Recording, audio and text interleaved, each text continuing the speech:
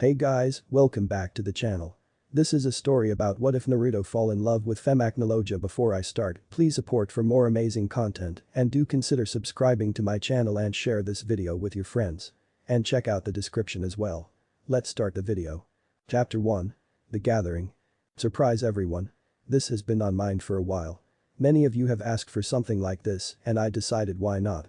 I was inspired by the reading stories of Yubi no Shinju, Kronodonno 12, Arashi Uchiha's reading stories, and I thought, maybe I can do something like this. And here we are. Now, this will have reading versions of the stories I have done and perhaps I want to do in the future, based on the feedback I get. Now to give context, the Naruto characters I will be from a time just before Naruto leaves on his training trip. Now a few filler arcs are canon here, such as movies 1, 2, and 3. The Waterfall Mission, the Tea Country Mission, the Yakumo Arc, the Bikachu Arc, the Kurisuki Family Arc, Land of Birds, Land of Vegetables, the Land of Sea Arc, and the Suna Support Mission Arc. Alright, let us begin the show. Gathering of the viewers. Alright, everything seems to be in place. Muttered a young man as he typed on a laptop. He was around 5'7" with shaggy black hair. His attire consisted of a long, black overcoat with white trimmings. He had a letter M embezzled on his silver belt buckle. He wore dark blue pants with red lines going down the front of them. On his face was a black mask that resembles the head of a dragon with blue eyepieces and a red jewel in the center of the mask's forehead. This was Medrick, one of the Watchers that chronicles specific sectors of the multiverse. Alright. I have this recording done for the RDK universe and I should have one other done today as well. Man, it's hard recording these worlds. I wish this was simpler. Not to mention I have to go back to those earlier recordings and fix some mistakes I made. Plus there are those other new worlds popping up I will need to record as well. Medrick sighed. I could really use a break from all this. BZZZT. Medrick noticed he received a notification on his phone. He blinked as he saw it was an email from his superiors. Hoping it was the email he was waiting for, he quickly opened the mail. The email had 5 simple words. Your request has been granted. Medrick jumped into the air. Yes. He continued celebrating for several more minutes before calming down. Time to get everything ready. He cheered as he disappeared in a black flash. A few minutes later, we find Medrick in an enormous room with hundreds of comfortable couch seats with recliners. It looked like a mix between a theater and a large college lecture room. In front of the room was a very large projector. Alright, the projections are ready and food is ready at the leisure of everyone. Everything is good to go. Now it's time to get my guests. Medrick said as, with a snap of his fingers, several flashes of light appeared in front of him. Ow. What the hell is going on? Jiraiya, that better not be your hands on me. Sorry Granny. Can one of you please stand up? You're crushing me. Can all of you get the fuck off? Medrick couldn't help but laugh at the antics of everyone in front of him. As they all got back on their feet, he looked over everyone he had summoned. Alright, let's see the current viewers. We have the rookie 12 when they were in their young teen years. If I am correct, this is right before Naruto leaves on his training trip with Jiraiya. He rolls his eyes at that. Yeah, right. Jiraiya, the amusing pervert as always. The senseis are all here. Anko and Kurenai are still as hot as ever.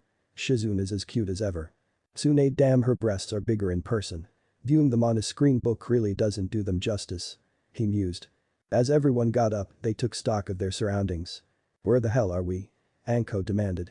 I don't know Anko, Kurenai replied. Jiraiya, what the hell is going on? Tsunade growled. She was about to enjoy a nice sake break when she was covered in a flash of light along with Shizune.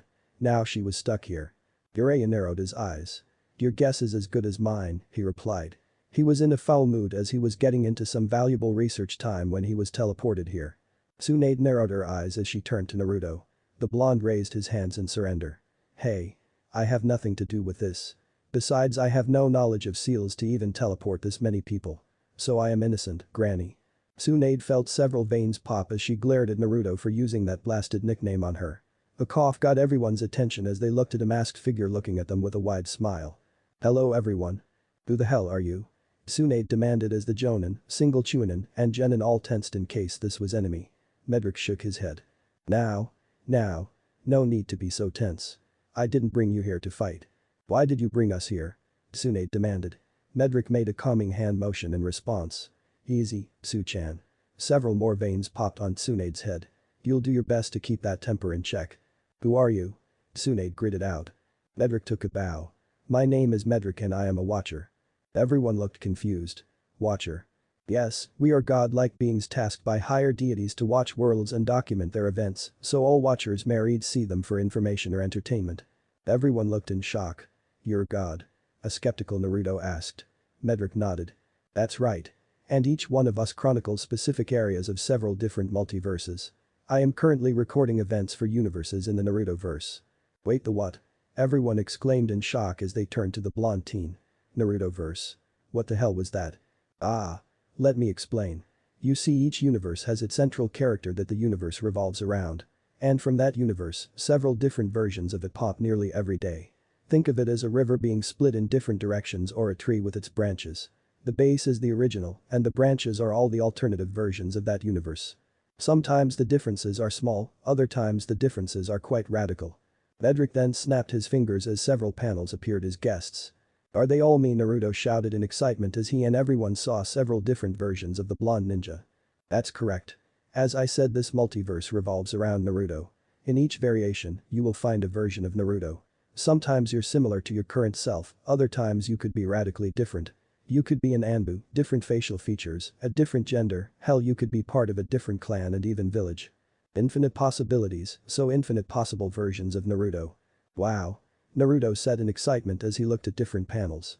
One panel showed him wielding two Daido swords, black and white with a wicked-looking mask on his face.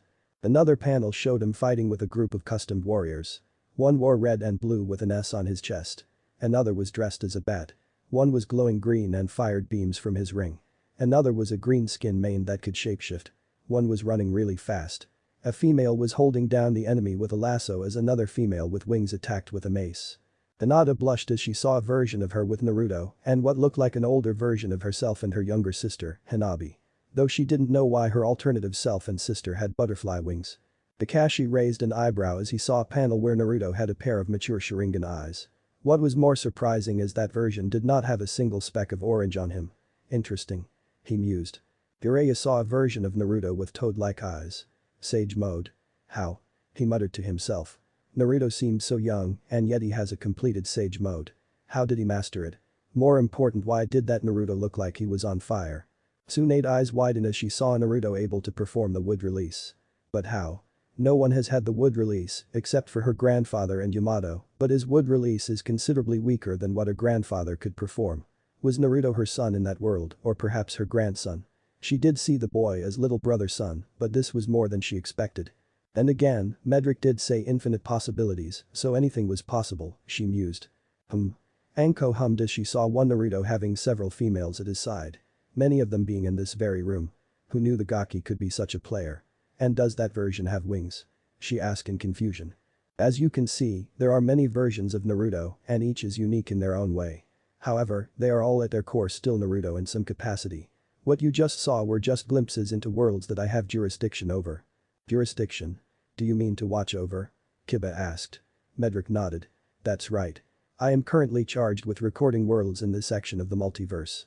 I will probably be asked to record watch worlds of other multiverses later on, but for now, the ones I am recording are part of the Naruto-verse, except for one. So why did you bring us here? Tsunade asked in a more relaxed tone. I asked my superiors if I can bring you all here to watch some of the worlds I have recorded that has our little blonde here as the main focus. Tsunade narrowed her eyes. Why? She asked in a suspicious tone. What did he gain from all this? Medrick just shrugged. I was bored. Cue sweat drops from everyone. And entertainment. Several more sweat drops appeared. And as a learning experience for many of you. Some more than others. I think it will be good for all of you. So what do you say? He asked. Hell yeah, I want to see more. Naruto shouted in an excited tone. Medrick chuckled at Naruto's excitement. Everyone else was a bit more reserved but were also interested in seeing more. The idea of seeing other worlds was a hard offer to ignore. I'm in. This could be fun. Anko said. Same here, Kurenai replied with the other Jonin nodding in agreement. I am interested in seeing more, Jiraiya said. Troublesome. This is such a drag, but I'm curious as well. Shikamaru said. Well Medrick, you heard the verdict, Tsunade said. Medrick nodded as he snapped his fingers as the panel in front of him glowed. The audience quickly sat down to watch. Now if you get hungry just think about the food you want and it will appear in a flash, there's a tray in the armrest if you want to set the food and a holder for any drinks. Bathrooms are to the left and marked. Now the first world you will be seeing is set in the RDK universe. The story takes place on a planet called Earthland in the country of Fiori. This is a world where magic exists. Everyone's widen in surprise. Magic? Like wizards, witches, dragons, and fairies? An incredulous Tsunade asked as Medrick nodded. Correct, in this world, magic can only be used by 10% of the population. These people are known as wizards or mages. Their magic is powered by their mana or magic containers. The container is filled with something called ether nano, think of it as chakra. They convert the ether nano into mana or magical energy inside their containers to perform spells. If the container is empty, they can't perform spells. Over time, the container is refilled up by either resting and or absorbing ether nanoparticles from the atmosphere. Are you with me so far? They all nodded. So far it's not too complicated, as mana containers sounded like chakra network, while ether nano is the chakra that is absorbed and converted to perform spells. Spells come in a variety of forms, and there are also a variety of wizards. Physical mages, weapon mages, elemental mages, summoning mages, caster mages, holder mages, etc. Now wizards join together to form guilds to perform jobs. These jobs and the wizards are all ranked similar to your system. From D rank all the way to SS rank. Now we will be focusing on a certain guild known as Fairy Tail. Here's a rundown of their adventures so far. Everyone watched in excitement as they were introduced to Fairy Tail and its members. Naruto was in awe of Natsu Dragneel's magic. Being able to actually slay dragons sounds amazing. He wished he could learn something like that. Jiraiya and most of the other males had a nosebleed when Murahin was first introduced, which led to them getting smacked by several of the females, much to Medrick's amusement. They all smiled in nostalgia when they see Makarov, as they are reminded of the Sandame Hokage. Tsunade sucks in her breath when she sees Urza for the first time. She glances at Jiraiya. He and Kakashi had the same look of understanding. This girl could pass off as Kushina's daughter. Naruto tilted his head when he sees Urza. They all had a good laugh, some cheers, and even tears as they saw all the adventures that the Fairy Tail Guild. Tsunade commented at how much trouble the guild seemed to get into, with everyone agreeing.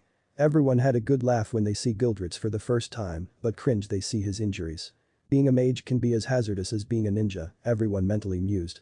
They were all on the edge of their seats in the battle between Fairy Tail and Hades, who had enough power to be compared to a Sannin. They all cheered when Team Natsu manages to pull a win. However, everyone's happy mood dropped when Acnologia appears. They were frightened by the incredible power that was oozing out the black dragon and the destruction he was causing. Holy shit. That thing is as dangerous as the Kyuubi, muttered Anko. Naruto flinched but did not disagree with that comparison. But for some reason, he felt a connection to Acnologia. It was almost like he should know who the dragon was. But why he would know who this dragon was? He wondered if this was from the Kyuubi. Deep within the seal, the Kyuubi was also watching the events, and even he was impressed by the power of Acnologia. Though the Kyuubi still believes it would be the victor if it ever fought the dragon. Many did notice Wendy's odd behavior when the dragon appeared, but filed that away for later. Everyone flinched as they saw Acnologia destroy the island. Are they dead? Tsunade asked in concern. Despite only seeing them for a few minutes, she and the others grew attached to the Fairy Tail mages and hoped they were okay. Medrick smiled. You're about to find out. Oh, before we really start, I want to say one thing. You may see alternate versions of people in this room do things that you do not agree with or completely out of their character. I would like to remind you these are alternative versions, so don't attack them for what their alternative selves do, understood? Everyone nodding. Medrick smirked. Then let us begin RDK. World 1. RDK, Part 1. Alright, everyone, let's. BZZZT. Medrick paused as he felt the buzzing of his phone. 1 second, everyone. Medrick picked up his phone. Yes. You need to be patient. Yes, I promise to call you when it's time. I am literally just starting. I will get to it as well, but I want to wait. I will see what I can do. Don't be so suspicious. Bye. Medrick slouched on his chair after he put his phone away. Sigh. Oh boy. He exasperated. Everyone could tell the God Watcher was exhausted from the conversation he just had. Who was that? Naruto asked. Medrick sighed as he looked at his audience. Oh, a colleague associate friend named Klux. A watcher such as myself. He helped discover one of the worlds that I currently have jurisdiction over. He wants to come over when I get to it. Why not start with that one then? Kiba asked in confusion. Medrick shrugged. That world is closer to the one you guys came from, though with some very noticeable differences.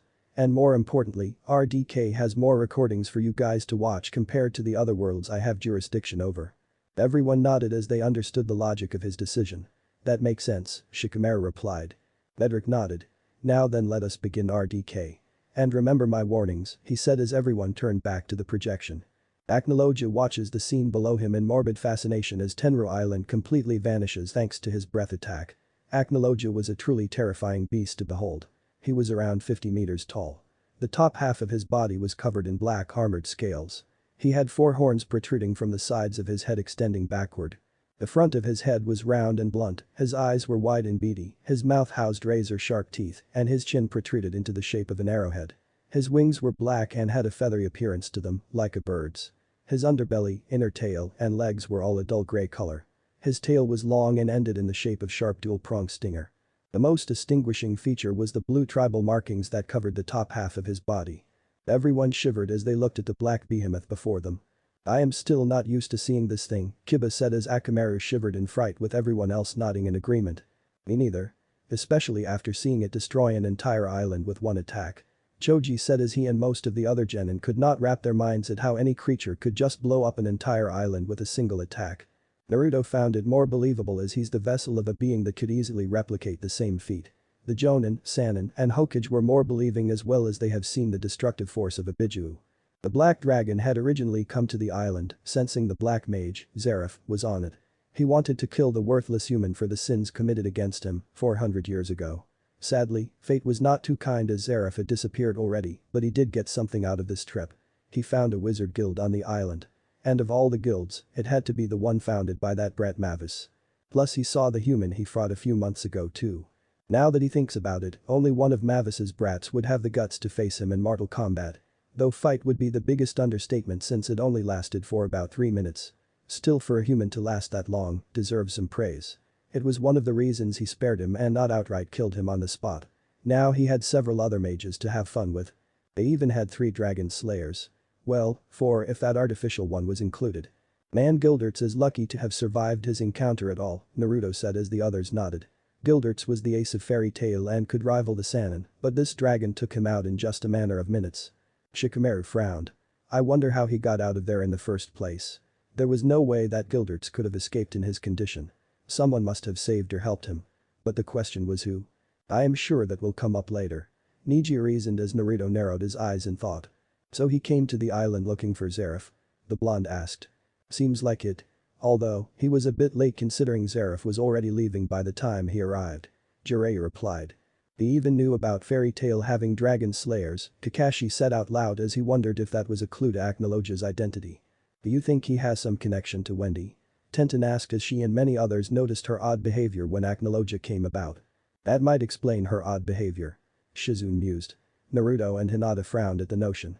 Both were about to say something before pausing. Why was this affecting them so much? What did they feel so compelled to protect Wendy? Let's not jump to conclusions until we get all of the facts agreed. Tsunade addressed. Why she did agree Wendy's behavior was suspicious, based on the memories seen, she was not a malicious person in disguise. So it was best to wait until they get answers to their questions. Hi. Everyone said. Unfortunately, he soon saw that these dragon slayers were laughably weak. Compared to the slayers and mages of his age, these guys were pathetic. Then again, none of these mages ever experienced war, so it was kinda expected that none will have the capacity that the others had. Plus it looked like they were recovering from a fierce battle, but even that factor would not have changed the outcome much. However, he did get some entertainment from the master of the guild. Being able to increase his height and be able to hold him off for so long for his children to escape was an impressive feat. However, surprise, surprise, the brats ignored his plea and came back at full force, engaging Acnologia in combat. What the hell is wrong with them coming back to help their master? Naruto exclaimed as he glared at the projection of the dragon. Jiraiya put a hand on his shoulder. Easy, Naruto. We all feel the same, but there's nothing that can be done. PRRR. Fine. Naruto growled as he sat back down. The dragon had to mentally shake his head at this. Why was he not surprised? Humanity really was one stubborn species. No matter how hard you put them down, they just keep coming back up like roaches. Though he must admit these humans were entertaining him more than he had anticipated. Hell, the 3 dragon slayers managed to push him into the sea. This piqued his interest ever slightly, and he decided to test the brats and see if they would be worthy of his attention in the future. He rose from the sea and prepared to launch a breath attack upon them. The mages then began gathering their magic energy together when his attack was launched. At the last moment, a sphere appeared blocking the attack. However, the collision caused a massive explosion to erupt from the chain reaction. Damn, right, we're stubborn. We won't let monsters like you keep us down. Naruto proudly proclaimed with everyone smirking at the blonde's determination. Medrick smirked in thought. Oh, the irony is gonna be overwhelming when they find out. Now as Acnologia looks at the emptiness where the island once stood, he senses a large mana signature below the surface of the sea. The dragon chuckled in amusement. So they survived, huh? Those humans are a tenacious bunch, I will give them that. Everyone released a sigh of relief they had been holding since the beginning of the recording. Oh thank Kami, they're all alive, Tsunade said in relief. Wait, what will Acnologia do now? You don't think he'll continue his attack, right? Shizune asked as everyone stiffened at the possibility of Acnologia attacking the defenseless mages. I don't think so, Shikamaru replied. Everyone turned to the Nara heir. What makes you say that? Ino asked.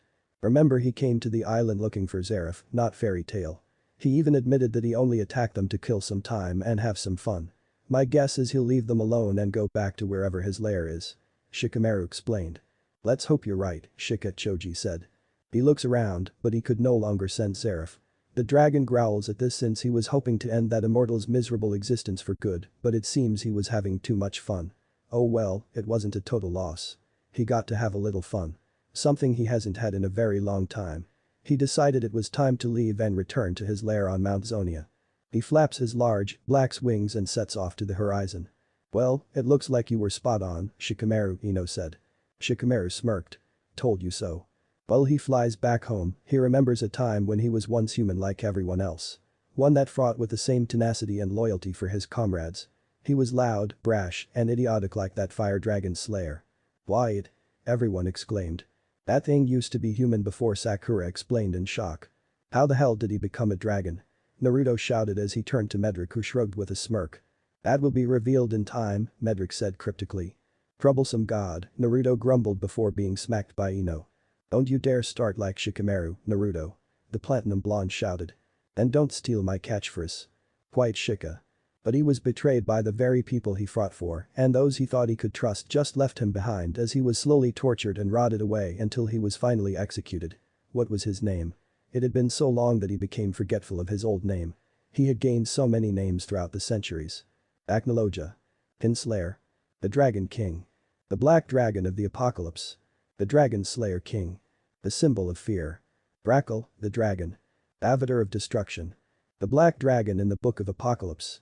Hiba and several others gulped in fear. Damn, those are some evil titles to hold. The dog ninja said. Hate to say it, but some of them do sound badass, Naruto muttered out. I wonder how he got some of them. Hinata asked. I can tell you a bit. He earned these monikers after slaughtering over 10,000 dragons and bringing his entire species to near extinction. Medrick explained. Nearly everyone's eyes widen in shock and horror. His entire race, Hinata stammered out in fear. He nearly wiped them all out, Tsunade exclaimed. That bastard is as bad as Itachi, Naruto growled. Oh, and that's not the worst of it. His most infamous action was when he destroyed all life in an entire country. If everyone was shocked and horrified before then, now they were all completely ghostly pale with their pupils the size of a tiny dot. All life, Naruto exclaimed first. In an entire country, everyone else exclaimed. Medrick nodded. Yup. And I mean everything. Humans, animals, and plant life. The country was so badly devastated that to this day it can't sustain life. And that the most insane part. Acnologia did this with one attack and in a single night. Holy shit. The petrified audience said in unison. No, he's worse than that, Naruto, Jiraiya stated. He's worse than the Kyuubi, Naruto muttered. Inside the seal, the Kyuubi grumbled but reluctantly agreed.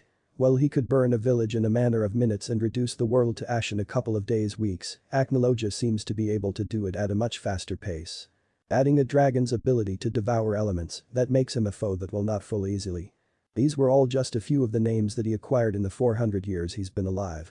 But his human name? He hadn't used that in a very long time. What was it again? Rudo. Nado. Menma. Naruto. That was his name. Naruto Uzumaki, future Hokage of Konoha, believe it. He chuckles in amusement as he remembers his old catchphrase. For several minutes everyone was deathly quiet as they stared at the projection with mouths on the floor with wide eyes as their minds had frozen, unable to process what they heard. Eh? Naruto got out. That seemed to restart everyone's brains as they reacted to the new revelation they saw. Nani, everyone shouted in shock at the projection. Hell, even the Kyuubi was completely shocked and caught off guard by this new revelation. What the fuck? Anko exclaimed. Then Naruto as Acnologia Sakura stuttered out. TT, that can't be true. Hinata exclaimed in denial. What the fuck happened to me? Naruto shouted in shock, horror, and anger. Everyone shut up. Tsunade roared as everyone clamped their mouths shut as they turned to their Hokage. Tsunade sighed. Look, I know that was shocking, trust me, I get it. But we won't get anywhere unless we keep watching. Everyone stayed silent before finally nodding. Tsunade turned back to their host. Good. Medrick, you may continue. That was what he used to scream at everyone. It was his idea that if he became the Hokage, then everyone will begin to look up to him. It was only when he was imprisoned that he realized how foolish that dream was. They would never accept him no matter what he did for them, they would always see him as a demon. A monster. Which was really ironic, considering what he was now. Naruto flinched at his Acnologia's thought. He always believed that by being Hokage then everyone would look up to him. That he would be recognized. That he would be admired.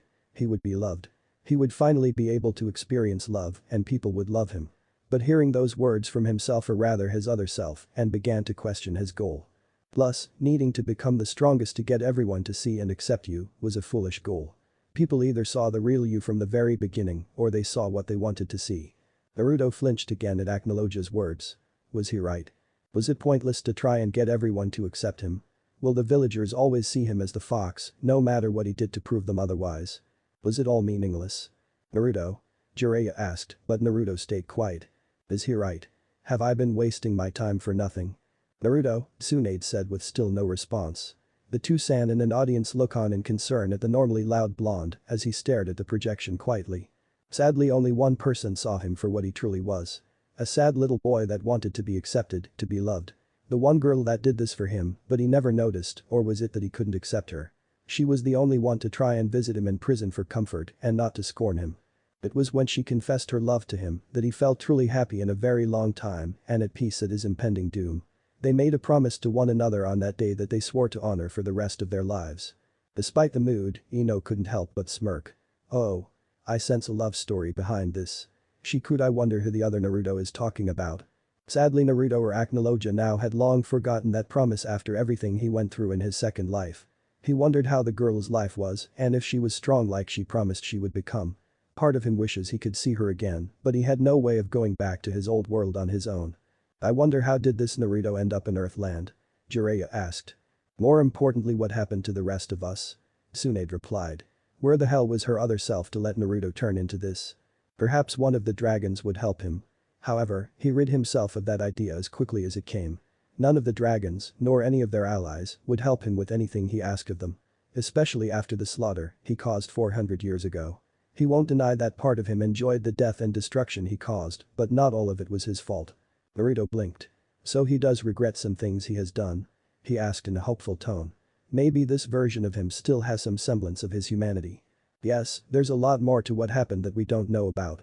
Hopefully, when we hear his side we get a clearer picture of what happened to this Naruto. Jiraiya explained. Naruto frowned but nodded as he knew his sensei was right. I guess.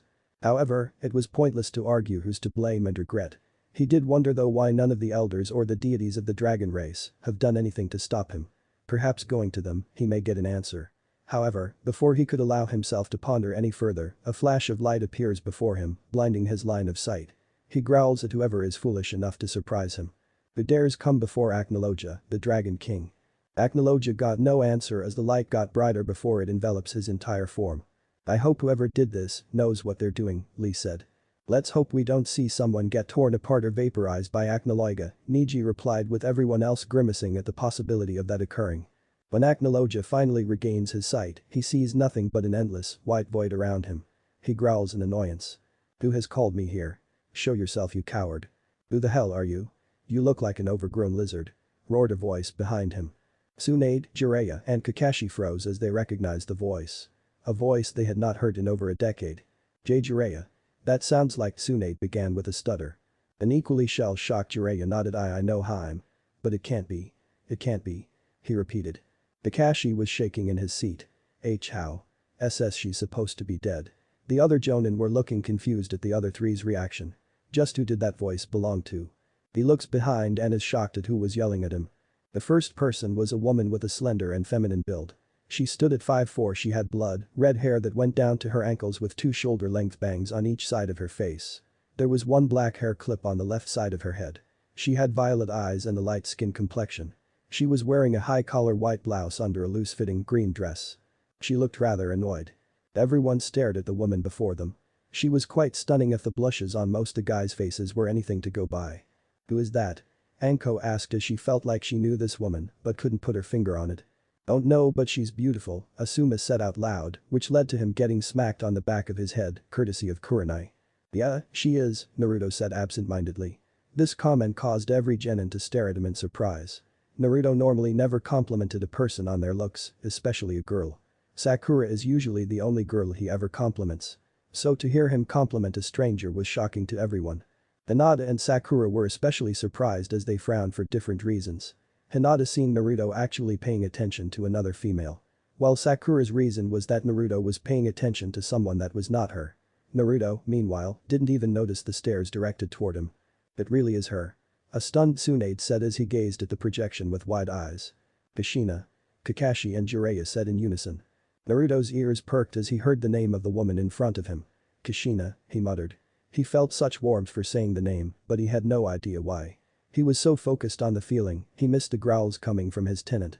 The other was a tall tan man that stood at 5'9", he had spiky blonde hair. His eyes were a deep shade of blue. He wore a long-sleeved blue sweatshirt with 2 red swirls on the sides of his arm. On top of that, he wore a light green vest with 6 pockets on the front. The most noticeable attire he had on was the white short-sleeved cloak with the fire patterns at the bottom. The man was trying to calm the woman down. Everyone in the room froze as they recognized the man before them. How could they not? His face was on the Hokage monument. Kakashi lifted his headband to reveal his Sharingan to make sure he was not seeing things. Eyes that Anko began. "There's no way," Kiba said. "But it is," Niji replied. "Sensei." An emotional Kakashi muttered. Jiraiya's eyes became misty. "Minato." The Toad Sannin said softly as he looked nostalgically at his dead student. "Yondaime Hokage," Naruto said as he looked on with mixed emotions. For years he had looked up to the Yondaime Hokage. He was his hero. The man he wanted surpass, not only as a ninja, but as a Hokage as well. But after finding out that he was the same man that sealed the Kyuubi into him, that admiration had dimmed down a bit. He still respected the man's ability and accomplishments, but there was a part of the young blonde that hated him for sealing the Kyuubi into him. The one question that was the center of this hatred and bitterness was why. Why did the Yondaime pick him of all people to hold the Kyuubi? What made him different from all the other infants he could have chosen? The third shocked him the most and who he paid the most attention to. She was standing at 5'4".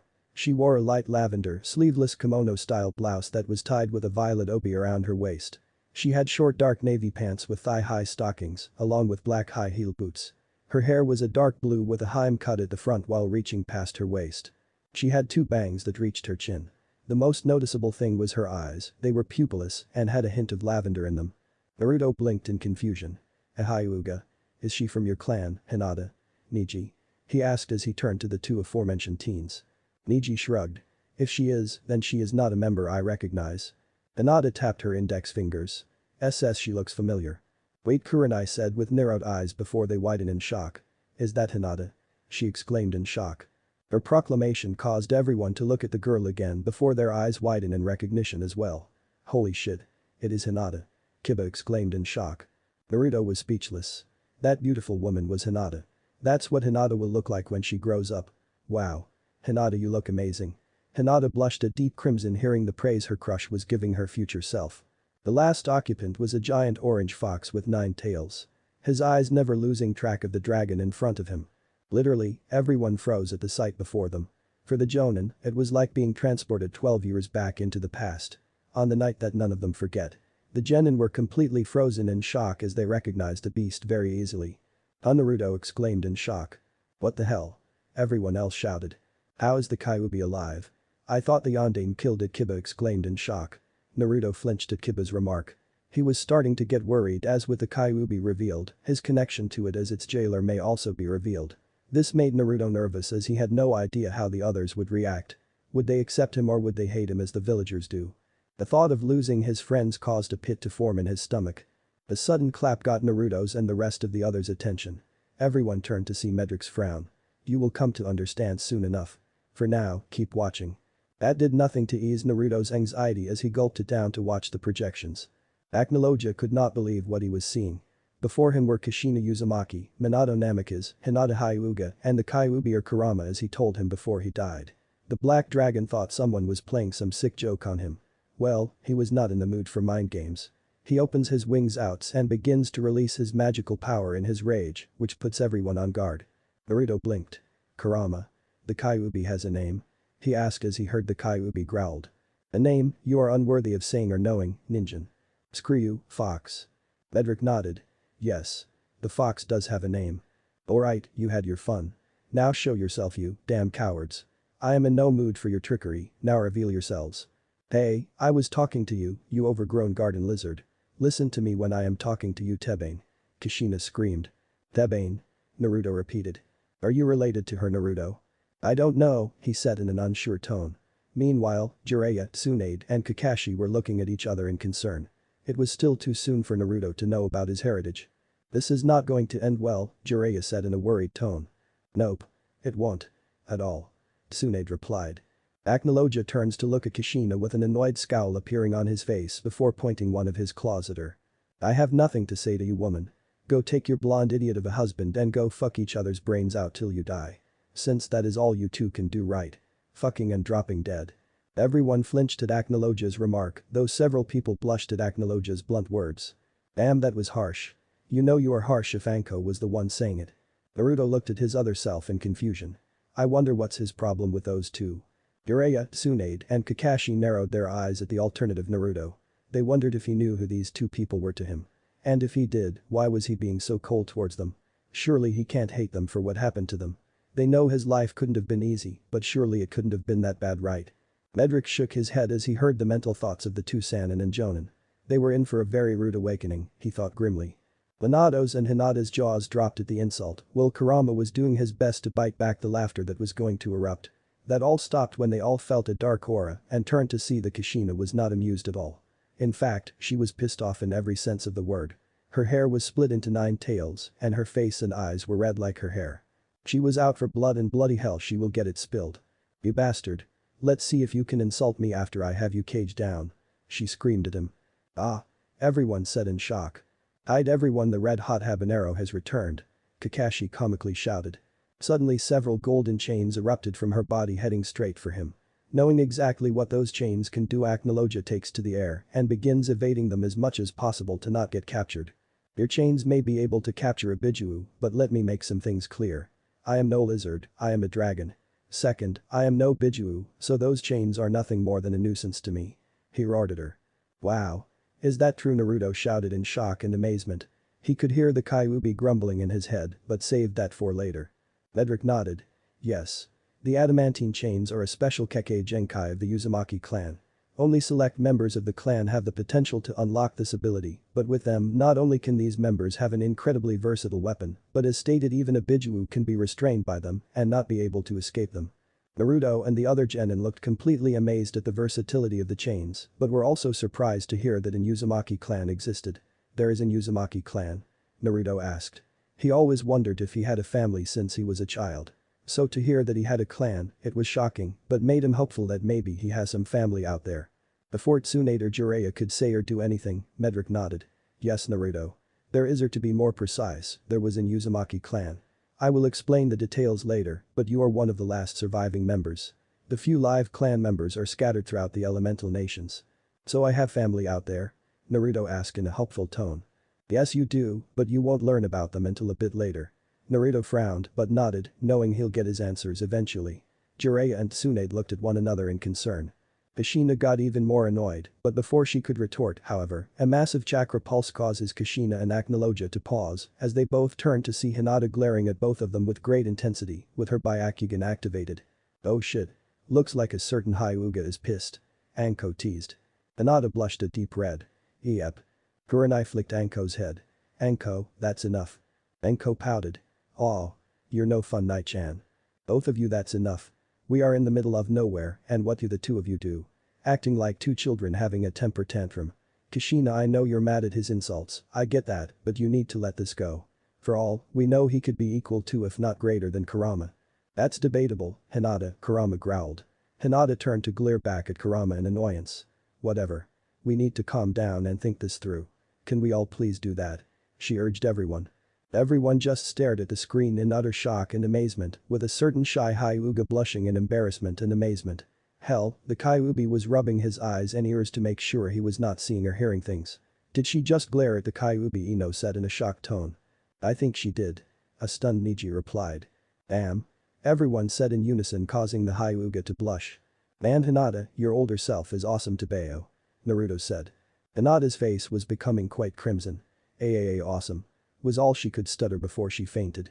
Hinata. What's wrong? Are you sick again? Medrick and several others facepalm at Naruto's nativity stupidity. I'm really glad I get to this to set Naruto straight. Regardless of who he ends up with, Naruto needs to be set clear on several things. Regardless of what other people think. Medrick quickly woke Hinata up so they could continue watching. No one argued with her before she turned to the dragon above them. Dragon-sama, may you please come down to talk? I promise you, we mean no harm. So can we please talk in a civilized manner and find a way out of here? Acnologia looked at the girl in wonder. This was not the same girl he had seen before his execution. Looks like she has kept her promise to me after all. He thought in amusement. Alright Hinata-chan, we will talk. Oh. So Hinata was the promised girl. Anko teased. I can't wait to hear the story behind that, Kurenai said. And did I hear him call her Hinata-chan? Ino cooed as Hinata blushed. Medrick clapped his hands to get everyone's attention. Okay, easy on the teasing. We don't need her constantly fainting and waking up. Ino pouted. Okay, fine. Hinata, feeling a little unnerved by the way she was addressed, nodded. Kushina and Minato were also concerned and a little weary with how familiar this dragon seems to be with them. Dragon-sama, how did you know Hinata-sen's name? Plus how did you know that Kushina and I were married? Minato asked with a calculating gaze. You also knew what a Bijuu was and that Kushina's chains can affect them. How do you know so much about us, since there are no dragons in our dimension world? Kurama demanded in a suspicious tone. Something tells me this won't end well, Tenten said. I think we can all agree with that, Guy replied. Everyone turns their attention to the dragon before them. Said dragon was debating what he should say. He decided to have fun with it for a bit. Sadistic bastard, Naruto grunted. You know, you just called yourself a bastard, right? Kiba asked. Shut it, Kiba. The reason I know so much is that I was once a resident of your world. This surprised everyone since they would have heard something of a black dragon roaming around the elemental nations. How? There were no dragons in our world as far as I know. Are there? Minato asked as Kurama and Hinata shook their heads. Are there? Naruto asked. Jiraiya shrugged. None that we know of. There could be a summoning contract, but we have never heard of it. Maybe I should see if I can find one. Naruto thought. The reason you've never seen me is that I was once a human before I became the form you see before you now. A human you all know very well. That threw them for a loop. He was human before a human they all knew. But this left the question. What human did Kurama, Hinata, Minato, and Kushina know? The former two were feeling a pit forming in their stomach as they thought longer about what the dragon said. Acnologia looked at the girl and gave her a fanged smile that increased her anxiety tenfold. You changed a lot more than I expected, Hinata Hyuga. You are no longer that shy girl I once knew that could barely utter a complete sentence.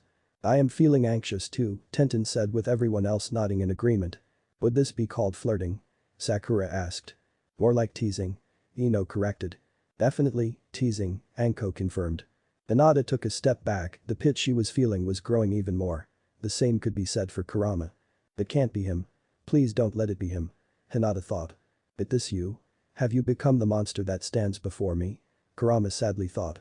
Naruto blinked. Did he hear concern from the Kyuubi? For him? Shikamaru's eyes narrowed. I thought the Kyuubi was a mass of hatred, anger, and destruction. Jiraiya shook his head with a frown. It is. Remember, this is an alternative world. So that Kyuubi may be different. That's not entirely accurate, Jiraiya, Medrick replied.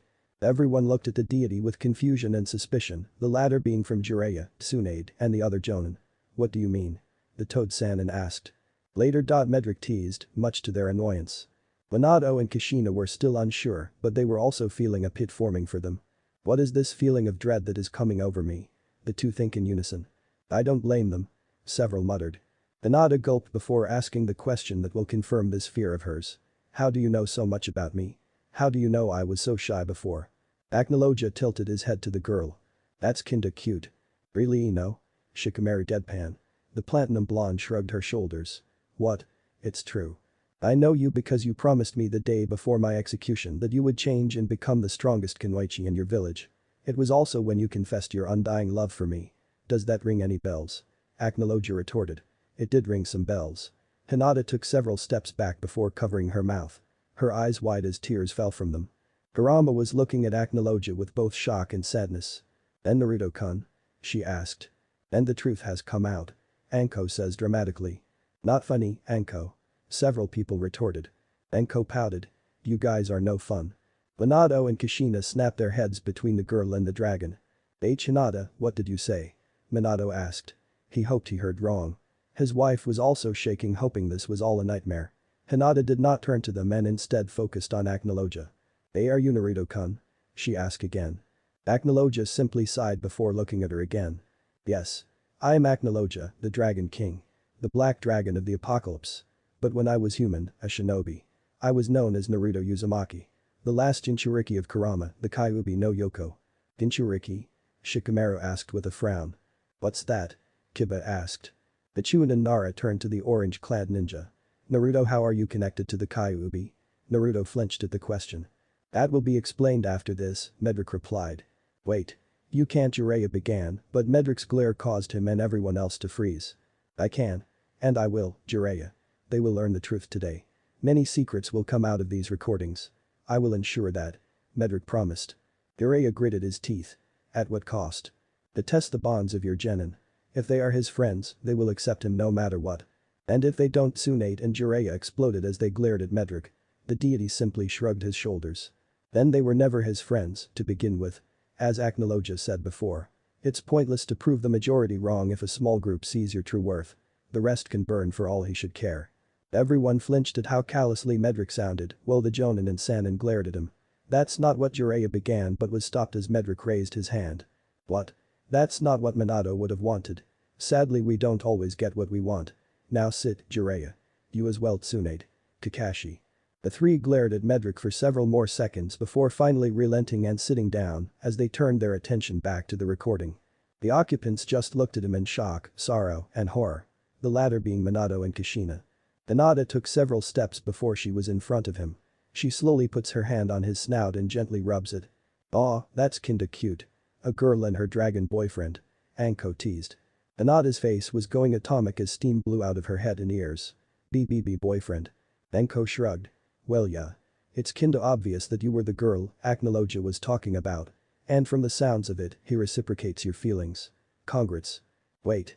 Does that mean that the other Hinata like me?" Naruto shouted. "Oh, boy. I am going to have my work cut out with him," Medrick thought. "Naruto-kun," she said quietly. Acnologia would never say it, but he was enjoying the girl's soft hands on him. They were so warm and comforting.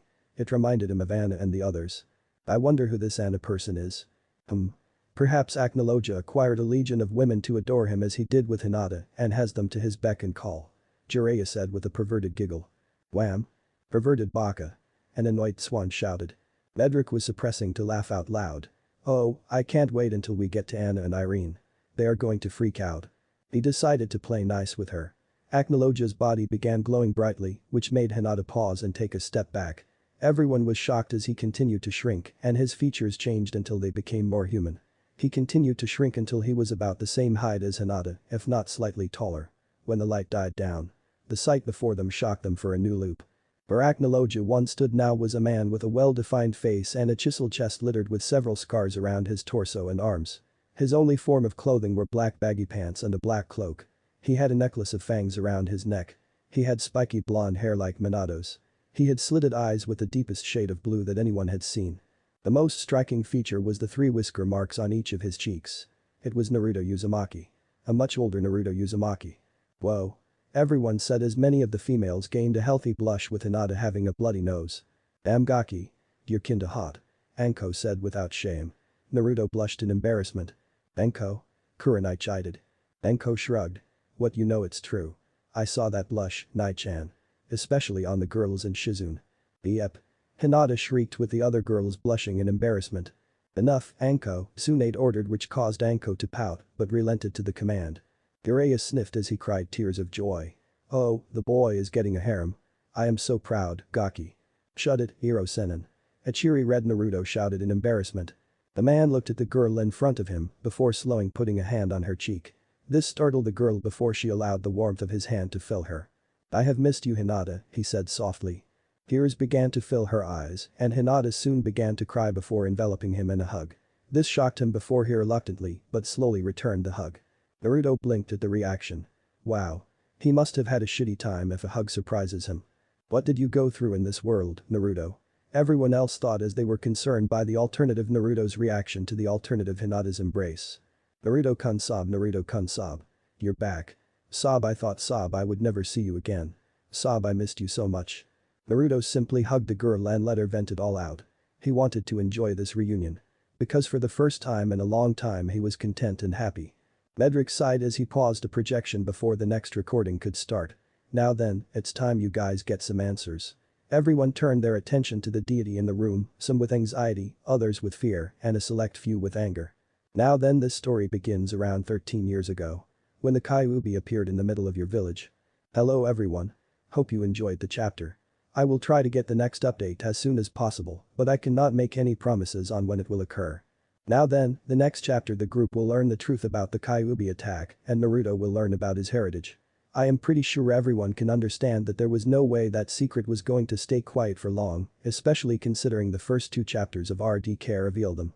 So there's gonna be a lot of drama and anger and horror in the next chapter. I hope you're all up for it. World 1. RDK, Part 2. Now then, you have been led to believe that the Kyuubi suddenly appeared on the night of October 10. No one knew why it came, but it brought devastation and death to your village. That was until the Yondaime Hokage appeared and found a way to defeat and kill the demon fox, but at the cost of his own life. That is the story that you all know, right? Medrick asked at the end of his explanation. All of the rookies, except Naruto, nodded as that was the story they were told in the academy and by their families. The Jonin and Sannin all look at one another in concern, as they were unsure how the Genin and Chunin would take the truth of that night. Naruto gritted his teeth as he heard Kurama's dark chuckles. I wonder how they take the truth, Ninjin.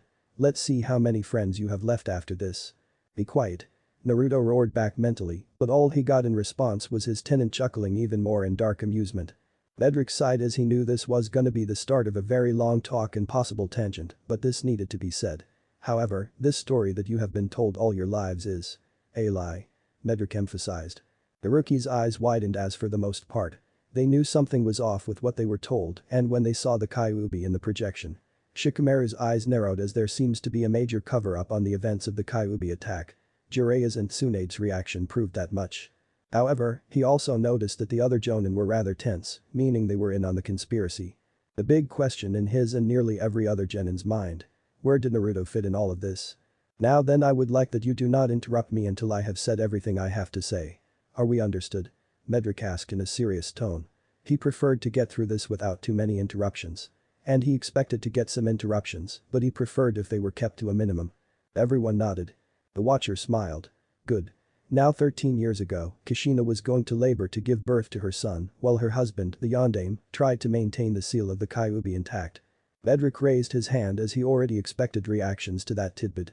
The reason that Kushina had the Kyuubi sealed inside of her was that she was the Jinchuriki of the Kyuubi. He saw their confused looks and elaborated. Jinchuriki are people who have one of the 9 Bijuu sealed within them. They are the village's ultimate weapons and used to keep the others at bay. However, the Jinchuriki are usually mistreated and have a rather depressing childhood as they are despised by their villages and seen as the Bijuu itself and not their vessels. This can lead to the Jinchuriki being rather unstable. Even if the Jinchuriki were to die, the Bijuu will eventually reform as they are constructs of sentient chakra. Most of the Genin's eyes widen in shock and horror. The idea of being forced to live with a Bijuu with your entire village hating you for all your life. Who could handle such a harsh burden as carrying a Bijuu? Shikamaru's, Niji's, and Shino's narrowed as they quickly began to piece the truth in their heads. Naruto flinched from Medrick's harsh but truthful words about the life of a Jinchuriki. However, he thought of how similar he looked to the Yondaime Hokage and Kushina. She was the Jinchuriki before him and she even had a similar verbal tick to him. The pit began to form in his stomach at where his train of thought was taking him, but he had to immediately stomp it down as he couldn't accept what those thoughts entailed. Inside the seal, Kurama had to chuckle in dark amusement. It seems that his vessel was figuring out the truth, but he refuses to accept it. Oh well, once the deity reveals it, he wonders how he would take it. He'll just have to sit and watch for now. And they said that the boy was a dope. Kurama thought cynically. Truly, humans were very blind. The truth of the matter is that you have all met a Jinchuriki before. But when? Kiba demanded. How could any of them have missed a Jinchuriki running around? Remember Gaara? He was the Jinchuriki to Shukaku, the one-tailed sand tanuki. Everyone paled as they damn well remembered the ginger sand shinobi. Hinata, Kiba, and Shino shivered as they remembered his brutality not only to the three rain ninja, but also what he did to Lee. The reason he was so unstable was due to all the attempts at his life when he was younger and the fact that his seal was faulty, which allowed Shukaku to influence him more and cause him to be even more unstable and be incapable of going to sleep. If he ever did, then Shukaku would be able to take control. All of the Genin Chunin, except Naruto, paled, as the thought of ever facing a Biju, regardless of their numbers, was downright terrifying. Lee was thanking every deity he could think of that he did not have to face the Biju when he faced Gaara. The only one that was calm was Naruto, as he already knew this from Gaara, and he fought the damn Biju. If it wasn't for the Chief Toad and the Kyuubi's chakra, as much as he hates to admit it, he would be dead. The Jonin and Sannin stayed silent as they were well aware of all these facts. Though most of them did not know the truth about Gaara until after the invasion, which made them all thankful that Gaara never lost control inside of the village during the invasion. That would have been a disaster. They knew that Naruto was the one to stop Gaara, but they decided to keep quiet on the incident unless it was brought up in the projections. Medrick sighed as he spoke again. Back on track, Kushina gave birth to a healthy baby boy. It was a time of celebration, but it was sadly cut short. Everyone felt a chill go down their spines. The masked man attacked and held the newborn hostage. Minato was able to save the child, but Kushina was abducted. The masked man would later use his Sharingan, cue gasps of surprise and outrage, to take control of Kurama and rip him out of Kushina. Medrick sighed. Though Kushina miraculously managed to survive, which is an impressive feat in itself, he explained in an impressed proud tone. The rookies looked at their host in confusion. Why is that? Naruto asked. Medrick shrugged. Simply because when one has their Biju ripped out, they die. He bluntly stated. All of the teens went pale white. What? All of them shouted in shock horror. Medrick nodded. Having your Biju ripped out is a death sentence. No one has ever survived a forced extraction before this. Everyone turned to the Jonin and Sannin as they all nodded in unison. He's not lying. In all the times that a Biju has been forcibly extracted, death has followed. Jiraiya explained. Medrick took over. So you can imagine the strength that Kushina had to endure childbirth and a forced Biju extraction and still be alive after all that. All of the Kunoichis felt their respect for Kushina rise. The masked Uchiha tried to kill Kushina with a fox, but Minato managed to save her at the last minute and take her to be with their child. While this occurred, the masked man unleashed the fox onto the village of Konoha. The Genin and Chunin stood silently as they ingested what they just heard. Everything they had been told all their lives about the Kyuubi and the Yondaime had been fabricated through the use of lies and half-truths. Kyuubi had been in Konoha for more than a decade, the irony being he has been there longer. So that's what really happened? Niji asked. Medrick nodded. Yes, that's what happened. The Kyuubi was being controlled. He never wanted to attack the village. Naruto said aloud. A few of the Jonin and Sannin wanted to say something but decided best to keep quiet. I would still burn your village for imprisoning me for several decades and using me like some tool for you ninjas fucking wars. Naruto flinched, and while part of him wanted to shout at the fox, a part of him couldn't help but agree with the fox's words. No one would like being caged up and being told what to do by the jailer. Treating the tenant like a slave. Just like what he had done for Kyuubi. How many times has the fox helped him when he was in dire situations? And he never showed the fox any gratitude. Sure, the Kyuubi was always threatening to kill him and or take over his body, but all Naruto did was scream at him and treat him like an annoyance. Like a monster. Just like the village did to him. Naruto frowned at his thoughts. He wondered if this is how all the Biju felt. Did they feel resentment for the Jinchuriki and the world just like their jailers cursed them for the lives they were forced to live? Naruto was cut from his musing when Medrick resumed talking. Minato would later fight the masked Uchiha and free the fox from his control. However, the Kyuubi was still rather enraged and continued his onslaught in the village. That was until Minato appeared and teleported the fox out of the village and near his home. Kushina quickly bound the fox in her chakra chains. Medrick sighed, knowing the bomb he was going to drop would be explosive. The Yondaime knew they had to seal the fox again, but Kushina was in no condition to have the fox resealed into her. So the two made the heavy choice of sealing it into their son. That son was Naruto. All of the rookies gasped as their jaws dropped to the floor. The Jonin were no different as they all looked like gaping fish. Jiraiya, Tsunade, Kakashi clenched their jaws as the secret was out. But they all had the same train of thought. How would Naruto react? Naruto's reaction was a lot more vocal than the rest. No. That's a lie. Naruto shouted. Everyone was brought back to reality as turned to Naruto, but flinched at what they saw. His eyes were a deep blood red with slits. His teeth and nails had grown sharp. His whisker marks had become more defined and feral looking. The most noticeable change. The tear tracks coming down his cheeks. It can't be true. He can't be father. You're lying. Naruto shouted to the deity as everyone else flinched at the volume of Naruto's voice and the sorrow laced within the shout. Medrick looked sympathetically to the blonde. It's not a lie. He calmly replied. Yes, it is. There's no way that the man who is loved by everyone in my village is my father. The single most hated person in Konoha. Naruto, enough. Medrick roared as he silenced the blonde and his audience into quiet shock. He sighed as he rose from his chair. He knew this was the reaction he would get. But he couldn't let Naruto go off the rails right now. He needed to get him and the audience to focus because it will only get tougher after this. Especially when he finds out what happened to RDK Naruto and the sins he had committed. He walked over and kneed in front of Naruto as he placed both of his hands on his shoulder. I am not lying to you, Naruto. Medrick calmly began. You know I am telling you the truth.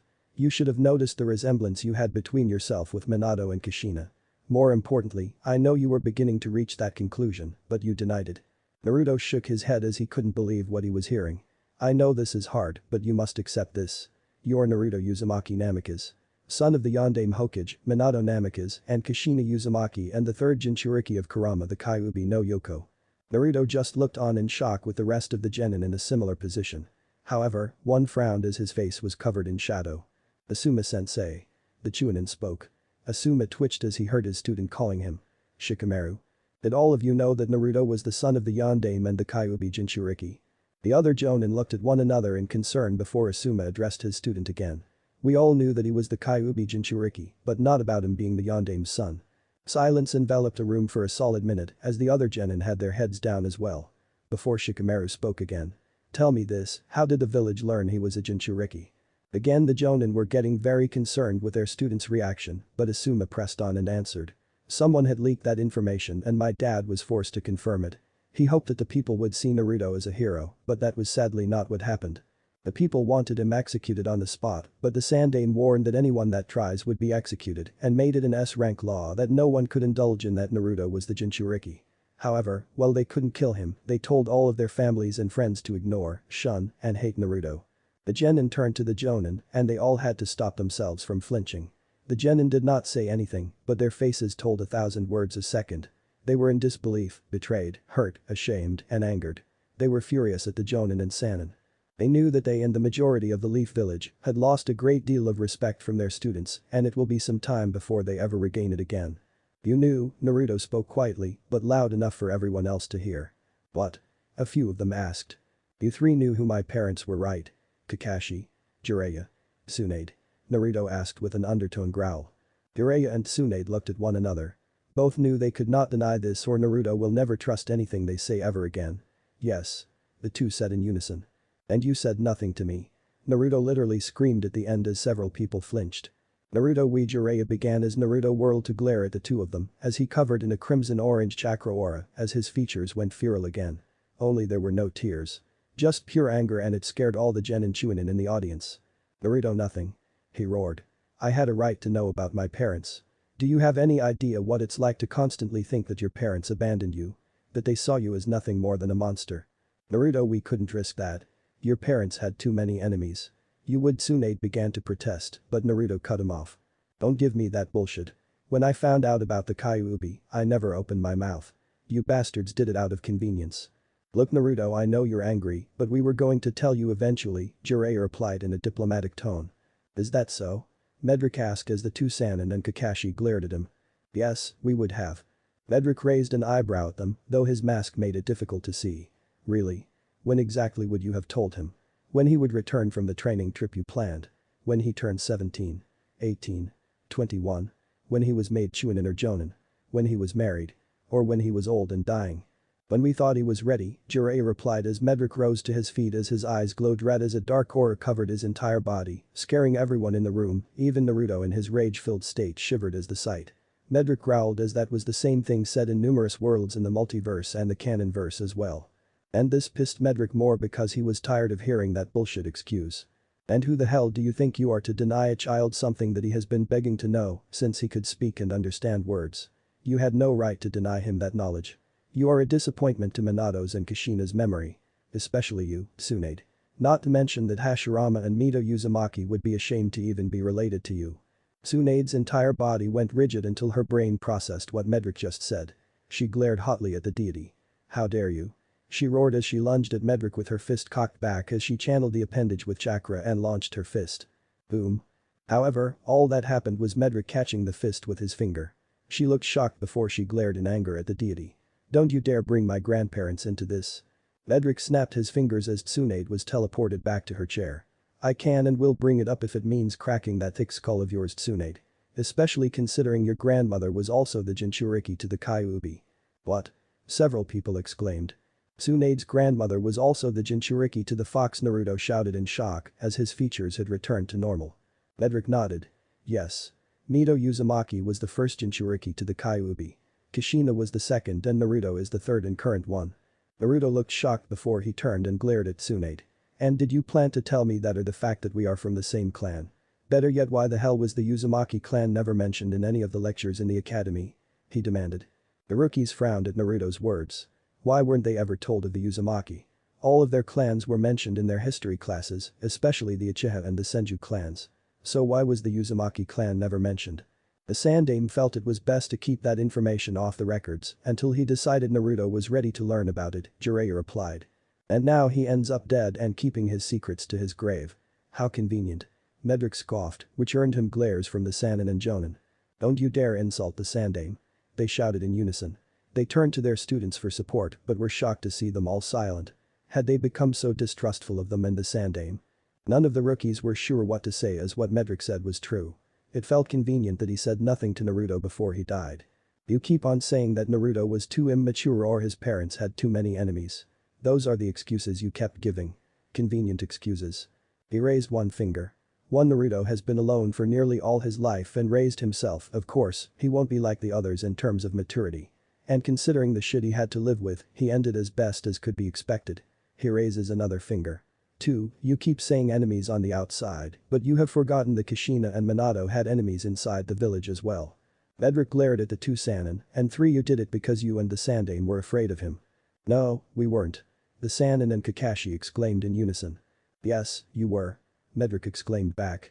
You were scared that when Naruto found out the truth he would go ballistic and destroy the village. That's why you told him nothing and did not want to. You 3 were all scared and decided it was best if he knew nothing. Admitted. The aforementioned ninja stayed silent as they glared at the deity with everyone else watching on in silence. The other Jonin were unsure what to think as they understood why they did it, but many couldn't help but agree with Medrick's words that it seemed they just didn't want to risk losing him. The Gen and Chunin were more angered and disgusted by what they were hearing. It was just like Medrick said. All they were hearing were excuses and not legitimate reasons for not telling Naruto everything. Especially since he was told about the fox, but kept it a secret until now. The respect they held for these individuals had greatly dimmed down due to these revelations. Naruto was still glaring hatefully at them with eyes filled with hurt and betrayal. Hinata was looking rather emotional as she looked at her crush's state, wishing she could do something to help him. Tenten's respect for Tsunade had gone down greatly as the woman she admired kept secrets about one of her friends and refused to admit that she was wrong to do so. Niji was thinking back to what he said to Naruto during their match in the Chunin exams and wanted to punch himself. Naruto understood pain better than anyone here, it was he who did not. Shino was questioning the logic of not telling Naruto anything and thinking that he would be fine without that knowledge. Medrick turned to the members of the Rookie 12. Now then, I have a question for all of the genin. The aforementioned group turned to their host. Now that you know Naruto's dark secret, what do you think of him? Naruto hung his head as he prepared himself to possibly lose all of the friends he's made so far. Nothing, Shikamaru replied.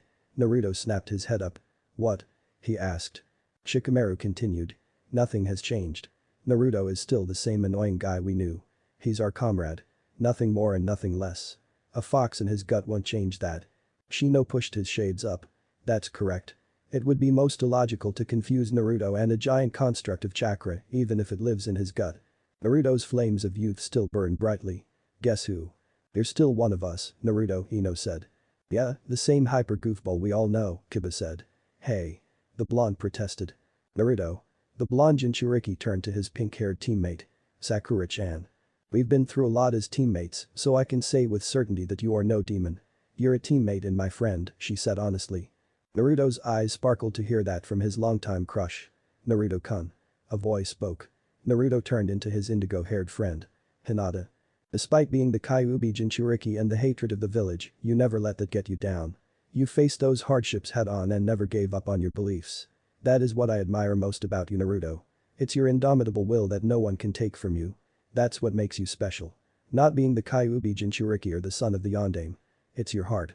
Hinata passionately said. Naruto and the others looked at the shy Hyuga in awe. This was the first time most of them heard her speak so much. For Naruto, this reminded him of his jitters before his match with Neji. He was feeling rather down and unsure that he would win. But Hinata managed to cheer him up and inspire him that he could win this match. And now she found a way to lift his spirits again. Hinata, thank you, he said in a grateful tone. Hinata gave a smile in return. Always, Naruto-kun. Naruto then turned to the rest of the rookies. Thanks, everyone. As they all nodded with smile smirks. Naruto felt a tap on his shoulder and glanced back to see Medrick looking at him. Feeling better, Naruto? Naruto nodded slowly. Somewhat. He began. It's still a lot to process, but now I know the truth. My parents never abandoned me. They really loved me. Everything would have been fine if that bastard did not intervene. Though why did I only get half of the fox? He asked in confusion. Why did his father go through all that trouble to split the fox into 2 parts? Medrick shrugged. Honestly, the only reason you only got half was due to the fact you were just born. If you had been a bit older, you would have gotten the full Kyuubi. Not to mention you would have gotten the fox even if the attack never happened. Naruto's eyes narrowed in suspicion. Why? Simply put, you were the only available Uzumaki. Only someone from your clan can hold the Kyuubi. Not to mention as you developed in your mother's womb, you were exposed to the fox's chakra. That's the reason why you have such high chakra reserves even for Uzumaki standards and why you have those whisker marks. You would have gotten the fox, you just would have been older and had your parents perform the process. Naruto nodded as that made a lot of sense. He always wondered why he had those whisker marks. Medrick clapped his hands as he turned his attention to everyone. Now then everyone, it's time to get back to watching the projections. Everyone blinked. That's right, they were supposed to be watching alternative worlds. Wow, I kinda forgot about them, Naruto said honestly. Me too. Same here. Medrick waved his hands. Yes. Yes. Now everyone get to your seats. Once everyone was back in their seats, Medrick spoke again. Now I want to warn you all that this chapter may reveal some dark information that you all may not like to hear. Everyone got rather nervous at Medrick's tone. What do you mean exactly? Snap. Medrick snapped his fingers as buckets appeared near each ninja. One for each of them. What are these for? Naruto asked. Call it insurance. Naruto, be prepared because you may not like how Acnologia reacts. In fact, you might actually hate it. Medrick warned. Naruto gulped before nodding. Everyone became rather tense as they were unsure what to expect next. Medrick sat down. Now then let us continue. Naruto held on to Hinata for what seemed like hours, but he didn't mind at all. He wanted to let the girl vent out all her pent-up emotions for him. Plus, he enjoyed the warmth coming off of her, it was really intoxicating. Both Hinata and Naruto blushed at Acnologia's thoughts. They had kinda forgotten that their alternative selves were a couple. This made things rather embarrassing. Even worse when they heard all the cooing and chuckles from everyone around them. It was like sitting next to a huge fireplace. It was warm and comforting. It was really an amazing feeling. And her scent. Kami, her scent was something else. It reminded him of lavender mixed with honey. The two were melded together so perfectly that his nose felt like it was in paradise.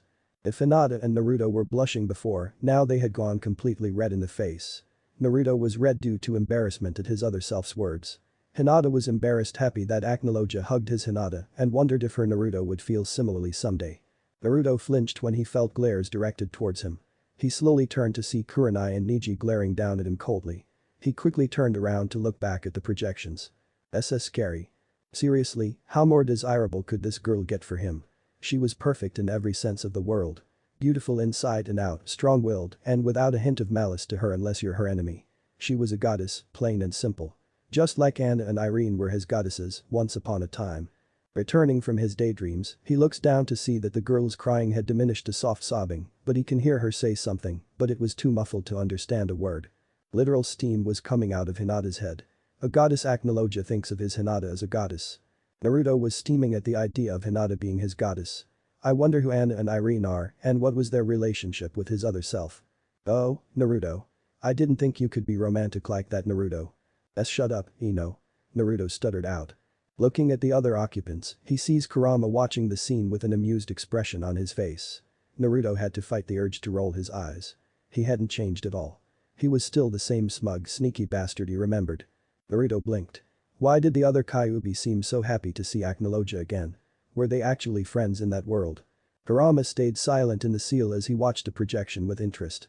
He turned to the other two occupants and saw his parents watching the scene in shock. His mother was shaking while covering her mouth with her hands, while his father was just too shocked to say or do anything.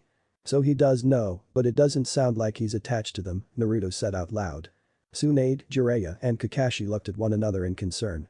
He decided he needed to address the other occupants, so he looked down at the girl before cupping her face with his hands and bringing it up so she was looking right at Naruto. The two stared at one another for some time before he spoke. Hinata. Yes, Naruto-kun? She asked softly. While this reunion is heartwarming and very welcomed, we need to figure out how we came here. Hinata nodded. Naruto used his thumbs to wipe the last of the tears in her eyes before walking toward the other three, with Hinata close behind. Naruto walks towards the other occupants at a leisurely pace. Oh. Several of the girls and guys cooed at the scene. Hinata looked very close to fainting. Naruto hid his face in his hands. Someone end this, please. He mentally begged. Sadly no one answered his pleas. Meanwhile, Minato and Kushina were a nervous wreck. They had no idea how they came here. 1 minute they were in the afterlife and then there was a flash of light and they were here in this white void with Hinata and the Kyuubi. They were about to accuse the Kyuubi of being the cause, but Hinata quickly diffused the potential fight that was about to erupt between the two sides as she quickly explained that the Kyuubi had nothing to do with them being teleported here. Then the black dragon suddenly appears and the pair finds out that it's their son. How? How did their son become a dragon? The better question is what happened to him and what's his relationship with Hinata. Not to mention, why did they feel like their son hated them? That left a cold pit in their stomachs at the thought. Just what happened to their son? A lot, apparently, Shikamaru muttered with everyone that heard him nodding in agreement. As the aforementioned boy no man approached, they wondered what he would say or do to them. Will he hug or attack them? However, Naruto did neither of the two. Naruto just walks right past them and not even acknowledging them and continues until he is right below the Kyuubi. Everyone flinched at Acnologia ignoring his parents. Damn, that's cold, Kiba remarked. The two Sannin and Kakashi narrowed their eyes. It's good to see you, Kurama. It has been a very long time. Kurama smiles. Yes, I guess for you it has been a long time. For me, it's been 8 to 9 years. Still, I'm glad to see your ugly mug again, kid. Kid? Naruto blinked in confusion. Aren't those baby foxes or something? Shikamaru asked aloud. Kiba nodded in confirmation. Acnologia is close to his Kyuubi, Naruto remarked. HMPH. Kurama stayed silent as he continued to watch.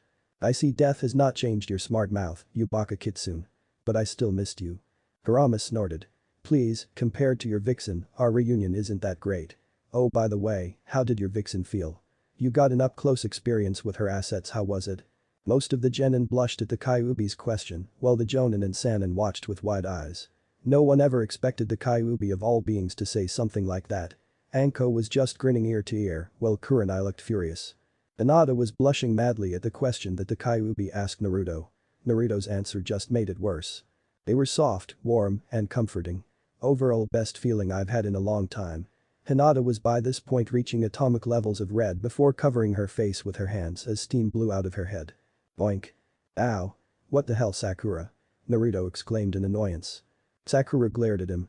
That's for being a pervert, Naruto. Naruto looked incredulous at her. What the actual fuck?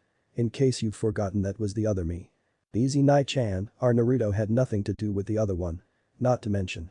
Those two seem to be a couple in that world. Anko soothed her longtime friend. He's still a pervert. Kurenai huffed. Kurama snorted before he began laughing like a maniac. His laughter echoing throughout the void. Ahahahaha. Aw man, I really do miss these conversations with your kid. You always made them entertaining.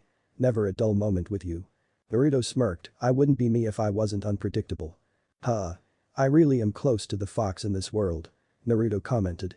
I can't wait till we get to Neo Yuzu. Oh, that's going to be fun. Medrick thought in amusement. For some reason, both Naruto and Kurama felt a chill go down their spines, but they did not know why. Kurama then shifted to a serious expression before looking at Minato and Kushina, then looking back down at Naruto. Aside from the fun and games, Naruto. I think you have to settle some things and this is as good as time as any. Naruto sighed. He knew he was right. He couldn't avoid this, no matter how much he wanted to. It was time to bury this part of his past for good. He nodded before turning around and walking to the two sources of his past. His parents. I have a bad feeling about this, Naruto said. So do we. Nearly everyone else replied. The same ones that decided it was a smart idea to seal the Kurama in him and leave him with the most irresponsible adults to watch over him and a village that wanted his blood. Blood that they kept trying to take for nearly 13 years. Many times they nearly succeeded, but Kurama healed him from his near-death beatings. What? Everyone shouted in shock and horror. Medrick sighed. Here we go. Naruto, were you beat by the villagers? Tsunade asked slowly while keeping her anger in check. If the villagers think they could get away with beating a child, they would be reminded of who they're messing with. Naruto flinched as he felt the undertone anger coming from Tsunade. No, they never went that far. The worst I ever got was some stuff thrown at me and my house getting vandalized once or twice. It never got that bad. Tsunade and Jiraiya made a mental note to find out who vandalized his home and give them the appropriate punishment. Everyone turned when they saw their host sigh. Sadly, Naruto, your life in the multiverse can be seen as a pendulum. One side represents a good, happy childhood, and the other is the bad one. Sadly, Acnologia is on the near end of the bad spectrum. Medrick explained before giving his audience a grave look. And it will only get worse, he warned. Everyone gulped as turned back as the projection. Then there was also the Sandaime Hokage, who did jack shit when it came to helping him. All he did was send the mobs that hunted him to INT, but they always got out and came right back to hunting him. All because the useless old man could do nothing against the civilian and shinobi councils. The clan heads were also just as useless. Don't even get him started on Kakashi, Jiraiya, and Tsunade. The less said, the better. He stops his train of thought as he was about a meter away from them before standing still. He continues to look at them with the blankest expression any human being or dragon could produce. He almost looked like a statue, which worried Minato and Kushina even more. Kakashi, Jiraiya, Tsunade flinched and wondered how badly did their alternative selves screw up with RDK Naruto. That's an unnerving look to see on Naruto's face, Ino said. I never thought Naruto could ever make a face like that, Choji replied. You won't hear any argument from me, Naruto remarked to the two. Hello, Minato, Kushina. You look healthy for two dead people. The aforementioned duo flinched at the dull, bland tone in their son's voice. Everyone flinched at RDK Naruto's tone. Jiraiya, Tsunade, and Kakashi were getting concerned with the other Naruto's tone towards his parents. Minato gulped before looking at Naruto's blank, cold eyes. Then Naruto, do you know who we are? How would I not know the great Yondaime Hokage? The great slayer of the Kyuubi and the savior of Konoha. Then we have his wife, Kushina Uzumaki Namikaze. You are like gods to the people of Konoha. Why wouldn't I know who you are? Naruto spoke blankly. Naruto, I know what you meant, Yondaime. Naruto cuts him off before he continues. So, you know. That you are the parents that ruined my life and left me for dead in Konoha. Yes, I know exactly who you two are. The two flinched at his cold tone, but they were confused by what he said. Oh, that's not a good sign, Anko said as they could all feel the tension rising. Red flag alert? Naruto asked. I am pretty sure we're at Crimson by now, Ino replied. Definitely Crimson, Shikamaru confirmed. Naruto, what do you mean we ruined your life? I mean, I know having the Kyuubi and you may have been bad, but you had Sarutobi, Kakashi, Jiraiya, who we named as your godfather, and the good people of Konoha to look after you. Minato smiled, wondering what he learned from everyone. Don't forget about Tsunade Tebane, Kushina exclaims. Oh shit. Nearly everyone said aloud. And now this shitstorm is about to begin to pour down, Medrick replied quietly. What? Naruto exclaimed as he turned to Jiraiya in anger. You're my godfather. Jiraiya stayed silent as Medrick decided to answer. Yes, he is. You see, when Minato and Kushina were deciding your name, they chose the name of the main character of the first book that Jiraiya published. Isn't that right, Jiraiya? The Toad Sage glared at the deity before looking back at his student. Yes. Naruto looked even more enraged. You bastard. Where the fuck were you for 12 fucking years? Naruto. That's enough, Tsunade began before Naruto rounded to her and pointed at her with a vicious glare. Stay out of this, Tsunade. This is between him and me. Tsunade was stunned as Naruto never spoke to her like that. Well, I am waiting for an answer. Naruto demanded from his now revealed godfather. Look, I couldn't look after you, alright. I had my spy network to look after, and there was also the Akatsuki and Orochimaru to keep track of. Those are just excuses. I know it's now what you want to hear, but what, Jiraiya? Medrick asked. Jiraiya glared at him. Stay out of this. Medrick tilted his head in confusion. Excuse me? What have I done wrong? I am merely stating the truth and facts. Truths he did not need to learn yet. That was not your decision to make. You abandoned me. Naruto roared. Jiraiya flinched at Naruto's accusation. That's not true. I provided for you. Who do you think paid for all your expenses to get you into the academy and that apartment? Naruto scoffed. That hardly replaces actually raising him, Jiraiya, Medrick said. Stay out of this. Jiraiya shouted at the god. Medrick felt a vein pop on his forehead from annoyance. No, I won't. I am going to make up for the fact that you screwed up, whether you like it or not. First off, well your job did make it difficult, you could have found workarounds. You could have sent him letters through your messenger toads. At least then he would know of your existence and have a beginning relationship with the toads. He could have learned to better control his chakra, learned useful jutsus, and learned about Fuinjutsu from books you could have sent him. But no, you took the easy way out. Easy? Jiraiya exploded. What do you know about how I felt? I know you abandoned Naruto and only came back when Orochimaru was involved. Yet all you've so far taught him was summoning and the Rasengan. And I use the term teach very loosely. Medrick explained. What are you trying to say? The Watcher shrugged. You're a lousy teacher. I am not. I taught Minato. Medrick facepalmed and sighed as he dragged his hand down. And that is your issue right there.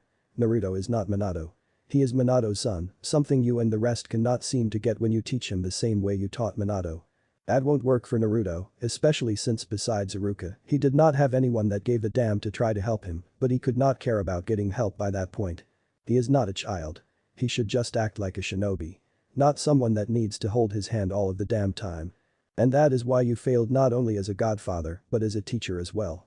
A godfather is supposed to guide and raise the child under their protection. Not leave them to their own devices and tell them to act like an adult. A good teacher could tell you that's one of the worst ways to teach a student. That is straight up neglect. You're not the one to decide that. Medrick sighed as nothing he says will get through to him right now. Let's get back to the viewing. However, their cheerful mood drops when they feel an immense kai aimed at them. They look to see Naruto glaring venomously at them. The whites of his eyes glowed, giving him a very eerie look. Kurama and Hinata flinched knowing the bomb those two set off. Naruto continued to glare for a good while before he spoke in a cold whisper. Not that bad. Looked after. Good people of Konoha. His voice was growing much angrier and louder. You stupid, naive, idealistic idiots. At this point, his voice was raised higher. He was now screaming at them. Everyone flinched. Ouch. And here comes the rage-filled rant. Medrick proclaimed. Oh boy. Everyone said. You have the nerve to say to my face while smiling no else. What fucking village were you living in? And to answer your question, no. I was not well looked after. The moment after you sealed Kurama within me, I had people screaming for my death. Jiraiya, Kakashi, and Tsunade as you well put it did nothing for me.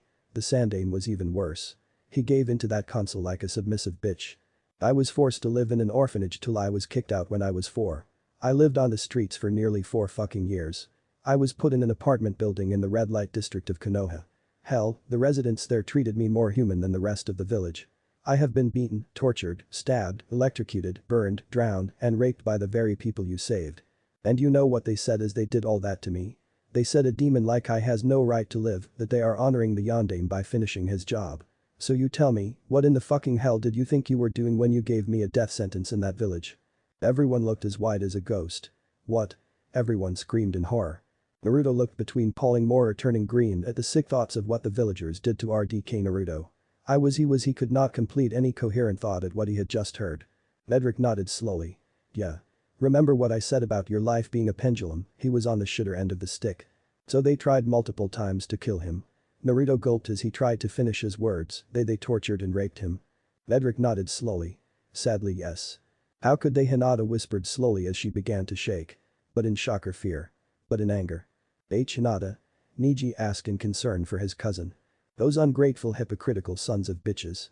Hinata exclaimed in anger, which shocked everyone as they never expected her to cuss or even yell like that. Hinata.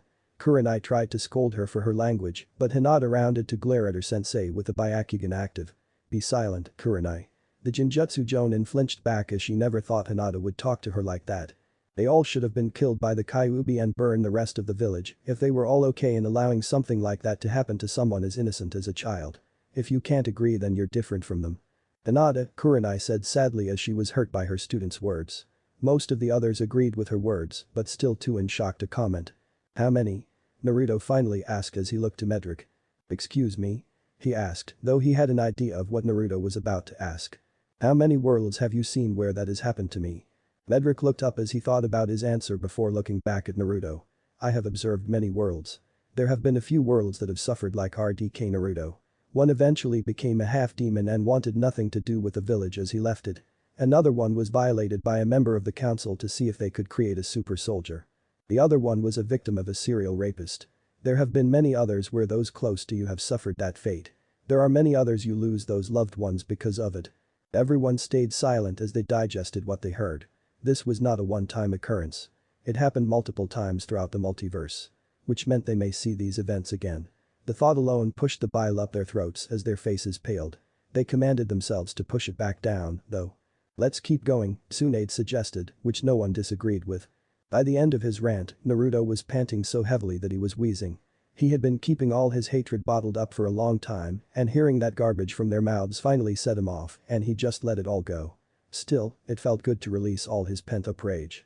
Plus, he took a sadistic pleasure in breaking their naive perfect views of their beloved village.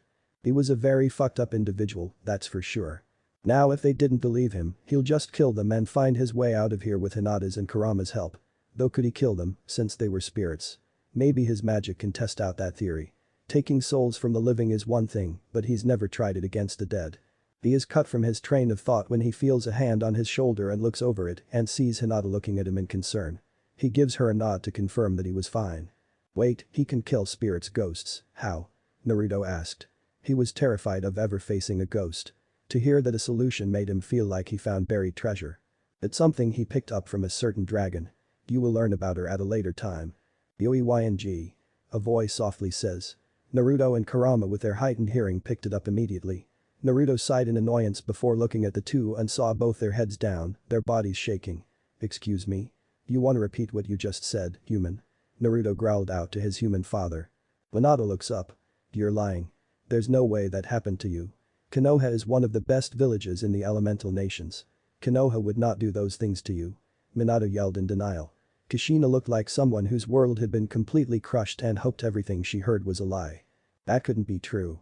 The people of Konoha loved him and his wife, surely they would love their son as well. Surely they would see Naruto as their savior and protector and not the fox sealed within him. And even if they didn't, the Sandaime, Jiraiya and Kakashi would have watched over him. They promised that the boy would live to have a happy childhood and become a great ninja. The people they trusted and risked their lives for wouldn't turn their backs on them and their son so easily, right? Everyone flinched at Minato's outburst, many had never seen the Yondaime so emotional before.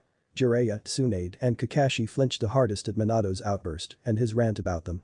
They knew deep down that they failed Minato and Kushina. They could have taken better care of Naruto, but they kept their distance until much later in his life. That was not what Minato and Kushina desired, but it was what they decided was the best option that the Sandaime proposed. They agreed with it, but now they are seeing the repercussions of their actions to not only Naruto, but also to Minato and Kushina. Naruto palmed his face with both hands as he was trembling in rage. He slowly takes his hands off, as his parents took several steps back in fear as Hinata and Kurama got very worried. Naruto's eyes were completely white and brightly shining with a pale glow. Everyone flinched at RDK Naruto's glare and the oppressive aura they were feeling emitting from him. It was like nothing they had ever felt before. Sakura was shivering. Even Orochimaru did emit such a potent amount of Kai when her team confronted the traitorous Snake Sannin in the Forest of Death. The Jonin and Sannin flinched as they had experienced Kai before, but they shivered from Acnologia's Kai.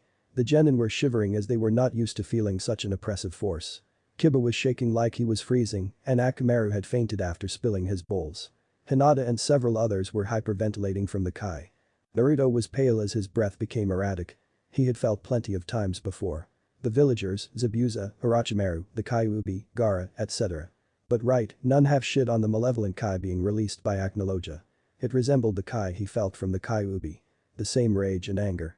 But it was different. It felt much more focused. However, before anyone could react, Naruto appeared in front of them looking at the two with a malicious smirk. A smirk that promised pain and suffering. Without a second to react, Naruto slammed a swift uppercut into Minato's gut. The air left the Yondaime's lungs as he felt his muscles and organs twist due to the sheer force of the punch. Everyone flinches at the blow. "That's gonna leave a mark," Kiba said. "Yup." Everyone said.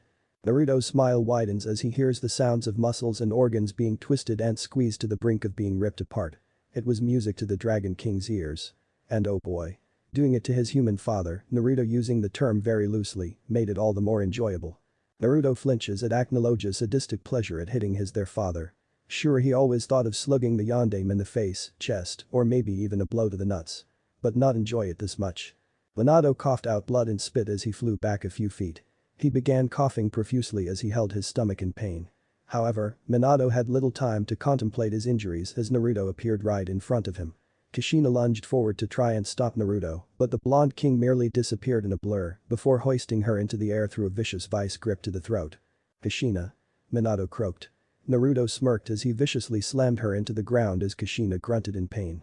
Minato tried to get up, but one swift kick from his son sent him back to the ground. Minato grunted in pain as he and Kushina looked up to see their son going through several hand gestures that resembled hand signs. Suddenly a seal appeared in each of their abdomens. What did he just do? Naruto asked in confusion. He does not recognize what his other self had done. The other genin were just as confused, though Shikamaru looked like he had an idea. The Jonin were all staring at the projection in shock. Did that other Naruto perform a Fuinjutsu? Tsunade asked. Jiraiya nodded. I think he did. Minato and Kushina began panicking as they couldn't feel their chakra anymore. Hell, they couldn't move a muscle. What was happening? What have you done to us? Minato coughed out. Naruto smirked. I just added a seal that seals away your chakra and makes you immobile. Making sure you can't run away. Naruto explained as he lifted Minato by the collar of his shirt. Everyone stared at the projection in shock and amazement. Holy shit. Naruto summed up everyone's thoughts. To seal a person's chakra and their movements, Kakashi began. And to perform the seals that intricate and so quickly, Shizune continued. Would mean he would have to be a sealing master. Tsunade finished. Jiraiya shook his head. No. Not a master. More like a grandmaster. Perhaps even higher. His skills easily beat mine, and he outclasses both Minato and Kushina as well. Everyone turned to the Toad Sage in shock. Are you serious? Jiraiya turned to all of them. Very. Whoa. Everyone muttered in awe. He's amazing, Naruto said. Scary, but amazing. Minato was panicking and was about to say something, but a harsh punch in the gut made him choke on his words. No more talking. Now take your beatings like a man. Naruto sneered as he reared his arm back and. Wham. Wham. Wham. Wham. Naruto punches Minato again and again. He could hear his ribs shattering and his organs taking damage. His face was getting more bloody and broken. He coughed blobs of blood as he was continuously pummeled.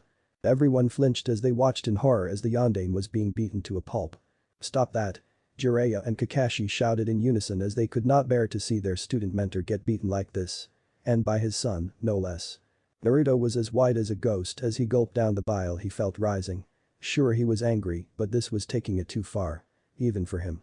Kurama was chuckling as he cheered for Acnologia to continue beating the Yondaime. Kushina watched in horror as her son beat her husband viciously. Naruto finally paused as he saw the bloody mess that the Yondaime was in. He decided it was time to finish this up. He threw the beaten Yondaime to the side as he landed next to his wife. Kushina started asking if he was right, but all Minato could do was groan. Anything Kushina was going to say was cut off as Naruto appeared right in front of them. He raised his arm as his magical energy poured into his palm as it formed into a very familiar sphere. The Rasengan. However, Naruto continued to pour his mana into the sphere as it grew until it was the size of a 10-foot-sized beach ball. Naruto, please. Kushina pleaded, but Naruto just gave her a dull look. Farewell, Kushina Uzumaki. Minato Namikaze. Go back to the afterlife knowing that you failed your son. No, stop. Naruto shouted as he couldn't take it anymore. Don't do it. Jiraiya, Tsunade, and Kakashi exclaimed in unison. Naruto was about to launch the Rasengan, but a hand suddenly stopped him. Naruto growled in annoyance as he turned to see who stopped him. His glare vanished as he blankly looked back at the lavender eyes of Hinata.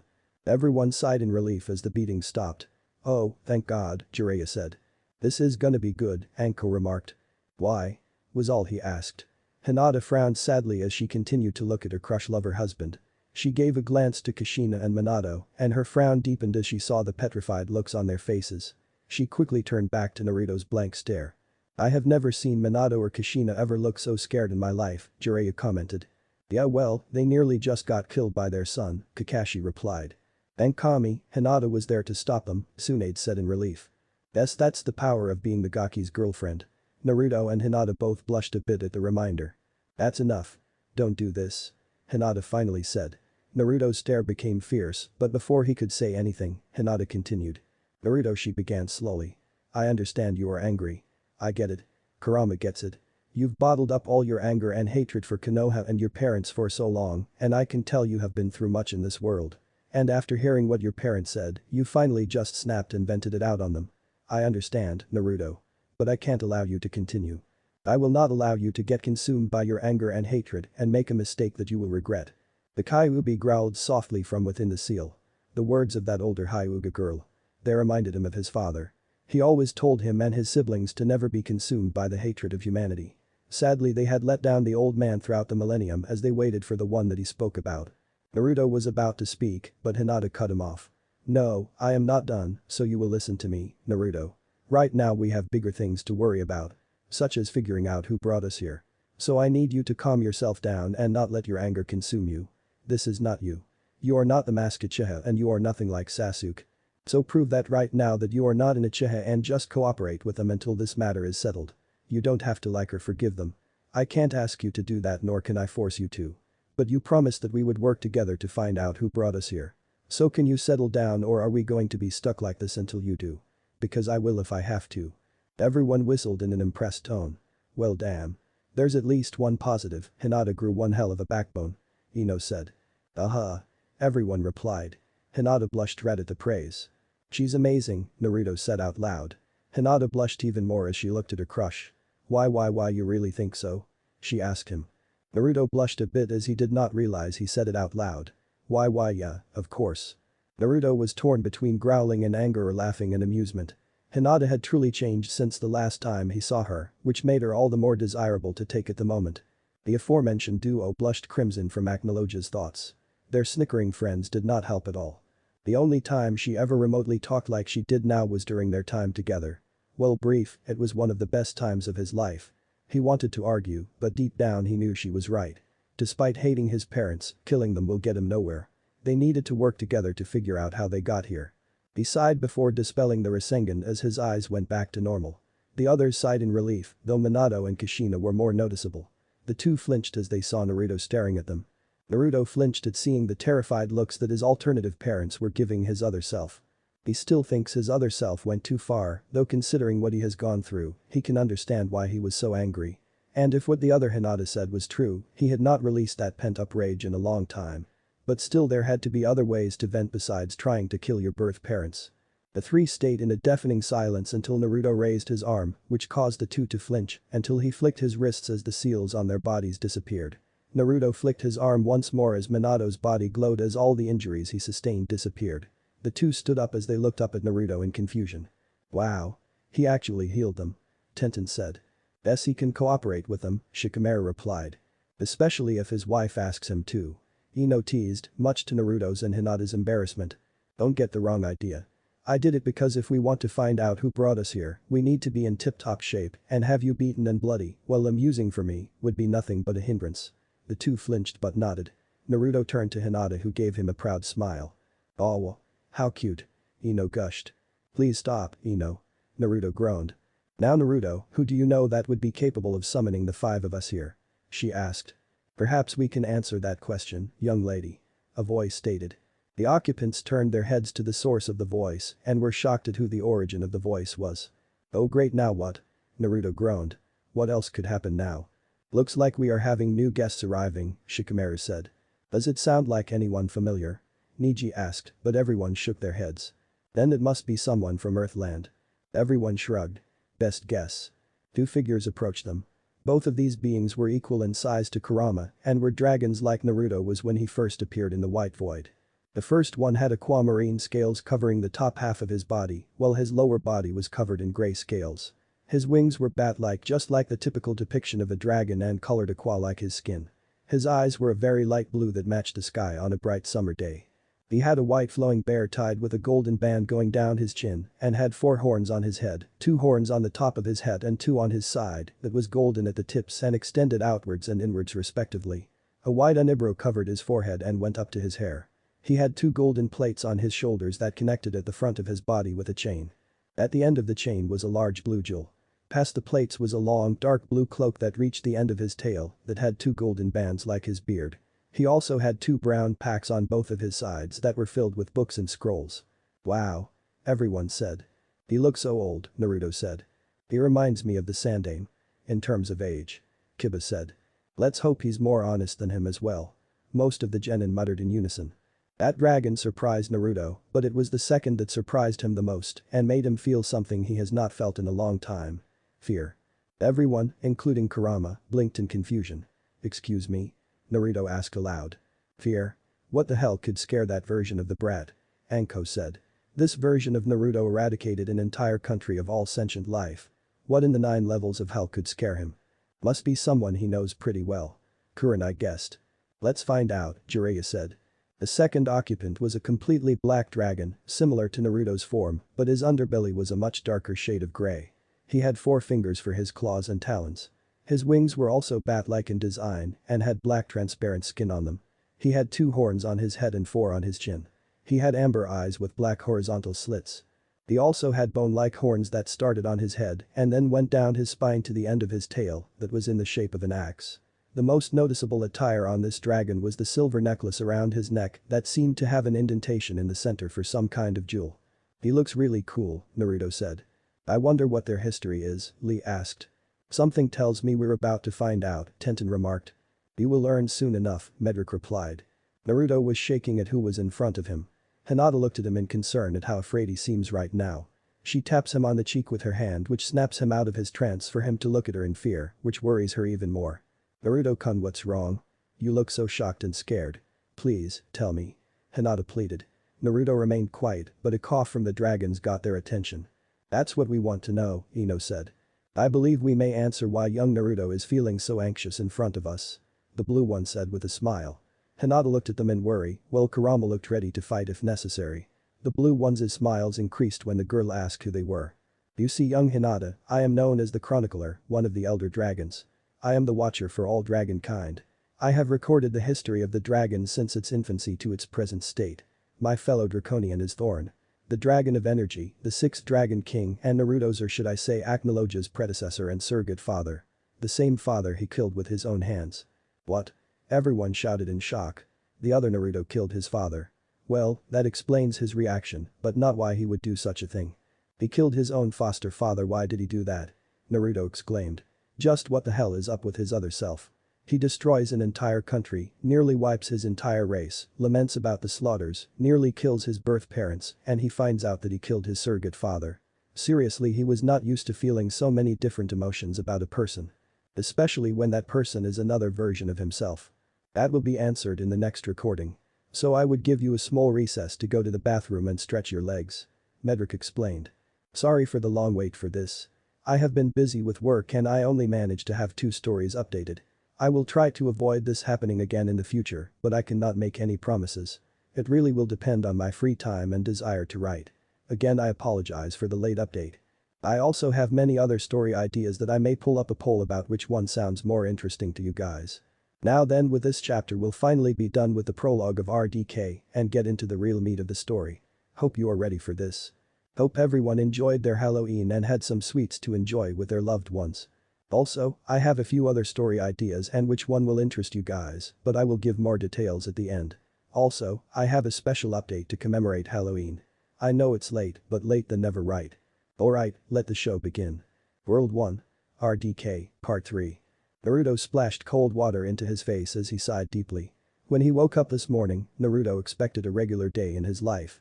He would eat his ramen for breakfast, try to ask Sakura out and get rejected, wait for Kakashi, and do either missions or training before going back home. That was what he was expecting for the next few days, until Jiraiya said they would leave for their training trip. The last thing he was expecting was to be brought into some theater room by some god that wanted to show them different versions of himself. At first, he was excited. How couldn't he be? He gets to see other versions of himself. Maybe see some cool techniques from the viewings and maybe show versions where he is accepted and loved by his village. Perhaps even get the attention of a certain crush of his. However, this was not what he experienced. Sure, seeing the adventures of Fairy Tail was amazing, but it all changed when he and the others found out that Acnologia was actually his alternate self. It was not bad enough, he heard about how that version slaughtered an entire country's population in a single night. That is not even the worst thing he learned as he found out just how shitty RDK Naruto's life was. Naruto had been hated all his life. He has been glared at, he's had adults either ignore him or tell their children to do the same, he has been denied service in stores or flat out overpriced, and on rare occasions, he has had objects thrown at him or his home get vandalized. But RDK Naruto had it worse. He was beaten regularly and was raped. Naruto had to swallow hard to avoid the bile that wanted to crept up his throat again. He never thought he would hear that happening to any version of himself. And the worst part is that there will probably be other versions of himself or those he cared about that suffered that fate. Great. He grumbled. Now I sound like Neji. Naruto morbidly wondered if they would have to watch the incident occur. The thought brought a cold chill down his spine. He idly wondered if he was in the place of RDK Naruto, what would he do? Would have turned out like RDK Naruto or would he have turned out worse? In the dark recesses of his very soul, Naruto knew that he may not have handled it as well as his counterpart. In fact, a part of him knew he could have easily shattered after that. Naruto looked up into the mirror and looked at what was supposed to be a reflection, but what he saw instead was RDK Naruto staring at him with blank, soulless eyes. Naruto shivered at the gaze he was receiving, the reflection then changed, and this time to two people. Minato Namikaze and Kushina Uzumaki. Above all else, the biggest revelation Naruto has received was the identity of his parents. For years, he wondered his parents where and what kind of people they were. He was envious of other children as they walked around with their parents. He asked a Sandaime who his parents were multiple times, but all he would tell the young boy was that his parents died during the Kyuubi attack. Only now he finds out that the Sandaime had lied to his face this entire time. He knew his parents were. But he decided it was best if he did not know the truth until he deems him ready. Just like how I was not ready to learn about the Kyuubi. Naruto thought bitterly. All this time, the old man denied him the information that should have been rightfully his. And not just him. Kakashi, Jiraiya and Tsunade all knew about it too and decided to not tell him either. The former two especially pissed him off as Kakashi was his father's student, but that bloody scarecrow never approached him when he was growing and being part of his Anbu does not count even if he was in it. Then there's Jiraiya. His fucking godfather, he never once approached him even once. And remembering what Medrick said to him just pisses him off more. The god was right, Jiraiya could have found easy workarounds to meet him and look after him. But nope. He waits until the Chunin exams to approach and barely teaches him the summoning jutsu and nearly kills him to get him to meet the fox to get access to his chakra. A dark chuckle echoed in his head. It hurts doesn't it, boy? A familiar voice asked. What do you want, fox? Naruto demanded. Come now. Can't I be concerned about my jailer's well-being? If that was your attempt at a joke, I am not amused. Well then if humor does not work, let's try this. How does it feel? Naruto frowned. What? Naruto could feel the sneer of the fox's maw. How does it feel to learn that it was your parents that sealed you within me? That the very people that you trusted have lied to you all your life? Naruto remained silent as the fox continued to mock his jailer. It stings, doesn't it? That despite them saying they cared about you, I, the being that has been trying to take you over and kill you, has been more honest to you than them. I would still have parents if you hadn't killed them. Naruto roared. Then your parents shouldn't have tried to seal me again after I had been released. The fox shouted back. What were they supposed to do? Let you destroy their home in your rage? The blonde asked. They should have left me alone. For nearly a century I and the Bijuu have been imprisoned to be used for your ninjas' entertainment. Kyuubi growled. I curse the day that bastard Madara took control of me that day. I curse the day that Hashirama restrained me with his wood release and then his wife sealing me into her. And I curse the day that Hashirama collected all of my brethren and traded us away as if we were toys to be given to children. And then I have to be sealed 2 more times. One in your damn mother who caged me like a fucking animal with stakes stabbed into my tails, hands, feet, and chest. Naruto flinched as he could admit that would be unbearable to live in for years before I was taken control of by those damn eyes again of Madara. Then your parents decided to seal me into you. All for preserving the balance between the shinobi system and believing a foolish child like you could defeat the Maskache. The Kyuubi growled loud as chakra leaked from his cage as Kai emitted from the entire seal from his rage. I curse you and all who would dare preach about being a shinobi. You are all nothing more than filthy greedy abominations on this planet. The demon fox was not always such an embodiment of rage and hatred, as he was once a more calm and benevolent being. However, after centuries of being hunted and hated by humanity, the very same race that took his father's gifts and made it into a weapon for their wars, his compassion and empathy, turned hatred as that was all he was given to know or understand. What made it worse is that the very descendants of his father began to manipulate him and his siblings to keep some foolish system of balance they had created from their inability to understand one another through any other means, except for fighting and killing one another. None of his Jinchuriki ever tried to see it from his point of view, all they saw was a powerful creature that they saw was too dangerous to run free and had me caged for the benefit of the world, they said. To keep his rage in check, they said. Who were they to judge him when they couldn't go a few years without starting another war to mass murder each? And this weak brat that was his current will be the same as well. They were all the same. That is how all humanity is. They can never change. Naruto stayed silent as he digested everything the Kyuubi, or he should say Kurama, told. Looking at it from the fox's perspective, he can see why the fox would be so angry all of the damn time. Everyone just saw him as a monster that needed to be restrained and locked up, or as a tool, a weapon, to be used in wars they wanted no part. And to add salt into the wound, he was controlled by the Sharingan not once but twice, and both instances ended up with him being sealed. Naruto shuddered as he thought about how the fox was locked up like an animal or crucified on a giant boulder. He can see why the fox would be so happy to get out of that as soon as possible. Strangely, Naruto can relate a lot to how Kurama and the other Biju have been treated. He was never seen as Naruto Uzumaki. The village saw him as the demon brat. They never saw the boy, only what he held within him. He was hated and disregarded by everyone in his home. Kurama was never seen as a sentient creature, but a massive chakra that needed to be retrained and used as a weapon. It never occurred to Naruto that the Biju could feel just as bitter against humanity and their vessels for their terrible lives, just as he hated the fox for making his life miserable. He knew that the fox would never apologize for what he did on the night he was born. At least not yet. But from what he saw from the RDK world, there was more to the fox than a rage-filled behemoth. He can be compassionate in his own way. But he doubts he'll do that anytime soon, but maybe watching these different worlds and actually trying to learn about him. Maybe things can be different between them and end this merry-go-round the fox has been going on with his hatred against humanity. Plus, despite everything he has been through, some people saw him as a person and not as a Jinchuriki or a demon fox. Even if some of them lied to him about things he should have been told, despite how angry he was with them, he can tell they still did care about his well-being. Whether that changed or not in the future remains to be seen. After mulling over his thoughts a bit more, Naruto spoke to his tenant again. I have been lied to all my life, and maybe you're right in some ways. But I am not alone. Kurama raised an intrigued eyebrow. Oh? My friends know about you, yet they still accept me. They see us as two separate beings, unlike most of the village. Even though the others like Jiraiya, Tsunade, and Kakashi lied to me, they never saw me as the fox. The great fox grumbled. As much as I loathe admitting this, I am slightly impressed that those humans sided with you, though I was not entirely surprised by that Hyuga girl not changing her opinion of you. Naruto blinked.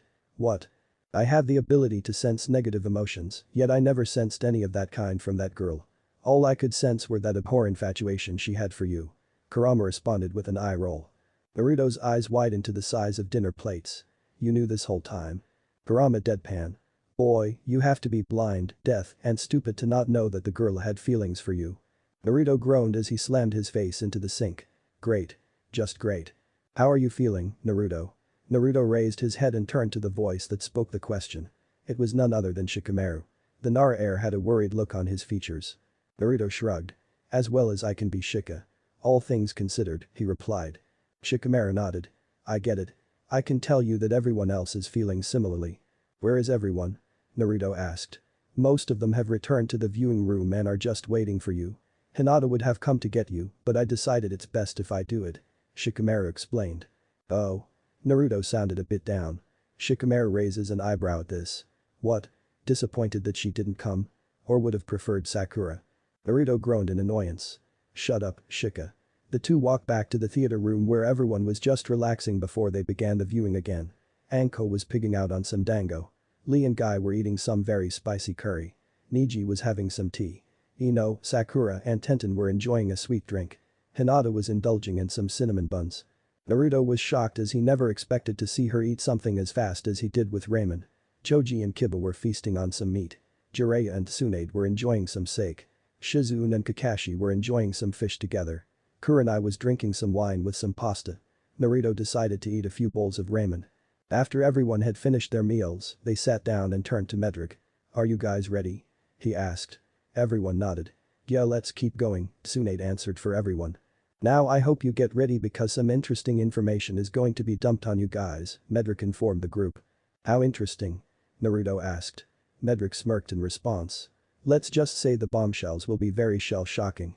From within the seal, Kurama adjusted himself as he prepared himself for the next viewing. Let's see what we learn this time.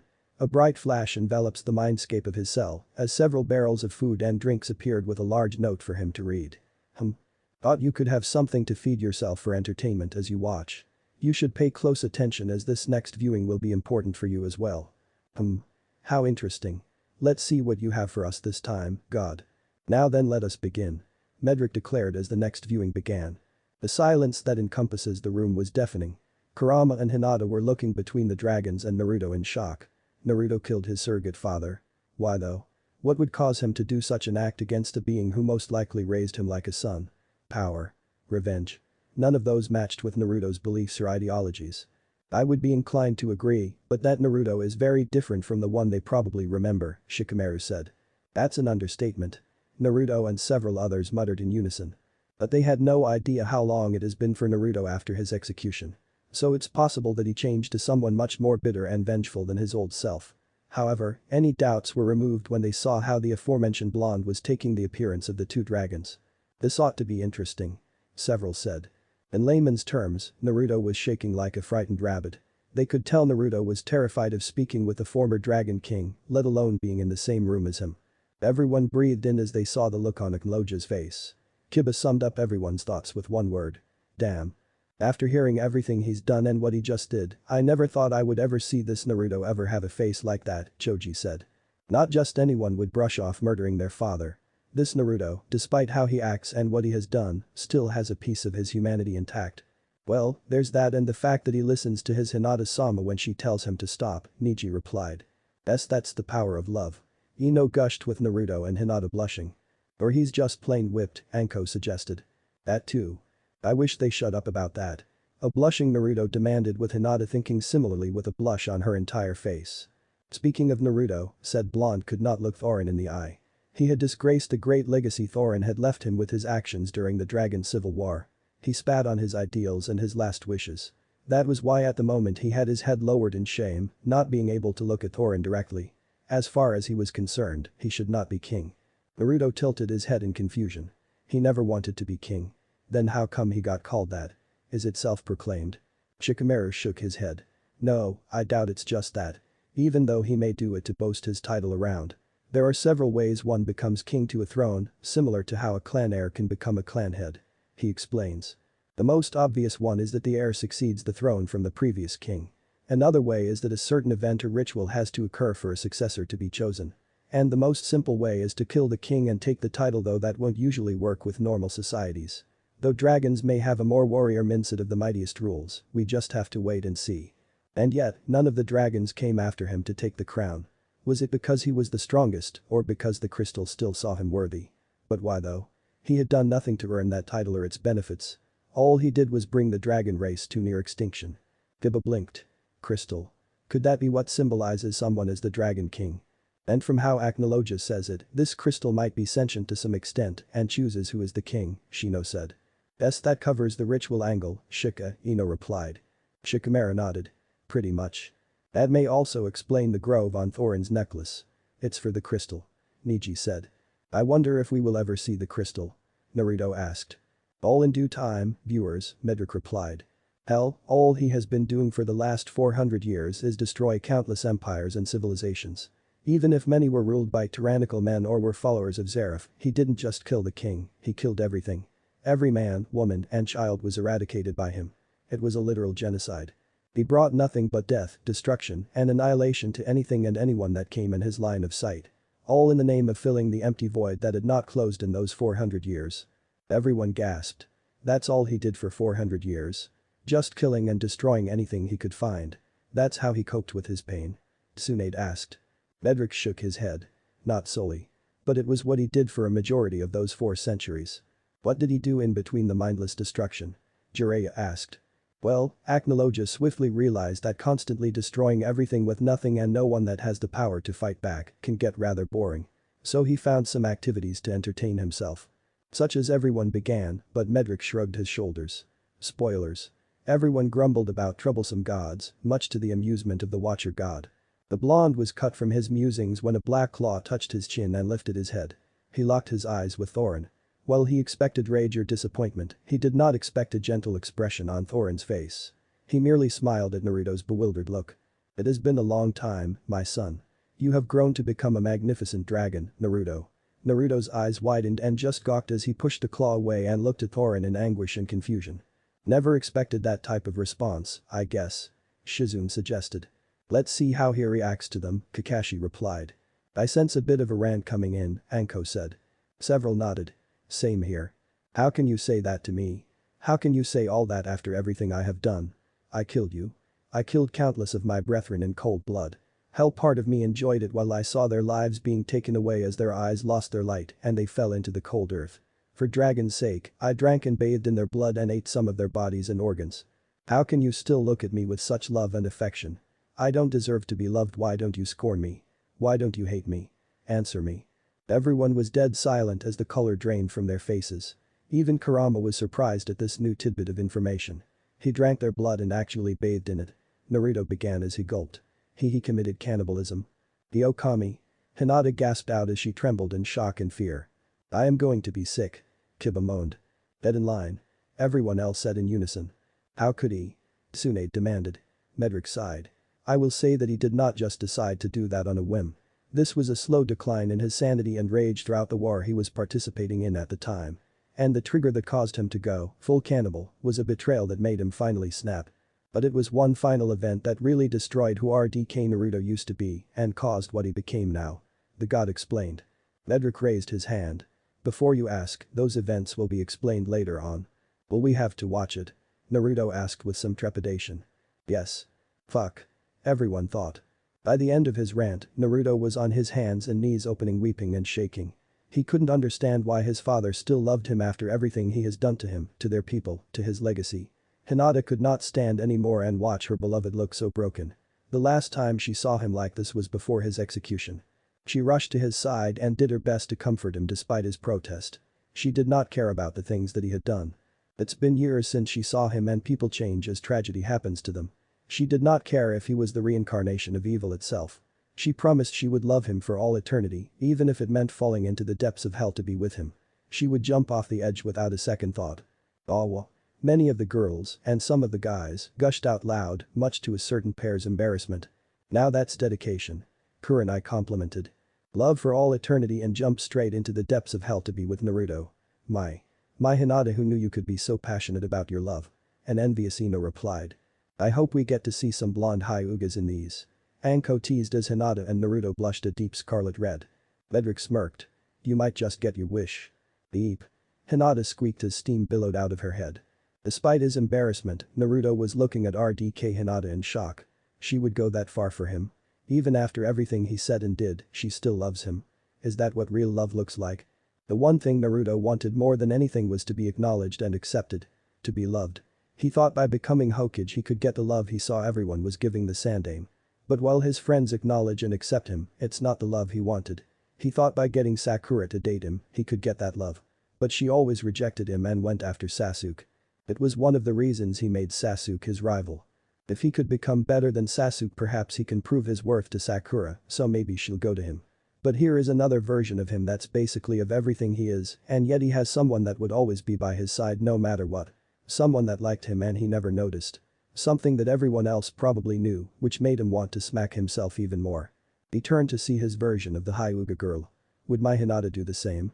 Naruto shook his head in exasperation. Bet you head out of the clouds. You're not even dating Hinata. Hell, you barely know her. But maybe that could change. Naruto could only hope. Meanwhile, Kurama looked at the scene with a sad expression on his maw.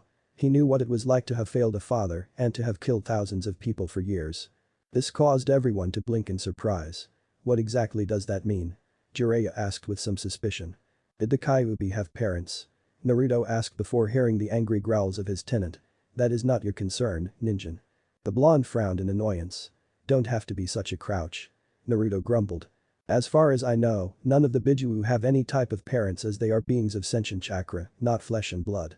So I have no idea who the other Kyuubi is referring to. The Toad Sage replied. It was like him and Naruto were reflections of one another. It actually made him feel some pity to know that someone he came to care about like a son ended up as he did in his life. Excuse me? Many people exclaimed in shock and surprise.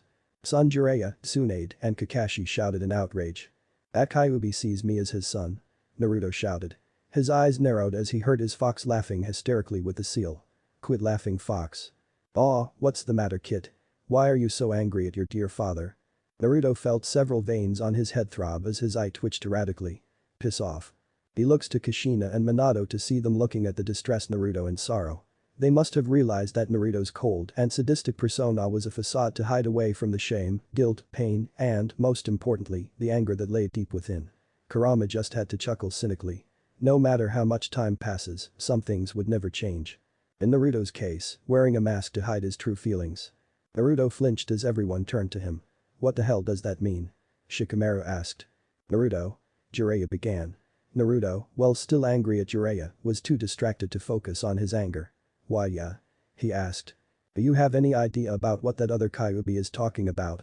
Naruto shook his head. No, I don't. It is unwise to lie, boy. Kurama warned. Shut up. Naruto, I have to agree with Kurama. It's unwise to lie. Medrick advised. I don't know what you're talking about. Naruto retorted. Yes, you do. Since the moment you can understand words and speak, you have been hated by your village. All for something that is beyond your control. All the hatred and anger could break any normal person. But not you. Medrick explained. Everyone stayed silent as they let the gods speak. The rookies had to keep their tempers in check as they heard about Naruto's upbringing even more. You could not understand why you were hated so much. But you hated how they looked at you. You wanted to make them stop looking at you like that. And then you came with an idea. If you acted like a fool and pulled pranks, you may get the people's attention. Even if it was bad, any attention was better than none. Everyone who did not know about this had their eyes widen as they looked at the blonde in shock and guilt as they realized how little they knew about that looked at Naruto in concern as he held his head down. Shut up, Naruto said lowly. So you crafted your clown mask. You practiced in a mirror to continuously smile and have that smile every day on your face, no matter what happens. Well, you bury every negative emotion you had. You smile at everyone and that's all they see. Yet nearly all of them lack the sight to see the undying sorrow and loneliness beneath those eyes and the cold hatred that lies beneath them as well. Shut up. Naruto exclaimed as everyone flinched from the blonde's sudden outburst. That's a lie. I may be angry at Konoha, but I don't hate it. Medrick sighed. I prefer you don't lie to me, Naruto. I am not. Are you going to say this to me? Especially with the evidence staring everyone in the face. Medrick asked as he pointed at the screen. What does one version keeping his problems bottled up have to do with me? It has everything to do with you, since nearly every version of you suffers from the same problem. The god retorted. And what's that? Naruto demanded.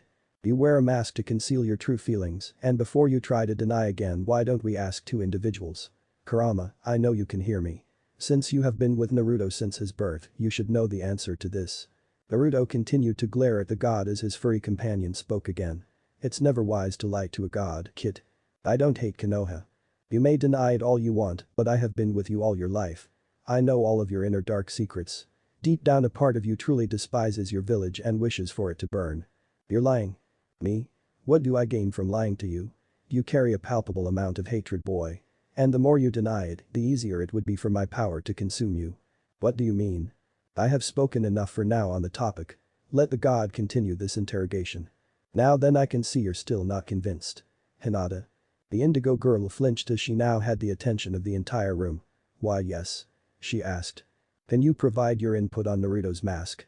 The young girl gulped as she turned to her blonde crush. Naruto, I have noticed how when people say terrible things to you, you always force out a smile. I can tell it's fake because you usually have your eyes closed and your smile is stretched out too much. You always give it when something is bugging you. And I have seen when someone really gets under your skin, I can see you have brief flashes of anger pass by your eyes. Everyone, including Naruto, just stared at the Hyuga in surprise. Naruto was shell-shocked at how well Hinata could read him. Sure, he knew how perspective she could be during their talk before his fight with Neji, but he never knew she saw even that. It was weird and kind of frightening. But a part of him was also delighted to know that someone could understand him that well. It made him feel weird, like a warm sensation bubbling in his stomach and chest. He wasn't sure what this was, but he did not dislike it either. Well, as much as I would like to say that I told you so, we have to put a pin on this conversation for now. Medrick declared. Back with Naruto, he continued to sob while Hinata held him as tightly as she could and whispered comforting words from her. He did not deserve such a gesture from such a kind woman. She was light personified, while he was darkness in its worst form. Yet he held her as tightly as he could, as if she was his lifeline. Maybe I can be that kind of comfort for my Naruto, Hinata thought to herself. Oren looked down at his son in sadness. He knew that Naruto had suffered far worse than most dragons have suffered in all of their lifetimes combined. He knew that he had bottled all his anguish, but he needed to get back to business to help with the mission ahead. Naruto, look at me. He said, and Naruto obeyed. What happened 400 years ago was a tragedy. A great tragedy indeed. However, it was unavoidable with how the war was going for both sides. Someone would have ended just like you, and the same result would have occurred, regardless of what you or anyone else did. None of the dragons blame you for what happened. Not me. Not the chronicler, nor the elementals or the other dragons. Didn't you ever wonder why none of them nor our allies did anything to stop you? It's because they felt some responsibility for what happened to you and decided to leave you alone in your grief and ordered the remaining dragons to go into hiding. Now that you have calmed down to a reasonable level, the chronicler and his father decided to set this little meeting up and to give you something. What do they want to offer Naruto-kun? Hinata asked for him. Oren smiled at the girl before caressing her cheek with one of his claws. So you are the famous Hinata. Naruto would always speak about you for a very long time. I must say you as beautiful as he described. He would always talk about you most of the time, calling you his lavender queen or moon goddess. He especially talked all the time when your daughter asked him about you. I am glad I had a chance to meet my son's first mate. Several hummed in amusement. Oh, Naruto, you have a way with words. Lavender queen and moon goddess. I wonder what our Hinata thinks about this. Ino gushed. I bet she'll love to gain such affectionate titles from her crush. Anko teased. Hinata squeaked again. Yep. Shikamaru uttered. Choji turned to his oldest friend in confusion. What's up, Shika? Thinking about what Naruto should call our Hinata. That would be too troublesome for me, Naruto can handle it. I was thinking about Thorin saying those two having a daughter. The Nara heir's words caused everyone to blink as they thought about what Thorin said to the older Hinata. Now that you mention it, Tenten began. He did, Asuma confirmed. Oh, you two had a kid, oh I can't wait to see them. Anko teased. KKK kids with Naruto-kun and Atomic Red, Hinata squeaked. Wait, isn't Hinata a little too young to have kids? A suspicious Kurenai asked. Anko smacked her best friend on the shoulder. Oh, don't be a prude, Kurenai. That Hinata looks like she's in her early 20s at least, and if we take into account what the fox said when he first spoke to Naruto. A little young, but considering our life expectancy, maybe she wanted to have one before anything could happen to her. Look what happened to Naruto. I think I know who their kid is. Thought several people in the audience. Hinata was literally steaming red from what Thorin told her. Beautiful. Moon goddess. Lavender queen. How can Naruto swoon her over with such simple words? They only met after a few years and yet he can sweep off her feet so easily. She looked at Naruto and saw his eyes. She saw that he meant every word and that they were still true to him even now. She wanted to take him right then and there, but something Thorin said got her attention and caused her to look at the dragon in confusion. Several people blushed red from listening to RDK Hinata's thoughts, none more so than Naruto and Hinata. Damn, that girl is a horny vixen, Jiraiya said, which led to Kurenai and Tsunade smacking him over the head. It's always the quiet ones that get you, Ino said. Anko gave a very perverted grin. And they're the biggest screamers in bed. Yep. Anko. What, you know it's true, Nai-chan. Anko gave her friend a saucy smirk. Especially from personal experience. Holy shit. That was the last straw for some of the audience, as most of the guys went flying due to blood. Hinata fainted with steam erupting out of her head and blood oozing out of her nose, and the other girls were either blushing terribly, in Kurenai's case trying to bury her face into her hands and get the ground to swallow her, and Anko cackling madly. Medrick then whistled loudly as he got the attention of everyone still conscious. Alright, enough. Well, this is entertaining, I need everyone to be conscious. The last thing I need you two doing is traumatizing the kids. He said in an amused tone. Too late for that. Thought most of the audience, including the barely conscious group of guys and girls. Though traumatizing would not be the word they would use. After calming everyone down and conscious, they resumed, though it should be noted that Kurenai and Tsunade were glaring at Anko, and a pair of indigo and blonde-haired genin could not look at one another. Orinotu-sama, what do you mean, daughter? Naruto and I have no children. Oren smiled at his nickname, as did Chronicler, Naruto, and Kurama. Did you forget the time between Naruto and yourself before he was executed?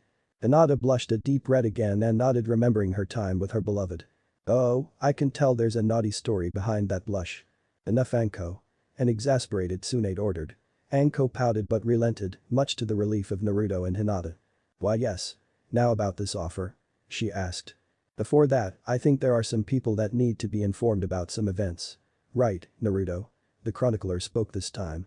Naruto nodded and got up before walking over to Kurama and his parents again. Naruto looked at them seriously, while the two were nervous but remained calm. What I am about to show you is my life up till my execution. I have no reason to lie to either of you, so know this is the absolute truth. I swear a blood oath to the dragons I am showing you the truth. After he finished that, lightning boomed within the void, confusing everyone except the dragons and Naruto on what it meant. The chronicler decided to explain. Everyone felt a shiver go down their spines. Well, then the plot thickens. Shino comments. Is that normal for an oath to cause lightning? Naruto asked. In this world about that oath, yes, Medrick explained. The blood oath to the dragons is a sacred vow that a being makes that they swear to uphold and accomplish the task they promise to keep. Failure to do so would mean eternal pain and suffering for the person that broke that solemn oath. Everyone whistled. Damn. That's one hell of an oath, Anko said. He must be serious if he's going this far, Asuma replied. Everyone looked at Naruto in shock. He would really take it that far to prove he was telling the truth. Then again it was just like him to do something so crazy. Naruto then closed his eyes. Byakugan. When he opened his eyes, they glowed a pale white. Hinata looked at him confused as to why he called it that. I named it Byakugan because of how my eyes looked and some of their abilities match yours. Plus it was my way to honor you. It made me feel like I had a piece of you with me at all times. Oh. The girls gushed as Hinata blushed again. He honors you? Ino teased. I hope this ends soon. Naruto and Hinata thought. He smiled when Hinata looked like she was the happiest woman on the planet and gave him a big fat wet French kiss. The kiss lasted for a few minutes and involved a lot of tongue movement until Naruto was given some time to breathe. He looked to see that Hinata's face was flushed and her eyes had a lot of lust in them. Lust for him and him only. He knew he probably had the same look on him. This time both Naruto and Hinata fainted with cherry red faces and wide eyes. Oh. Damn, now that was a makeout, Ino muttered with several nodding in agreement. That was hot, Sakura said in embarrassment and something else that only Ino picked up. She looked at her friend with a sly grin. This was getting interesting. If that's what he gets for naming an ability for her, I can't wait to see what gets him some steamy lovemaking if that steamy French kiss was anything to go by. Enko? Tsunade and Kurenai exclaimed. I really hope we don't see that. Thought several in the audience. The dragons and Fox just laughed at the display. Minato and Kushina were blushing at the display of affection since that should be reserved in the bedroom. Naruto pulled his attention back to his parents. Memory projection. He shouted as a giant white screen appeared above his head. The screen flashed to life. Now then we will go through Naruto's memories. So just sit back and endure. We are in for a bumpy ride. Medrick warned. Everyone gulped as they focused back at the projections. He projected Konoha after Kurama's attack and was sealed inside Naruto. The scenery was from a horror movie. The fire was everywhere, burning buildings and corpses of the dead. Buildings crushed and destroyed and many areas were left barren. Bodies of the dead were scattered everywhere, sometimes only limbs were all that remained of a person. The scene changed to the council room when the reinstated Sandaime took charge after his successor's death and revealed Naruto's condition to the council. Immediately they screamed for his death on the civilian side, while the shinobi wanted him on a leash or in a jail cell to protect everyone. Danzo wanted him as a weapon to be used against their enemies. The Sandaime demanded silence and explained Naruto will live in the orphanage and later be put in a home in the red light district with no one helping him, including the Hokage. Almost everyone agreed and the meeting ended. Everyone clenched their fists in anger at seeing the council quickly demand the death of a child that was just born. Neji and Hinata were close to activating their Byakugan as the others were leaking chakra. The scene changed to Naruto having a horrible time in the orphanage. Being given worn-out clothes and barely any blankets to keep himself warm. The other kids and caretakers abused and bullied the child for the years he remained in the orphanage. When he was 4, he was thrown out onto the streets, in a blizzard no less. He would have died from hypothermia and frostbite if the fox had not used his chakra to keep Naruto warm and protected from the elements. Naruto lived in cardboard boxes for shelter and found his food from the various dumpsters he scavenged around. After one beating on his birthday, he was given his rundown apartment. It was during his time he met the good people of Ichiraku Ramen that always gave him a bowl of food. It soon became his favorite place to eat and hang out. But that did not deter the numerous attempts at his life. He was beaten and abused in the vilest ways a human could do to a child. Then when he was 8, he was kidnapped by several villagers that toured and raped him for several months. By the time he was rescued by the Hokage and some of his trusted Anbu, the deed was done. The same Anbu that arrived late to save from his beatings. After his rescue, Naruto was an empty husk. He cared nothing for anyone or anything. He was tired of the pain, of all the suffering. So he took a knife in his home and pierced his heart with it. Ooh. Literally the entire audience screamed in horror. Most of the girls were in tears as they wished they could rush in and comfort the child Naruto and stop him from trying to commit suicide. Oh god. Screamed a traumatized Tsunade. Damn it. Damn it. Shouted a grief-stricken Jiraiya. Most of the others were horrified as they never thought they would ever see Naruto of all people try to commit suicide, and as a child no less. They morbidly wondered if he was not as stubborn as he was, would he have tried to do the same? While he may not have been violated, the emotional trauma would be more than enough to push anyone over the edge. He fell to the floor as he was drowning in a pool of his own blood. But the fox saved him from death and he was taken to the hospital to speed up the healing. After release, Naruto would try to end his life for months, but each time he failed miserably. Naruto finally just gave up on trying to end his life, then he came up with the idea of becoming Hokage and gaining everyone's love and appreciation. Since everyone looks up to the Hokage with love, awe, respect, and look up to him for guidance, he decided to do the same. It was an act of desperation. A desperate dream of a child that wanted to be loved. My god, Naruto, how much have you been suffering under the surface? Thought a majority of the audience. Naruto-kun, Hinata muttered, but the blonde stayed silent as he stared up at the projection. He entered the academy to become a ninja, but he quickly saw that his teachers did everything possible to sabotage his learning. Naruto decided to play pranks to get back at them and to vent out his hate to the village. Plus it was a good lesson in stealth and he managed to outrun the Chunin, Jonin, and even Anbu chasing him for hours. He literally painted the village's monument in broad daylight in a neon orange jumpsuit and no one caught him until he was done. The day he failed for the third time he was tricked into stealing the scroll of ceilings, which was a relic of the village. He mastered a forbidden technique from it in just a few hours. The technique was called the Shadow Clone Jutsu, which creates solid copies of the user. These copies were self-conscious and able to think for themselves, but usually acted identical to the original. The main thing was that anything they learn or experience goes to the original user after they are dispelled in a cloud of smoke. He used it to save the one teacher that cared about him and beat the other teacher that tricked him into stealing the scroll. He was put in a team with his crush Sakura Haruno and his emo rival Sasuke Uchiha. His teacher was a masked cyclops by the name of Kakashi Haddock. He was a lazy bum that always arrived 3 hours late and gave the worst exercises you could have ever heard. He gave lousy exercises and always focused on Sasuke. Sakura never cared and always fawned over Sasuke. She would always berate and hit Naruto whenever he tried to cheer her up or ask her out. Then came his first mission outside the village that went from a simple C rank to an A rank. It was during this mission he learned what his ninja way will be and how he will live his life in the shinobi world. Kakashi. A disturbingly calm Tsunade called out. A shiver went down the spine of the copy ninja and everyone else in the room. Why yes. He stuttered out. Did you actually let a genin team fight a missing nin from Kiri? And one that has as much infamy as the Demon of the Mist? She asked. In my defense, they wanted to continue the mission and I was the one fighting him. Most of the time. Yet you still got caught, she said. Kakashi gulped. Well minus that minor hiccup. We will talk later after this. Then came the chance to advance in ninja rank, the Chunin exams. It was broken into 3 parts. A written part, which went off with little trouble. The second part was a survival exam in an area called the Forest of Death. That is where things went to shit. First, the 3 got separated from each other by a powerful wind attack. Then Naruto gets eaten by a giant snake. Then after he gets out he finds his teammates being attacked by the guy that sent that snake. This man was Orochimaru. Naruto used some of Kurama's chakra to fight him, but he was knocked eventually by having his connection cut off by Orochimaru. After the snake marks Sasuke with a curse mark, he leaves them to their own devices. His team barely makes it to the 3rd stage. The preliminary stage was set to narrow down the numbers. Naruto is able to win as did Sasuke. Sakura ends her fight in a draw. Naruto then makes it his personal mission to beat Neji for nearly killing Hinata in their match. Naruto and the others had 1 month to train before the 3rd round. Naruto meets Jiraiya for the first time. Jiraiya was one of Orochimaru's teammates and both studied under the Sandaime. He teaches Naruto how to summon toads and use Kurama's chakra consciously. This was when he met Kurama for the first time. After that Naruto relaxes until the fateful day of the exams. Naruto nearly loses to Neji, but Kurama's chakra helped him pull out a win. Rip. Oh. Jiraiya let out a girlish cry as Tsunade had a vicious and tight grip of his crouch. You threw him off a ravine, Tsunade growled. I had everything under control. I was confident he would get the fox to help him. Jiraiya protested as he tried to defend his actions. And if he never went into his mindscape? Hell, what if the fox decided not to help him? Tsunade asked. Jiraiya blinked a few times. I never considered that.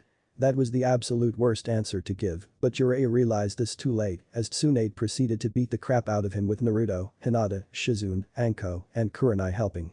After Jiraiya was left a bloody heap, Tsunade turned to Medrick, who was looking at the spectacle with a sweat drop. Continue, Tsunade ordered as Medrick snapped his fingers for Jiraiya to be conscious, but still in pain for the rest of the viewing. He should be healed by the end of these flashbacks, Medrick mused as the projection began again. Then during the last round, Orochimaru initiates an invasion he had been planning along with another village, Suna. Naruto ends up fighting Gaara, who had Kurama's youngest brother, Shukaku, inside him but driven insane by the faulty seal that caused Gaara to have insomnia. Naruto was able to change Gaara's view on life, but many died in the aftermath of the invasion, including the Sandaime. "Wait, you were the one that beat Gaara and Shukaku?" Several of the genins exclaimed. "Yeah, it was a tough battle, but I managed to squeeze out a win with the help of the Chief Toad and the Kyuubi. You better be grateful." Naruto rolled his eyes as he replied he was, which caused the fox to pause as he wondered what was up with his vessel now. Naruto stayed silent as he knew he owed the fox for helping him when he could have chosen not to and let Naruto get himself beaten to a pulp by Gaara and the Sand Demon, but he didn't. So the least he could do was give a thank you. Naruto and Jiraiya go to find the Sandaime's last student, Tsunade Senju. She is the greatest healer in all of the elemental nations and the strongest female ninja. She was in her 50s like her teammates, but looked to be in her 20s because of a special technique. Naruto finds out she is a drunken mess because of the loss of her loved ones during the last war and compulsive gambler with horrible luck. He is able to get her out of her drunken mess and convince her to return to the village, but not before there was a battle royale between Tsunade and Jiraiya against Orochimaru and his assistant Kabuto. Kabuto was in his late teens with silver hair tied in his ponytail. He wore round glasses and purple pants with a matching shirt and fingerless gloves with a white sash tied around his waist. The fight ended with Orochimaru and Kabuto running away. Though while Naruto did barely anything, he did learn his father's signature move, the Rasengan, during this time as a consolation. After they returned to Konoha and Tsunade became the Goddamn Hokage, Naruto went on several missions, including saving an actress that turned out to be an actual princess of Spring Snow Country and helping a powerful lord in the land of tea. However, everything went downhill when Sasuke tried to leave for Orochimaru to get more power so that he could kill his brother. Naruto and a team of his friends were chosen to go after him. In the end, it was a fight between Naruto and Sasuke at the Valley of the End. Naruto managed to take the win thanks to Kurama's chakra. Naruto. The blonde flinched from the sudden shout of Tsunade as everyone looked either in shock at the projection or the blonde himself. Did that happen exactly like we just saw? Did Sasuke Uchiha use the Chidori on you, not once, but twice? Tsunade demanded. Come on, Tsuba-chan. I am standing right here. What does it matter? Naruto asked as he inadvertently went back to his nickname for Tsunade. Tsunade did not look amused as she narrowed her eyes at Naruto. Naruto, I am not asking as your so-called Ba-chan, I am asking as your commanding officer, as your Hokage. Now answer the question with the truth, Genin, she ordered. Naruto gulped at the look he was getting. He knew they were not going to continue unless he answered honestly. And if he tried to lie, Medrick may just intervene. So with a heavy heart, he sighed and answered with great reluctance. Why yes. Did he also pile drive you into the ground, thus causing your spine and neck to snap and set you on fire multiple times? Yeah, Naruto said. Sakura was completely pale as she stared at the projection with wide unblinking eyes. She had begged Naruto to bring Sasuke back to her. Even though she knew how he felt, she made him promise to bring her crush back to her. Because that is what Naruto would do. Especially if it's for her. And when he failed, Naruto said that even if it took a lifetime, he would bring Sasuke back even after he tried and nearly succeeded in killing him. Oh god, what have I done? She thought with great shame. Damn you, Sasuke. Thought everyone that was on the retrieval mission. They busted their asses for the Uchiha and many of them nearly died for him, and what does he do? He brushes off all of their sacrifices and nearly kills Naruto multiple times. Hell, if it was any of the others then they would be dead right now. Hell, Naruto would be dead as well if it weren't for Kurama. I should have never taught him that damn technique. Kakashi cursed with great shame for teaching Sasuke the Chidori. You will pay for this, Uchiha. You as well, Orochimaru. But Kakashi, you and I will discuss giving a mentally scarred child such a dangerous jutsu like the Chidori. Tsunade swore. Hey, fox. Naruto called out to his furry companion. What do you want, brat? The fox demanded. Thanks for saving me. Kurama blinked a few times as he was unsure he heard that correctly. What? He asked again. I said thanks for saving me. You didn't have to, but you did, twice. So thanks. Kurama's eyes narrowed in anger as he shouted. Don't thank me. It's weird. I only helped you because I would have died if I did nothing. Plus watching you beat the Uchiha was enjoyable to watch. That's right, just a good pastime. Don't have to be such an asshole. Naruto grumbled. Despite his angry retort, Kurama was actually stunned to hear a thank you from his vessel.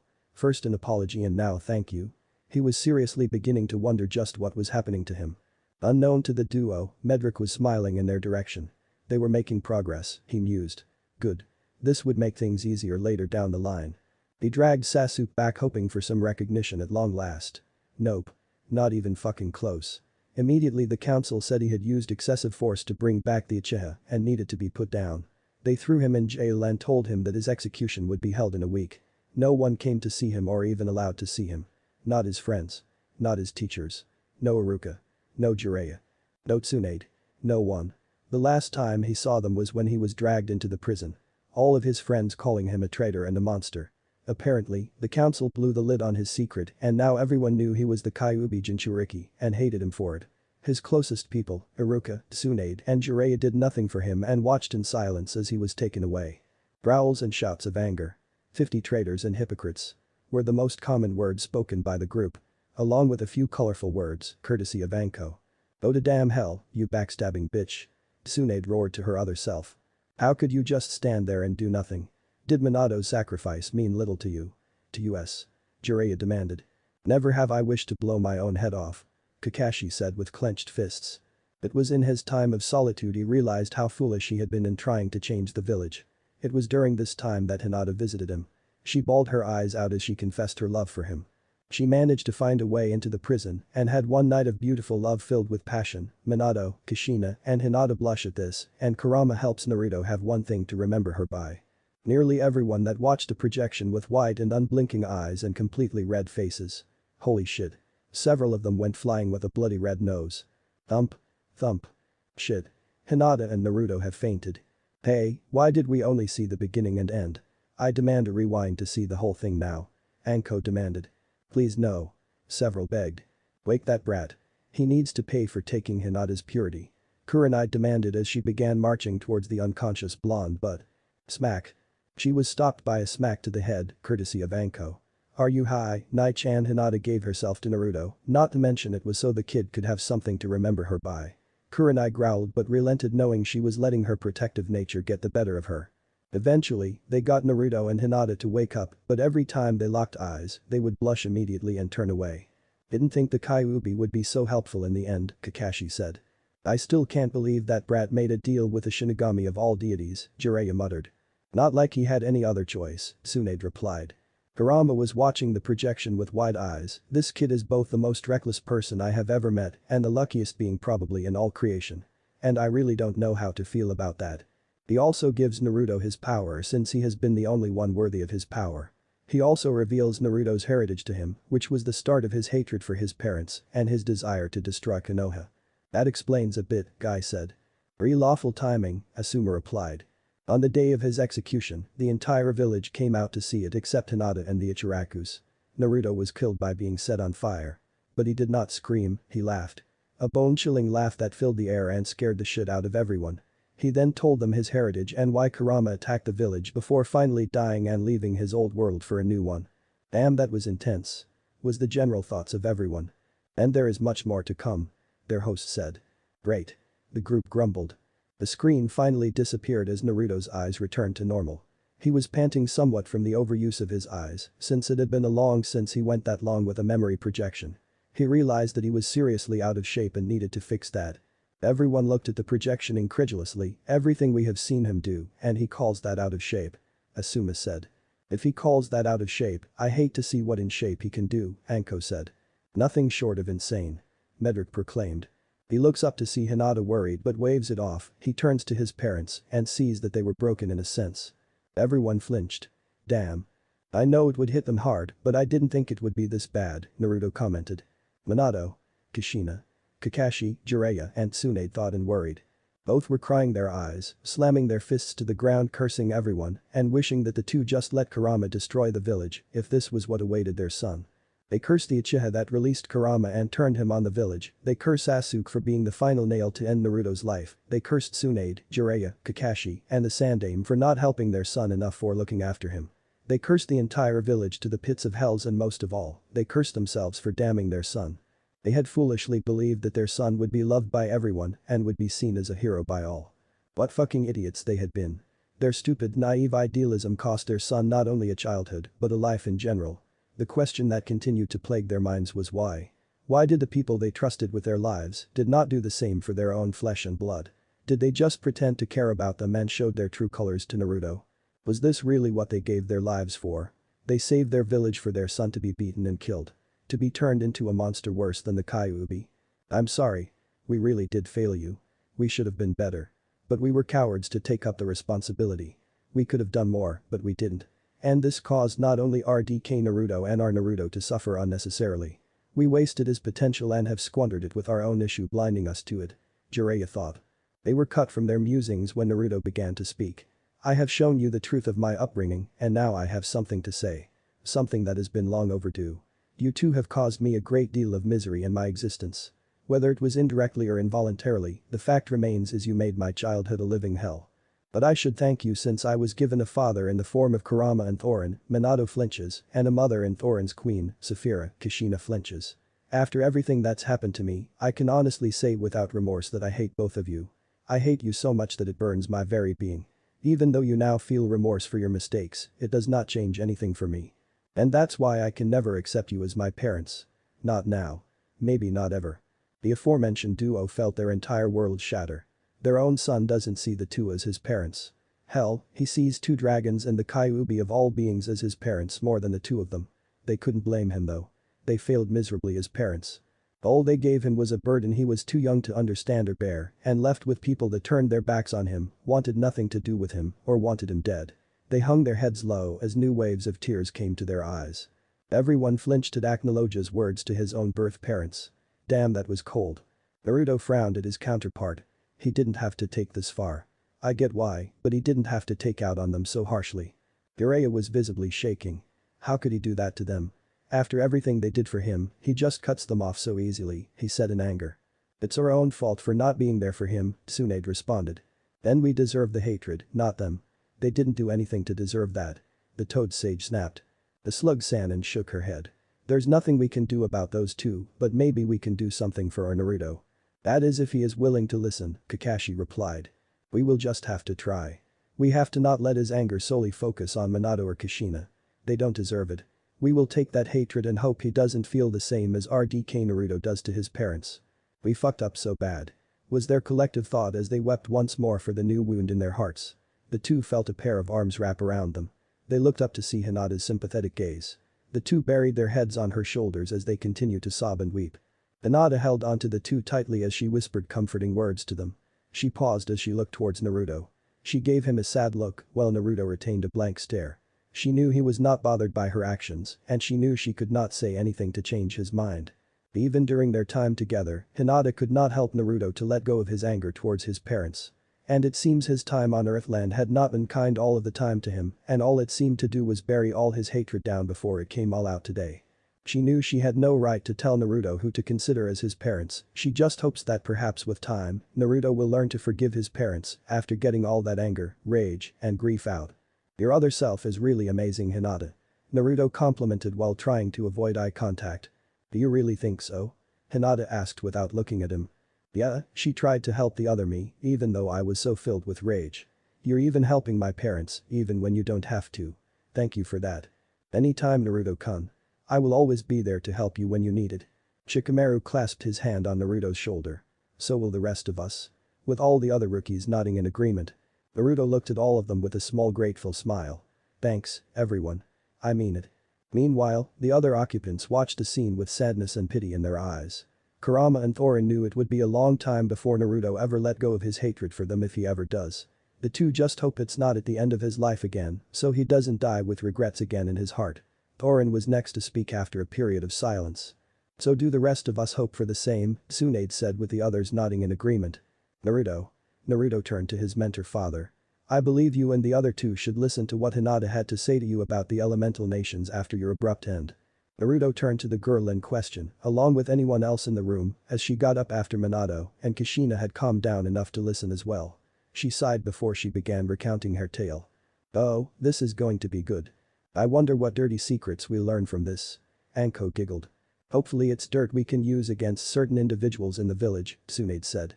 Everyone looked at the Hokage curiously. What do you mean? Asuma asked. You'll find out later. So let's put a slight pin on this conversation. Medrick lectured. Well, after your execution, things got really bad for Konoha. When word got out that the village abused and executed the only son of the Yondaime, a lot of people were not happy. The village was split in two because of it. Those that felt guilty, a bit late for that in Naruto's mind, and those who did not care. The Kazuki-age, Gaara, the spring daimyo, Koyuki, the waterfall leader, Shibuki, the land of tea leader, Jiracho, the entirety of Wave, cut all ties with Konoha. They were all disgusted with not only your upbringing, but also that you were executed for doing your job. The fire daimyo had to march down to the village after nearly drowning in angry letters from all the different countries that dissolved their treaty with us. He really let all of them have it as he ranted on them for their stupidity. Everyone whistled. Well damn. I was afraid that was going to happen. Tsunade sighed. Did I really mind so much to them? Naruto asked. You were the hero that inspired them, Naruto. You changed their lives for the better. So hearing about your execution will of course upset them. Though upset would be a very huge understatement. Medrick explained. The fact that the daimyo came to the village himself means things have gone to shit real quick. And it will only get crazier from here on, Medrick advised. Oh boy. The civilian council was disbanded and all of its members were executed and had all of their assets seized. The clan heads had to pay a hefty fine that depleted half of their total income.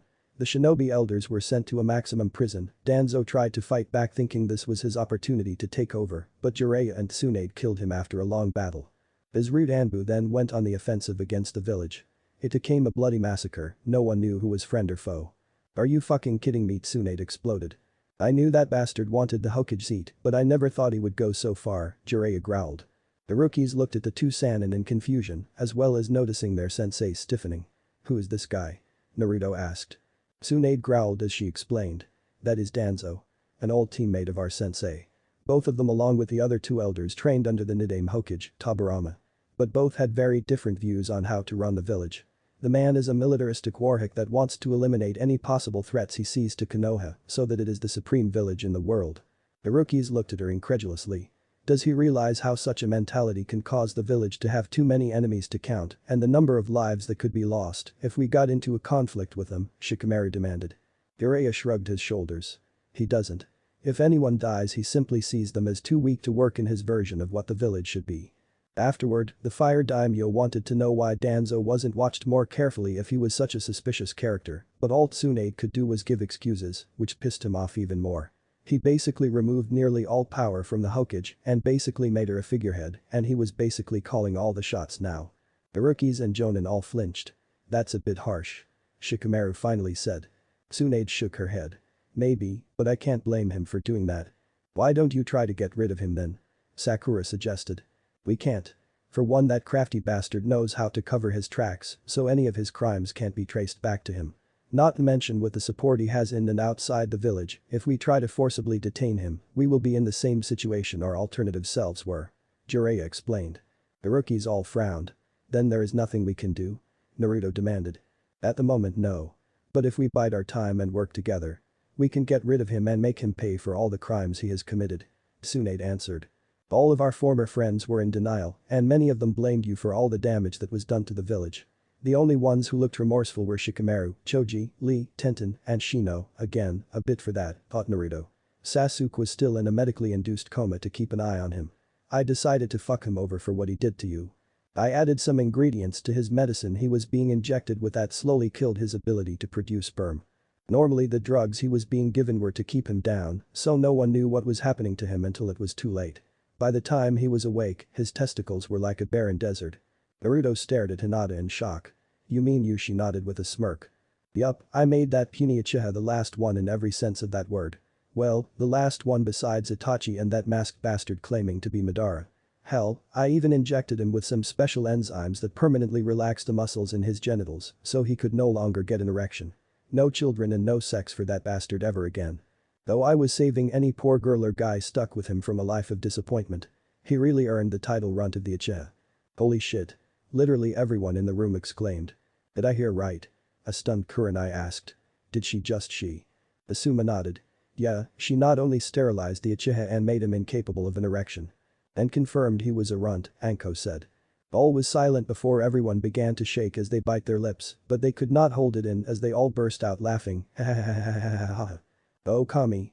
Kiba gushed out. My sides are burning. Naruto cackled. Damn Hinata, I didn't know you had it in you to be so vindictive. Anko complimented. Hinata blushed. Medrick smirked. Like the old saying goes. Hell hath no fury like a woman's scorn. Especially a widow's scorn.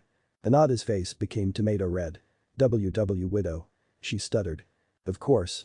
I mean your other self and the other Naruto were practically married. Maybe not the traditional way, but ninjas aren't much for traditional. I definitely might have to take you off your senseis for a while and see what I can teach you too. Anko proclaimed as she pulled Hinata into a one-armed hug. She gave the girl a saucy smirk. Especially you, Hinata. I bet by the time I am done with you, Naruto will be drooling in your hands, and maybe more. Hinata had gone nuclear red with Naruto not too far behind, though the shy Hyuga had a waterfall of blood going down her nose. Yep. Anko? What? Everyone here knows about the girl's infatuation for the little blonde bundle here. I am just saying I will lend her a hand to getting her man in more ways to one. Anko, the last thing we need is you turning Hinata into a mini-you. Kurenai scolded. What is wrong with me? The snake mistress cried indignantly. Meanwhile, Naruto was blood red as he imagined an older Hinata but wearing Anko's attire.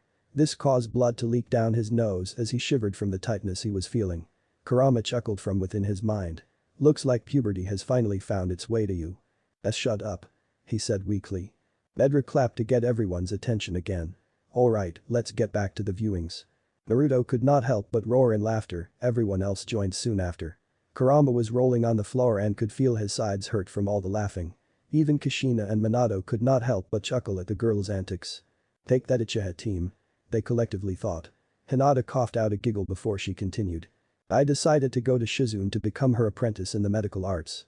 She said I should go to Tsunade, but I told her I wanted nothing to do with that woman that could not do anything to save you. Plus she was taking Sakura and Ino as her students, and I wanted nothing to do with those two either. Ino clutched her chest in mock pain. Ouch. How cold, Hinata. Sakura nodded. I get why, but still that is really off to hear Hinata say that.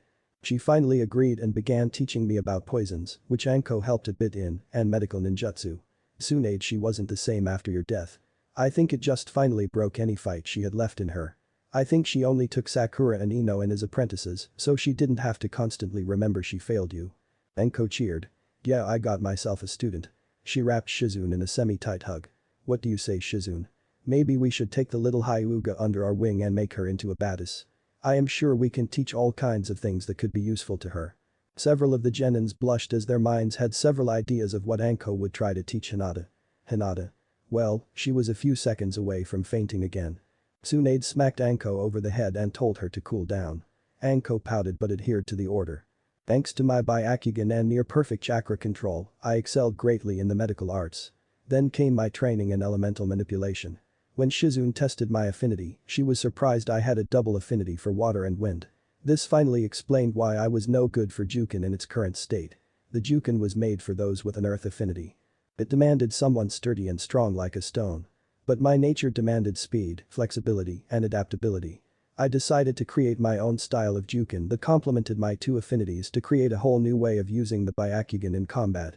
Hinata gasped. Wait, I am not earth nature. No, Hinata, and that is nearly a constant that you are not an earth element. Or at least not your primary. I believe you are currently fire and lightning, but your sensei will have to check just to be sure. Medrick explained. That would explain so much. No wonder you struggled with the Juken. Niji realized. What do you mean? Niji? Naruto asked. Naruto, the Juken has always been a very grounded type of taijutsu. It's as the other Hinata explained. It's about sturdiness and delivering precise, powerful blows to crush our enemies. But if the person has a different affinity, it makes the learning a lot more difficult because what that element demands can be completely different from what the earth element needs. Naruto nodded. I see. One day I was called by the Hyuga elders to the clan dojo. Apparently, they wanted to test Hanabi's skill against me once again. I decided to humor them for a bit and agreed to it. Hanabi tried to weaken my resolve by talking about how pathetic you were and she could have made a better wife for such a fool. That made me snap and forget about any restraint I was planning to show. I rushed right in and knocked off her feet in seconds and beat her to the ground until she was a bleeding mess. She beat Hanabi, Niji exclaimed. Ino flinched. Wow, she just had to use the worst choice of words to press her buttons. Still, I never thought I would hear Hinata actively trying to hurt her sister, Kurenai said. The whole clan was shocked, some of the elders tried to intervene, but I knocked them to the ground with some powerful but deadly strikes to their groins. PFFFFFFF. Everyone began choking, much to the shy Hyuga's embarrassment. Oh man, I am loving this other Hinata. Anko cheered. The Ashi was terrified by what I just did. He would have ordered me to stand down, but my glare stopped all that. I told him I was done with this bullshit from him and the rest of this disgusting clan. I told them that the shy Hinata was dead and gone forever. They wanted me to be a cold-blooded Hyuga, and they were gonna get it. Niji made a comment about me still being weak like the demon, and I countered by activating the seal on his forehead. The bastard screamed for a few minutes before I got bored and stopped. I told him that next time I won't stop until he was dead on the floor and said the same thing for the rest if they ever insulted you in front of me again. Everyone gasped in shock while Hinata looked at the projection in horror. She used the seal on Niji, Tenten exclaimed. Hinata shook her head. No, that can't be true. I hate that seal. I would never use it on any branch members. She quickly denied. Perhaps not you, Hinata, but this other you seem to have a lot less restraint, and her hatred for the village, what it did to Naruto, outweighs your own morals. Kurenai retorts. This is seriously sounding like Sasuke again. Kiba groaned. The difference being that Hinata isn't betraying her village or slaughtering her clan, Shino replied. After that, they never got in my way again. The entire house was afraid of me. I can't blame them. Everyone said. After a whole year, Shizune wanted me to sign the slug contract, but I told her I had another summoning contract in mind. With that, we traveled to the remains of Yasushi Agakure. Like Kurama said, I was able to enter thanks to your blood in my system from our marriage and found the contract to the Phoenix clan. Wait, there is a Phoenix contract, Naruto exclaimed in shock. It's how the Uzumaki gained their incredible vitality. However, I am afraid to inform you it does not exist in your world. Medrick explained. Naruto snapped his fingers. Rats. What are you complaining about, brat? You already have a summoning contract, Jiraiya protested. Naruto blinked a few times before scratching the back of his head. Oh yeah. Whoops. We kept it a secret from everyone, and I worked on learning the super strength technique that Tsunade developed and learning elemental mastery and senjutsu from my summons. I even took some kinjutsu lessons from a friend that Anko recommended. Jiraiya gasped as he stared at the projection with wide eyes. She learned senjutsu how? Everyone, except Tsunade and Kakashi, looked at the Toad Sage in confusion. Wait, what's senjutsu? Naruto asked. Naruto, senjutsu is a special ability that one gains from their summons if they deem the summoner worthy and capable of learning it. Medrick began explaining. It focuses on one absorbing in natural energy, the chakra that resides in nature, and mixing it perfectly with your chakra to achieve sage mode. If achieved properly, you are on a completely different level compared to regular shinobi. Your jutsus become infused with natural energy and are known now as sage arts or senjutsu and far more powerful than normal. There are a few more details, but those are the bullet points you need to know for now. Jiraiya nodded. That's a basic understanding. Mastering senjutsu will easily make you a cage-level shinobi, and only another cage-level shinobi or someone with abilities to countermatch your senjutsu would be able to defeat you. Everyone's jaws dropped at how powerful this sage art could be. And Hinata managed to master it in such a short time. Naruto was beginning to think about how he could ask the toads to help him with learning about this. This went on for another 7 or so years. By the time I was in my 20s, I became the most powerful member of my age group. I had mastered my sage mode in 3 years, and I was stronger than both Jiraiya and Tsunade combined. Over the years, Shizune and Tsunade started to drift apart. Shizune tried being there as always, but Tsunade just closed her and everyone else off. Hell, even with Sakura and Ino, she kept the relationship professional and never tried to get close to the two of them. After they were done training, she only spoke to them when it was assigning them missions or handing out tasks in the hospital. Tsunade had become a shell of her former self. She was just like how she was when you found her, only worse. This time no one could get near unless it involved the village being endangered or something happening at the hospital. Jiraiya and Shizune tried many times, but nothing worked. The Tsunade Senju they knew was gone, and she was not coming back. Tsunade. I'm fine, Jiraiya, let's just keep watching. Then during the last battle in the second invasion by Oda with Iwa and Kumo helping this time, I fought Sasuke after he left for Orochimaru again a few years earlier. He proclaimed the same bullshit from before. Talking about killing off all Konoha and then going after his brother before he would revive his clan. He said he was gonna make sure I was gonna be one of his wives as a way to stick to you in the afterlife. Everyone glared at the screen in anger, but none more so than Niji, Hinata, Kurenai, Kakashi, Tsunade, Anko, Sakura, and Naruto. Niji Nai-san, Hinata muttered as she tried to rein her cousin while also controlling her own rising anger. Easy, Nai-chan. Anko gritted out. Sakura and Naruto looked at the screen in distress and anger. Did Naruto mean so little to him? See what your mercy has done. The fool has allowed his greed for power and thirst for revenge has consumed him. He does not honor you or regards you in any kind of nostalgia. He sees you as a pebble. A piece of trash that was in his way, so he kicked you into the winds. That's what Konoha does. They just take and take. Aren't you sick of it? Kurama voiced his vessel. Naruto stayed silent as he stared at the screen. I beat the little bastard to the ground without too much trouble since he underestimated me far too much. His curse mark form proved to be troublesome, but I handled it easily with my Sage Mode and Elemental Jukin. I ended up beating the little bastard to the ground before I smashed his face into a million pieces with my enhanced strength. Jiraiya, Tsunade, Kakashi, and Guy fought Orochimaru, the Sandaime Tsuchikage, and the Yondaime Reikage. Go Hinata. Anko cheered. Hinata. Hinata. Hinata. Hinata blushed at all the praise she was getting. TTT thank you, everyone. I fought against their Jinchuriki later on in the invasion. I was being pushed to my limits even with my Sage Mode, but then I unlocked this purple chakra. The chakra of Himura Otsutsuki. It merged with my Sage Mode and transformed my eyes. They evolved into the Tensogen. It gave me the edge I desperately needed. Everyone looked surprised at the change to the Byakugan. Tensogen. Everyone repeated. I didn't know the Byakugan had an evolution, Niji said with Hinata nodding. Neither had ever heard anything about this. Medrick nodded. It does have one, it's just you need to go through several steps to obtain it. For now, I will say that Senjutsu is one of the steps to obtaining those eyes. Kurama looked up at the screen in shock. He remembered Homura briefly. He was the brother of his father, though his father only spoke minorly about his family as he was on death's door when he split he and his siblings into the form they were now known as. And this Hyuga managed to access his power due to her connection to her vessel in him. The fox wondered if a similar result could be achieved with a version he is familiar with. A theory to test for another time. The fox decided as he took a bite out of his meal to focus again on the projection.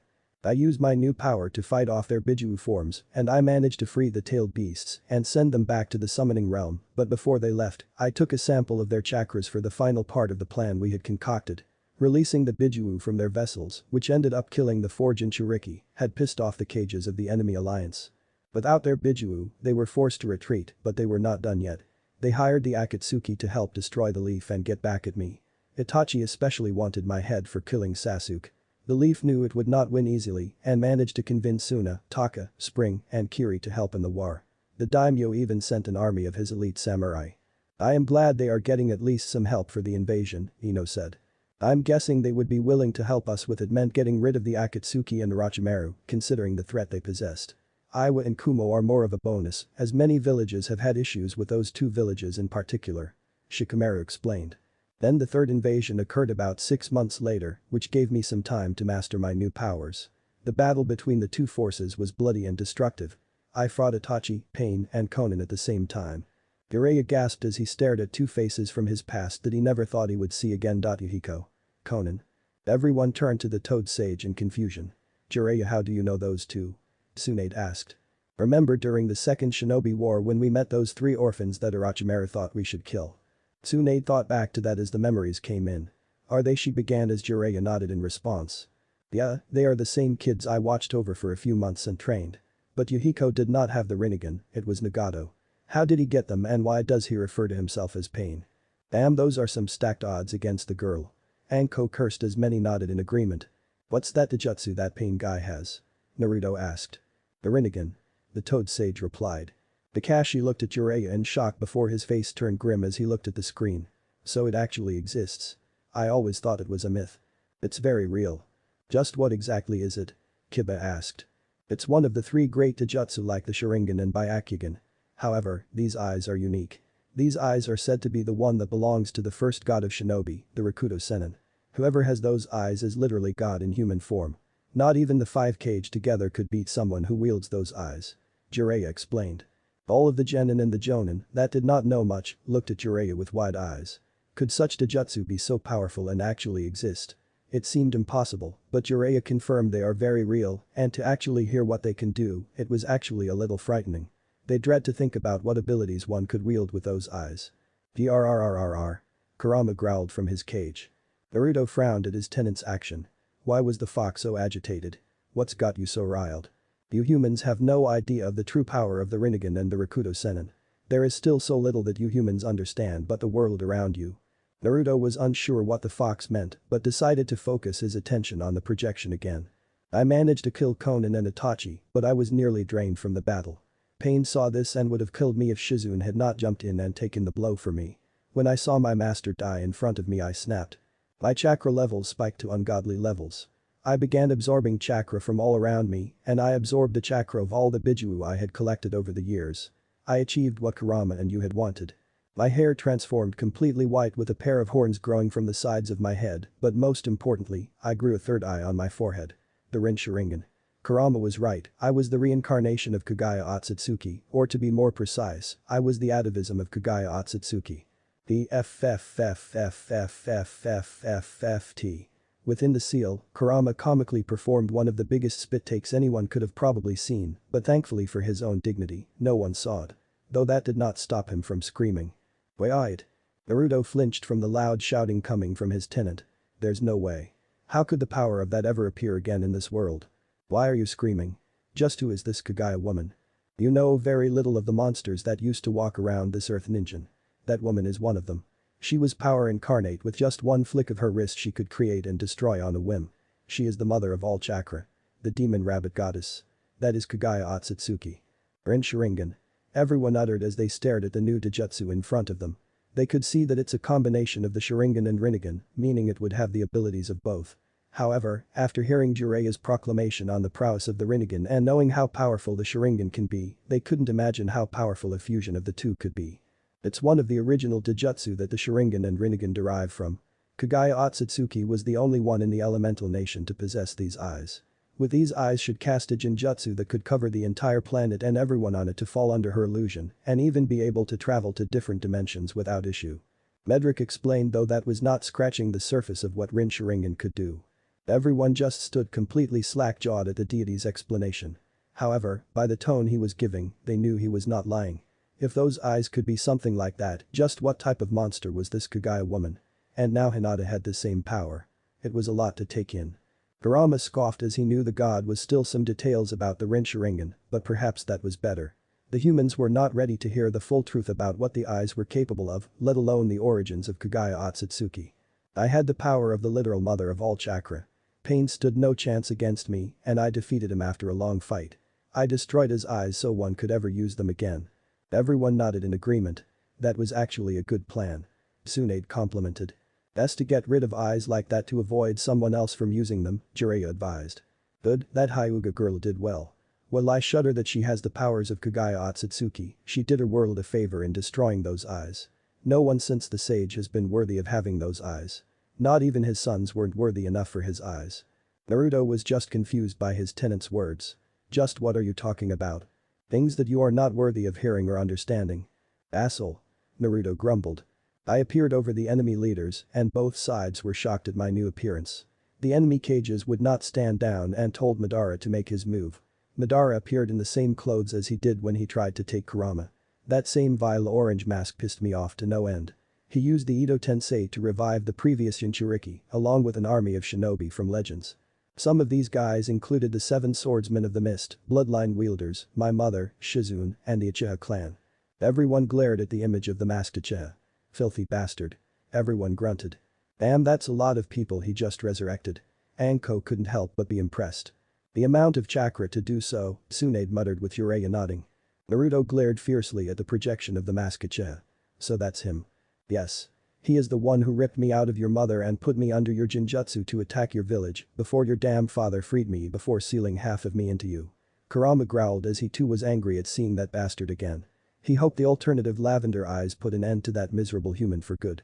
He tried to resurrect you but was confused when it did not work along with everyone else. That was when I knew you were alive somewhere and that gave me hope that you were happy somewhere away from all this. Everyone sighed in relief. Thank goodness for that. I was honestly worried about what was going to happen, Nichi said.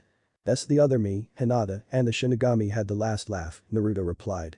Still can't get over how your other self made a deal with the death god, Ino said. Naruto shrugged. Hey, he kept his end of the deal, so did his job right. I used my new powers to wipe out his zombie army and barreled right after him. I managed to rip one of his arms and his Sharingan eye. I managed to damage his mask to reveal Madara or Tobi as he called himself was actually Obito Uchiha, one of your father's students, Minato and Kushina gasped in horror. While the genin were unsure of who the man was, they noticed that every one of the Jonins and Sanins' eyes were as wide as dinner plates. Wait. That can't be, he can't be alive. I saw him die. This can't be real. Kakashi uttered in complete denial. What the hell is going on? Tell us what this is about, Tsunade demanded. Medrick scratched his head as he was expecting this type of reaction. Especially from Kakashi. I will tell you that Obito is indeed alive. Both in the RDK world and the one you lot are originally from. Kakashi finally exploded. How? How is he even alive? Why did he never show up? Why did he betray everything that Minato-sensei and he stood for? Everyone, minus Medrick, flinched as they have never seen Kakashi react like this. Though his colleagues, the Sannin and Medrick understand why he was so affected by the news. Guy laid a hand on the masked ninja's shoulder so that he would calm down, if only a bit. Medrick began. You see, when Obito was buried under all the rubble, someone managed to get him out. This individual used the opportunity to train and mold Obito into everything he was not before. No longer was he the happy-go-lucky boy that dreamed of being Hokage, now he was a dark and twisted man that had no desire to live in the reality we all live in. Instead, he wished to create a reality where everyone could be happy. A perfect world.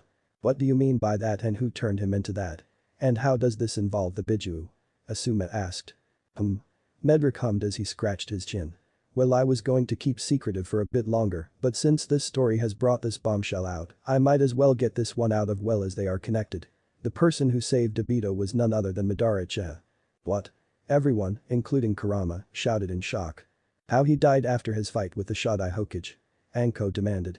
Medrick shook his head to them. That is where you are all misinformed. Tsunade narrowed her eyes. What does that mean? I mean that Madara faked his death using his Sharingan. He then went into hiding for all these years, waiting and biding his time to find someone to do his bidding, and he found one in Obito. Medrick explained. Obito wouldn't be turned so easily. He was too strong for that. Kakashi retorted. On any other occasion you may have been right, but seeing a certain incident caused Obito to fall right into Madara's hands. What incident? Everyone asked. Medrick sighed before he looked straight at Kakashi. Obito saw you murder Rin, Kakashi. Kakashi's eye widened as he went completely pale. What? He whispered aloud. You see, he heard about your mission and how Minato was not with you too and went to save you too, but by the time he got there, all he saw was you stabbing through Rin's chest with your Chidori. Wait. All of the rookies exclaimed in shock. The other Jonin looked grim as they knew why Kakashi killed Rin. Kakashi-sensei, that's not true, right? Sakura denied. There's no way Kakashi would do that, Naruto said. Kakashi gulped. He saw that. All of the rookies snapped their heads to look at the Jonin in shock. Medrick nodded. Yes, and before you all say anything, he knows that Rin chose to die. What? Why would she do that? Naruto shouted. It's because she was kidnapped by Kiri and made into the Jinchuriki of the Three Tails. She was made into a Jinchuriki, so she decided to die than be a Jinchuriki, Naruto exclaimed. Medrick shook his head. It wasn't exactly that. You see, the seal used on her was rather unstable, similar to Gaara. However, in this case, it was intentional to make it weak so that the seal was broken and Rin was rescued and brought back into the village so that the Three Tails could run rampant within the village. Kakashi-sensei, is this true? Sakura asked. Kakashi took a deep sigh. Yes, unfortunately. Everyone stayed silent as they could not imagine the guilt that Kakashi feels for killing his comrade, even if said comrade wanted to die to save thousands of lives within the village. After a period of silence, Kakashi spoke up again. What happened after Obito saw that? He awoke his Mangekyo Sharingan and went completely berserk and slaughtered all the Kiri shinobi as he had an epiphany that he was living in hell. Afterward, Madara explained that he could have the life he wanted. A life where Rin is alive and everything he wants is his. A perfect world. From then on, Obito was committed to achieving this perfect world. Medrick explained. And this perfect world requires the Biju being collected? Jiraiya inquired. Medrick nodded. Yes. The Biju are meant to be sealed into a certain statue so they return to their original form. He ended cryptically. They'll learn soon enough. Those fools. They do not understand what they will unleash to the world. Kurama roared at the top of his lungs. Why did these have a damn obsession in meddling with things that they have no power over? Before Naruto could ask what his tenant meant, Medrick spoke again. Let's leave this conversation for a later time. He tried to use the Jido Meizo with a little chakra he had of the tailed beasts. He only had the 1, 3, and 7 tails. Everyone else was back home in their respective realm. Kurama was dead for good because of the seal of the Shinigami, and the death god made sure he would stay in the afterlife. The worthless statue did not work properly since Obito did not have the proper eyes to control it, and that allowed me to destroy it. I created the biggest Gundama I could produce and fired it at the statue. It was obliterated instantly along with Obito and Zetsu and freeing the remaining Biju before I sent them home as well. Gudadama, what exactly is that? It was extremely powerful. You can think of it as the strongest physical application of chakra in its purest form. Purest form? Everyone asked in unison. It's something that can only be achieved with yin-yang release, which allows someone to use chakra in its original form. It presides over all forms of chakra you may all be familiar with and what all nature elements derive from. They are extensions of yin-yang release. With this power, you are a true god. You can create life, planets filled with life, your own dimensions with their own planets and cosmos, and even destroy entire worlds with it. Wow. Everyone said in awe of the fearsome power that RDK Hinata wielded at the tip of her hands. Orochimaru was finally killed in the final battle against his teammates, but so were Jiraiya and Tsunade. So in the end we killed each other, Jiraiya said in a somber tone. Maybe it was for the best. We screwed up that world, maybe the next generation can change it. Tsunade suggested. Arakage was barely alive with one arm and leg. The Tsuchikage was bisected courtesy of Kakashi and Guy entering the battlefield. Kisame was dead from a fight with the rookies. They all died fighting him with Lee using all 8 gates to decide the fight. The other members of the Akatsuki had died earlier on in the years by one of them. Sasori died to Sakura and Chiyo, Deidara died in a fight with Kakashi, trying to blow himself up with him and failed. Haiden and Kakuzu died in a fight against Team 7 and 10 in the aftermath of Asuma's death. Toji gave a deep sad sigh. So we all died. That's a bit depressing. Yes, but we can hopefully avoid this with everything we're learning. Let's use this as a lesson of what we should and should not do. Shikamaru advised not only to his friend but everyone else as well. Everyone nodded. Right. So I died before the war, huh? Asuma sighed. Kurenai grabbed hold of his hand. That won't happen this time, Kurenai replied firmly. In the end, the 3 enemy villages were split between the other 3 and they decided I should be Hokage. I accepted it since I promised to make your dream a reality and change the village the way it was supposed to be. I even changed my name to Hinata Uzumaki because you were the only man that would ever touch me in my life. Well damn. There goes the 5 great nations. The duo great nations doesn't have the same ring to it. Anko snarked before giving Hinata a very sly grin. Aw, aren't you sweet, Hinata? I wonder if I can find such devotion. Maybe you'd be willing to share. Naruto and Hinata blushed. Anko. I changed the Hokage monument to have you on it as well. I explained that you had inspired me to become who I became and that you were the true hero of the war. It was also to show people what hard work and dedication can lead someone to. That is about it. I reigned as Hokage for about 50 years before stepping down for someone else. After that, I traveled the world helping whoever I could before passing away peacefully when I turned 125. Wow, you lived really long, Hinata. Naruto exclaimed in amazement. Is it because I became Kagaya's atavism?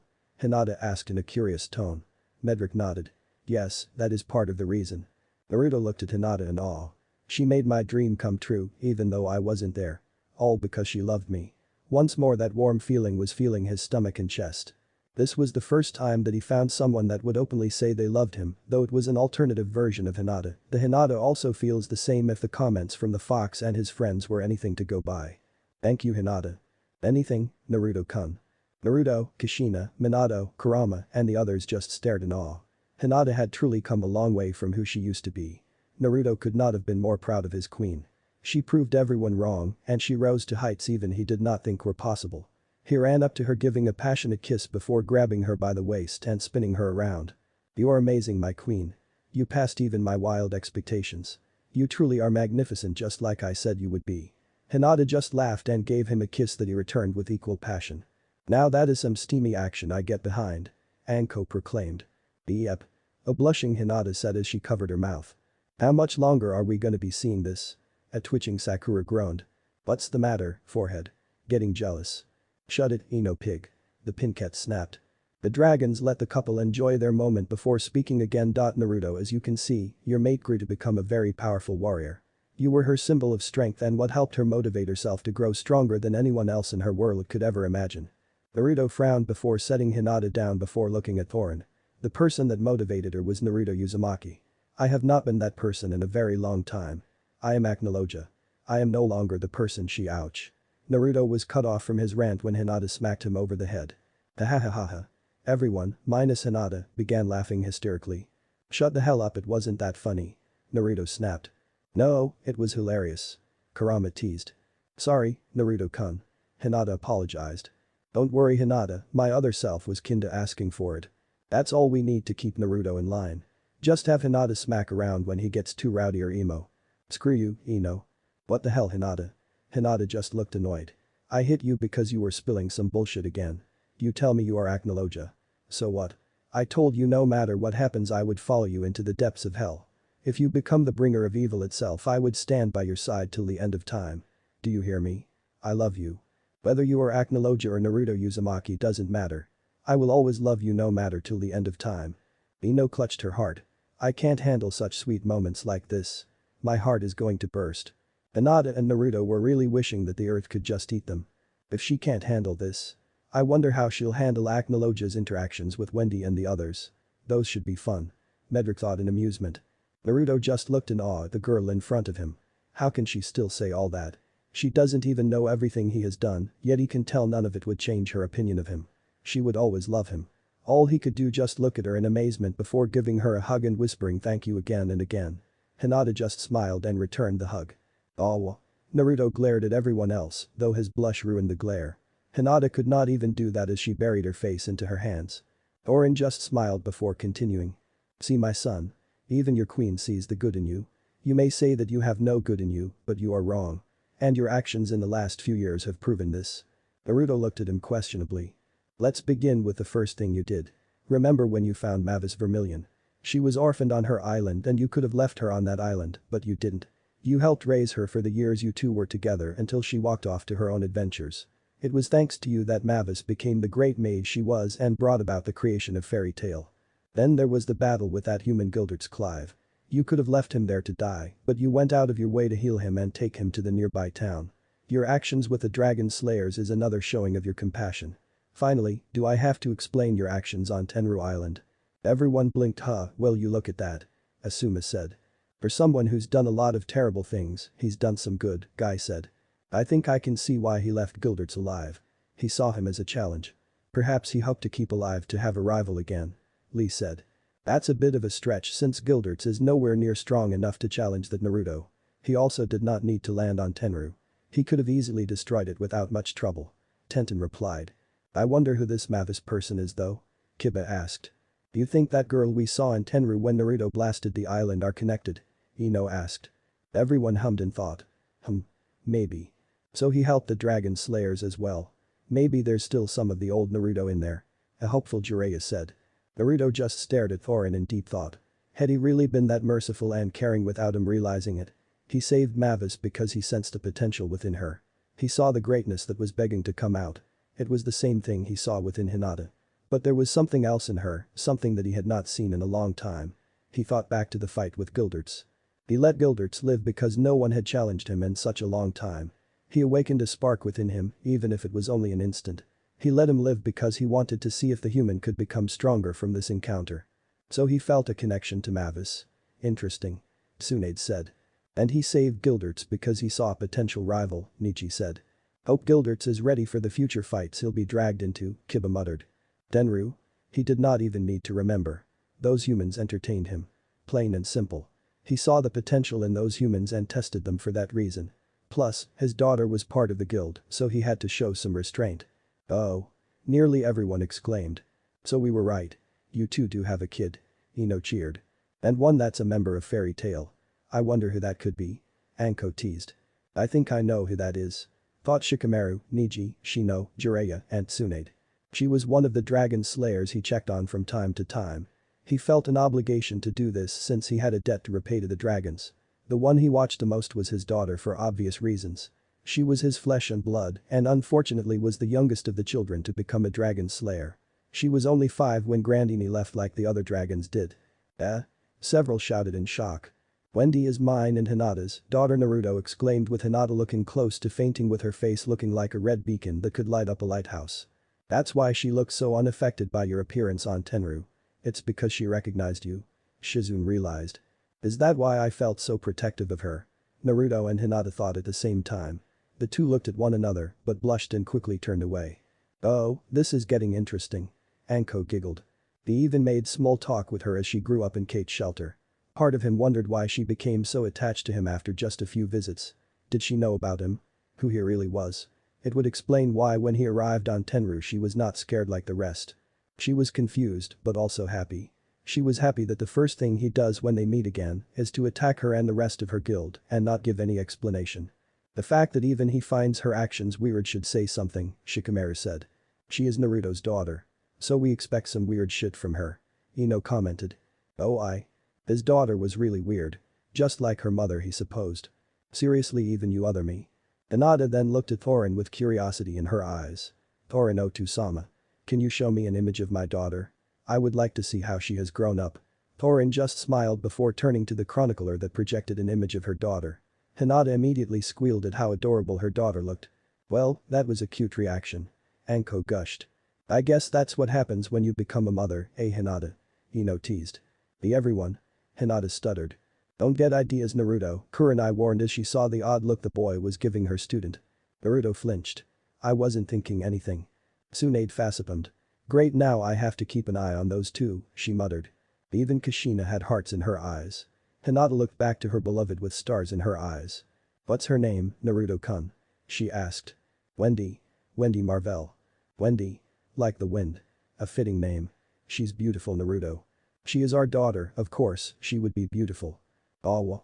Several gushed. Look at them, having a moment as happy parents, Shizune said. So romantic. Ino sighed happily. Hinata and Naruto were just begging this ended soon. Naruto. Naruto turned to the chronicler. The time has come to explain why we have called you here. This ought to be good, Anko said. Naruto looked at the dragon seriously. The chronicler spoke this time. You know I am the son of the dragon god of time, Dialga, correct? Naruto nodded. So dragons have gods as well? Naruto asked. I wonder how many other dragon gods exist. I wonder if other pantheons of gods exist in this world, Shikamaru said aloud. Considering what we have seen in this world so far, it would not be the craziest thing we would see, Jiraiya said. Are we going to see these dragon gods? Kiba asked. Yes, but it will be a while before you will see one, Medrick replied. Well, as you know, I can look into the future from time to time. Although they are just glimpses into them. Visions really, but they are very probable of happening. In my vision, I see our world 14 years in the future. In this future, the entire continent is a wasteland and humans run in fear every day and are nearly extinct. The reason? Dragons have run over the world and rule over it with an iron fist. Everyone breathed in sharply. Well, that's a way to drop a bomb. Anko finally uttered. So they want him to stop this event from happening? Naruto wondered. Jiraiya shook his head. I doubt it's as simple as that. There must be more for them to bring that Naruto to speak with along with the others. Not to mention there's no guarantee that those events will happen as it was explained, Shikamaru said. Why do you say that? Choji asked. Remember what the chronicler says. He sees visions that are probable of happening. Meaning they can or cannot happen. And I guess that he's lived for a long time, so he's seen millions of visions of different events that may occur. This means to me that there exists an infinite number of different possible futures that we can be led to, but our choices would very likely affect what future we get to. The Nara explained. The rookies looked at the Chunin as if he grew several heads, while the older shinobi looked rather impressed, Asuma looked especially proud. Aren't you reading into this a bit much? He's not wrong, Medrick told his audience. Really? Shikamaru scoffed. Was there any doubt? Just as there is an infinite number of different worlds in the Naruto-verse, there also exists an infinite number of possible futures for each of those alternative universes. Every decision you make will change the future you head towards. It is never set and constantly changes with a decision that you make in your lives. The god explained. Wow. Was all anyone could say. To know every decision and choice they make affects the future in some shape or form was insane. It made them wonder about the different timelines that they could have unintentionally created with the choices they have made. Naruto looked in shock. None of the dragons he knew would ever do that. Sure, there was Kyurem, but even that sadistic ice freak had a code of honor. Who would dare do this? To answer your question. None of these dragons are our allies. These were man-eating dragons of the Dark Army from 400 years ago. So this involves time travel, Anko said. I am not even surprised at this point, Tsunade replied. Does time travel even exist in our world? Shikamaru asked. I do believe Minato was researching it, but he never told me if he ever made a breakthrough, Jiraiya explained. I need to see those notes. Naruto swore. Naruto was shocked. But how?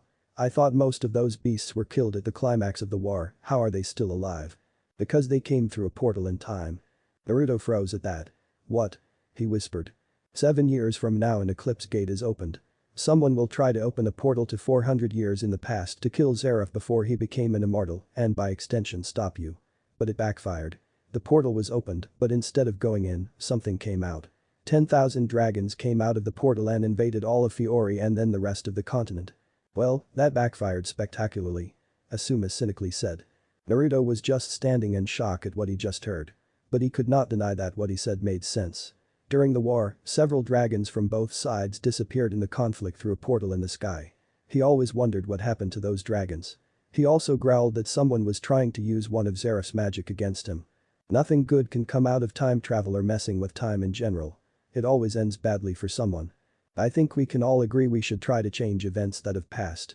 Nothing good comes from trying to mess with the past. Tsunade advised everyone. Hi. Was the unanimous response. Naruto looked at the two dragons. So you want me to go stop this invasion and destroy this gate 7 years from now? Thorin shook his head. We want more than that, Naruto. It's time you get rid of this guilt and shame you have been carrying around for these past 4 centuries. Zeref will soon begin his destruction of the world and you are the only one that can stop him. Let's not forget about the remnants of the Dark Army and the other malevolent beings that still linger around the world. This is an opportunity for you. You said you still feel responsible for your crimes against the dragons, then help the humans. They will need your guidance. The dragon slayers need your guidance. You are the only one that can help them. So they want him to take this chance to change. To get out of his pit of depression, rage, and self-pity and actually do something. Shizune said. They want him to be like he used. Kurenai continued. But can he? Tsunade asked herself. Naruto shook his head, they would never agree to me helping them. The humans would sooner die or try to kill me before accepting my help. Then you make them believe in you. He turned to Hinata and she just smiled at him. Here comes the compassionate wife speech. Ino cheered. This ought to be good. Everyone said. Naruto-kun, you have always done the impossible. You have inspired those around you to go beyond what they are capable of. You did it for me, Wave, Gaara, Suna, Taka, Shibuki, and many other places. Please don't let this chance slip away from you. If not for you, do it for our daughter. She deserves to live a life full of happiness with her loved ones. Please, Naruto-kun, do it for our beautiful baby girl. Please, we need you to be able to hope again. Please, please, please listen to her. Everyone was muttering. Come on, other, you can do it. Naruto cheered for his other self.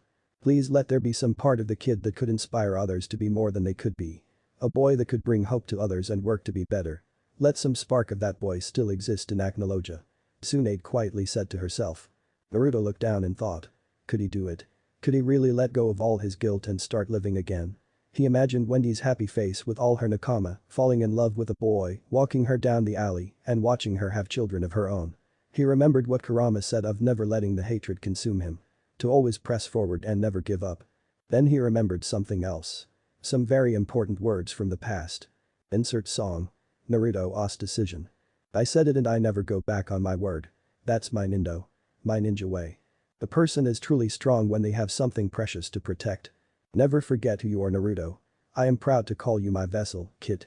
You are the only I call worthy enough to have earned my respect and trust. That's why I am proud to call you successor and my son. Good luck in the next life, kid. I am proud to call you my son, Naruto. You are the first to learn magic from a dragon. You are the first of your kind. The first dragon slayer. The dragon slayer to the Dragon King himself. Now go and make me proud. Don't grieve, Naruto. I don't blame you for what you did. Remember, I will always love you. I will fight to the bitter end with you, Naruto. Because I love you. I love you just as much as Anna does. You two complete me. Oh, it seems that Gaki really did get harem in that world. Jiraiya perversely proclaimed. Shut it, Hiro-senin. You have great potential within you. I can feel it. You are meant for great things and I will help your journey by setting you on the right path. I promise to be there for you, Mavis. I promise to save you, Naruto Nai. This is the age of magic. The age of miracles coming to life. So please don't give up on humanity yet. I know Fairy Tail will save you from the darkness. I swear it. It's the promise of a lifetime. Oh, how cute. I can't wait to see their interactions as siblings. Ino gushed. Promise, huh? Naruto muttered. Don't be a stranger out there. Everyone needs someone to talk about their troubles. Even a stubborn brute like yourself. So if you ever need a drink and someone to talk to, my doors will always be open. That sounds very similar to Kurenai said. I wonder what's the history between those two? Asuma asked. I wonder if Acnologia knows about Ultier. Kakashi wondered. Make sure to visit on occasion. I would like to see you a few times before I finally kick the bucket. Please look after my daughter. The burden she has is a great one and I fear she won't be ready for is to come with that burden. Please help my darling Lucy. Wait, so he has a connection to Lucy as well? Naruto asked. I wonder how many people this Naruto is connected to. Shikamaru asked. I promise to always look after you. I will make sure you live a full life and be able to have the life I was denied. I promise to always protect you, Wendy. I will always love you, my darling daughter. Oh, that's so sweet. Several of the girls said. Naruto actually makes a good dad. Naruto pouted from everyone's words. Hinata tapped his shoulder. She looked at her crush with a blush. It's okay, Naruto-kun. You are a great dad. Naruto smiled with a blush. Thanks, Hinata. That's right, he mused. Naruto Uzumaki always kept his promises. He had broken so many before, but it was time to change that. He will not break a promise to Hinata, not to his first queen, especially when it was about their daughter. Naruto looked at Hinata before smiling and kissing her. He turned to the dragons. I accept your terms. For too long I have been in a state of self-pity, of guilt and shame, but it's time to change. I will not allow those savage dragons to destroy the world. I will help those weak humans. I will destroy Zeref and all of his followers. I also will not let those savages shit on the legacy that you and the other dragons have left for me to live up to. I am Naruto D. Marvell. I am the first of the dragon slayers.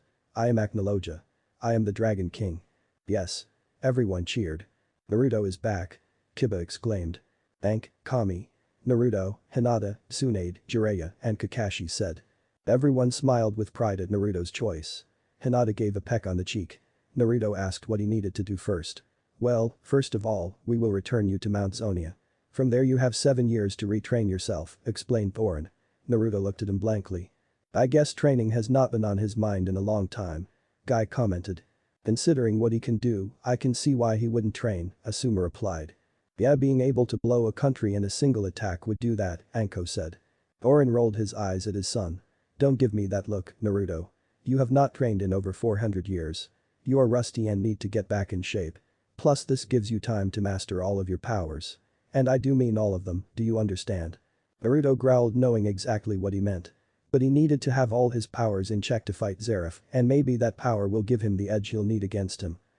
So he has a power that he can't control. Shizune said. Is it the fox? Ino asked. No, I don't think so. They would have said so if it was. Tsunade replied. I suggest we wait and see what happens. Naruto sighed before nodding. The chronicler smiled sadly. Unfortunately, it is time to say goodbye, Naruto. Naruto looked broken but knew this would come to an end eventually. Just like all good things. He began to see everyone begin to fade. Kurama looked at Naruto. Naruto, you have made me a proud fox. I would not expect anything else from my chosen vessel and son.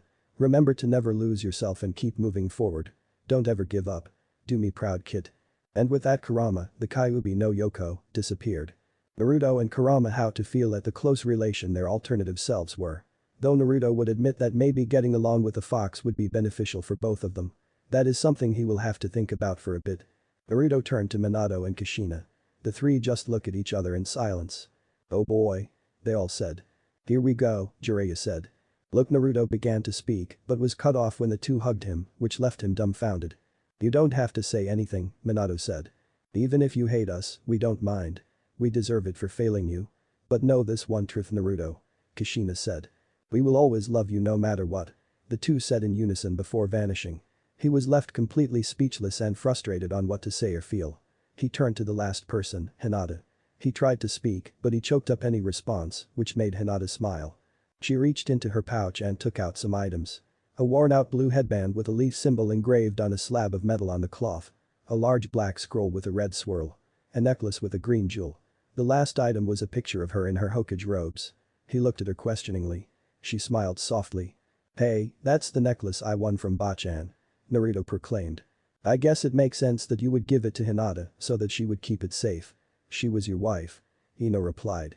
Naruto scratched the back of his head. Thanks, Hinata, he said sheepishly. Oh, of course. Hinata stuttered. The scroll contains some surprises for you and Wendy.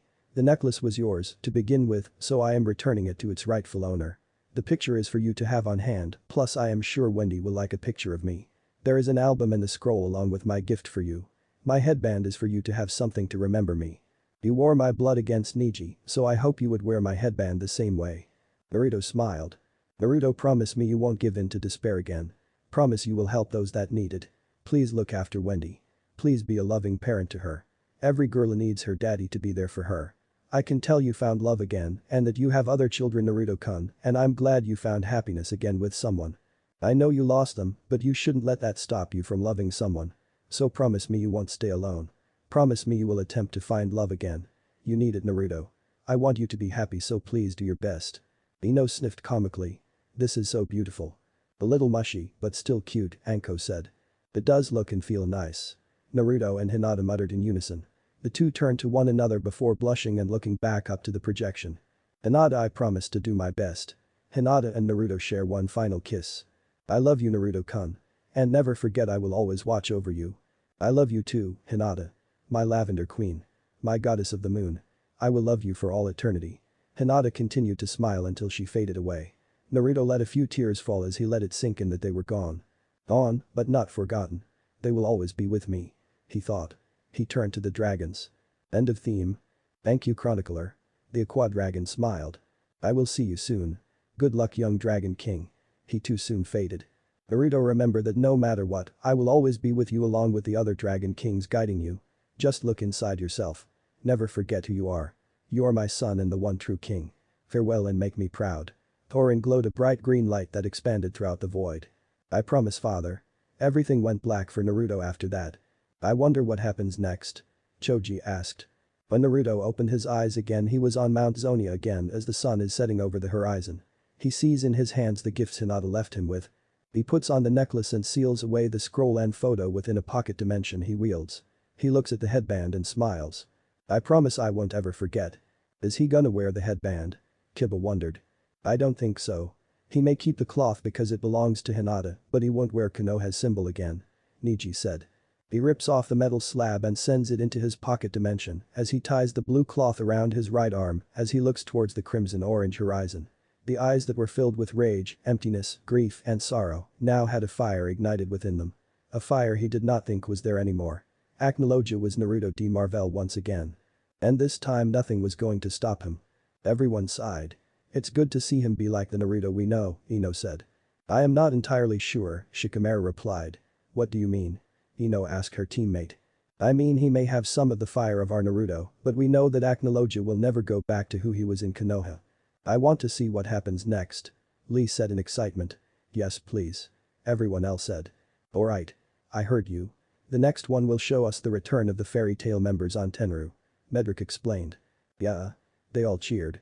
Medrick laughed then let's start the next one. And there you have it.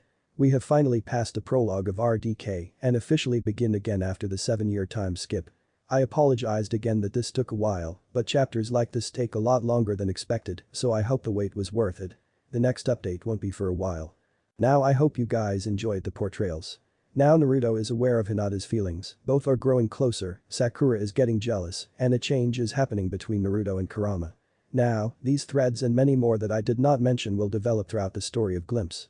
They will not be dropped or ignored, they will be slowly developed throughout. I am unsure of how far this will go, but I am going to make this last into the far future, whatever that ends up being. The characters will change and have very different or only slightly similar mindsets to the ones in canon and anime. This will be especially true for Naruto, Kurama, Hinata, Sakura, Kakashi, Tsunade, and Jiraiya. This will be ones that will see a lot of change throughout, since Naruto is the central figure, and these people are the ones most affected due to how close they to him. Now I am gonna be preoccupied for a while, but I promise that the next update will feature all of the stories getting updated. I just need to write out a few details, outlines, arcs, etc. before we get to writing. I will make sure that some of them are at least ready before the year end. So please just be patient. Onto the next bit of news. I have something special that would be published to celebrate Halloween due to how lackluster it was this year. But I still want to do something to celebrate it. Be on the lookout for that. Next bit of news. While working on this and the update for RDK, I have brainstormed a lot of other story ideas. So I am wondering which one sounds more interesting for you guys as a concept for a story you would like to see. I would like to say that all these ideas will eventually be published, I just want to know which ones you would like to see first. Here are the ideas. What if Naruto fall in love with Acnologia, and thanks for watching my video till the end. If you enjoy this content then do consider subscribing to my channel and leave a like if you guys need the next part comment down and thanks for watching the video and see you guys next video.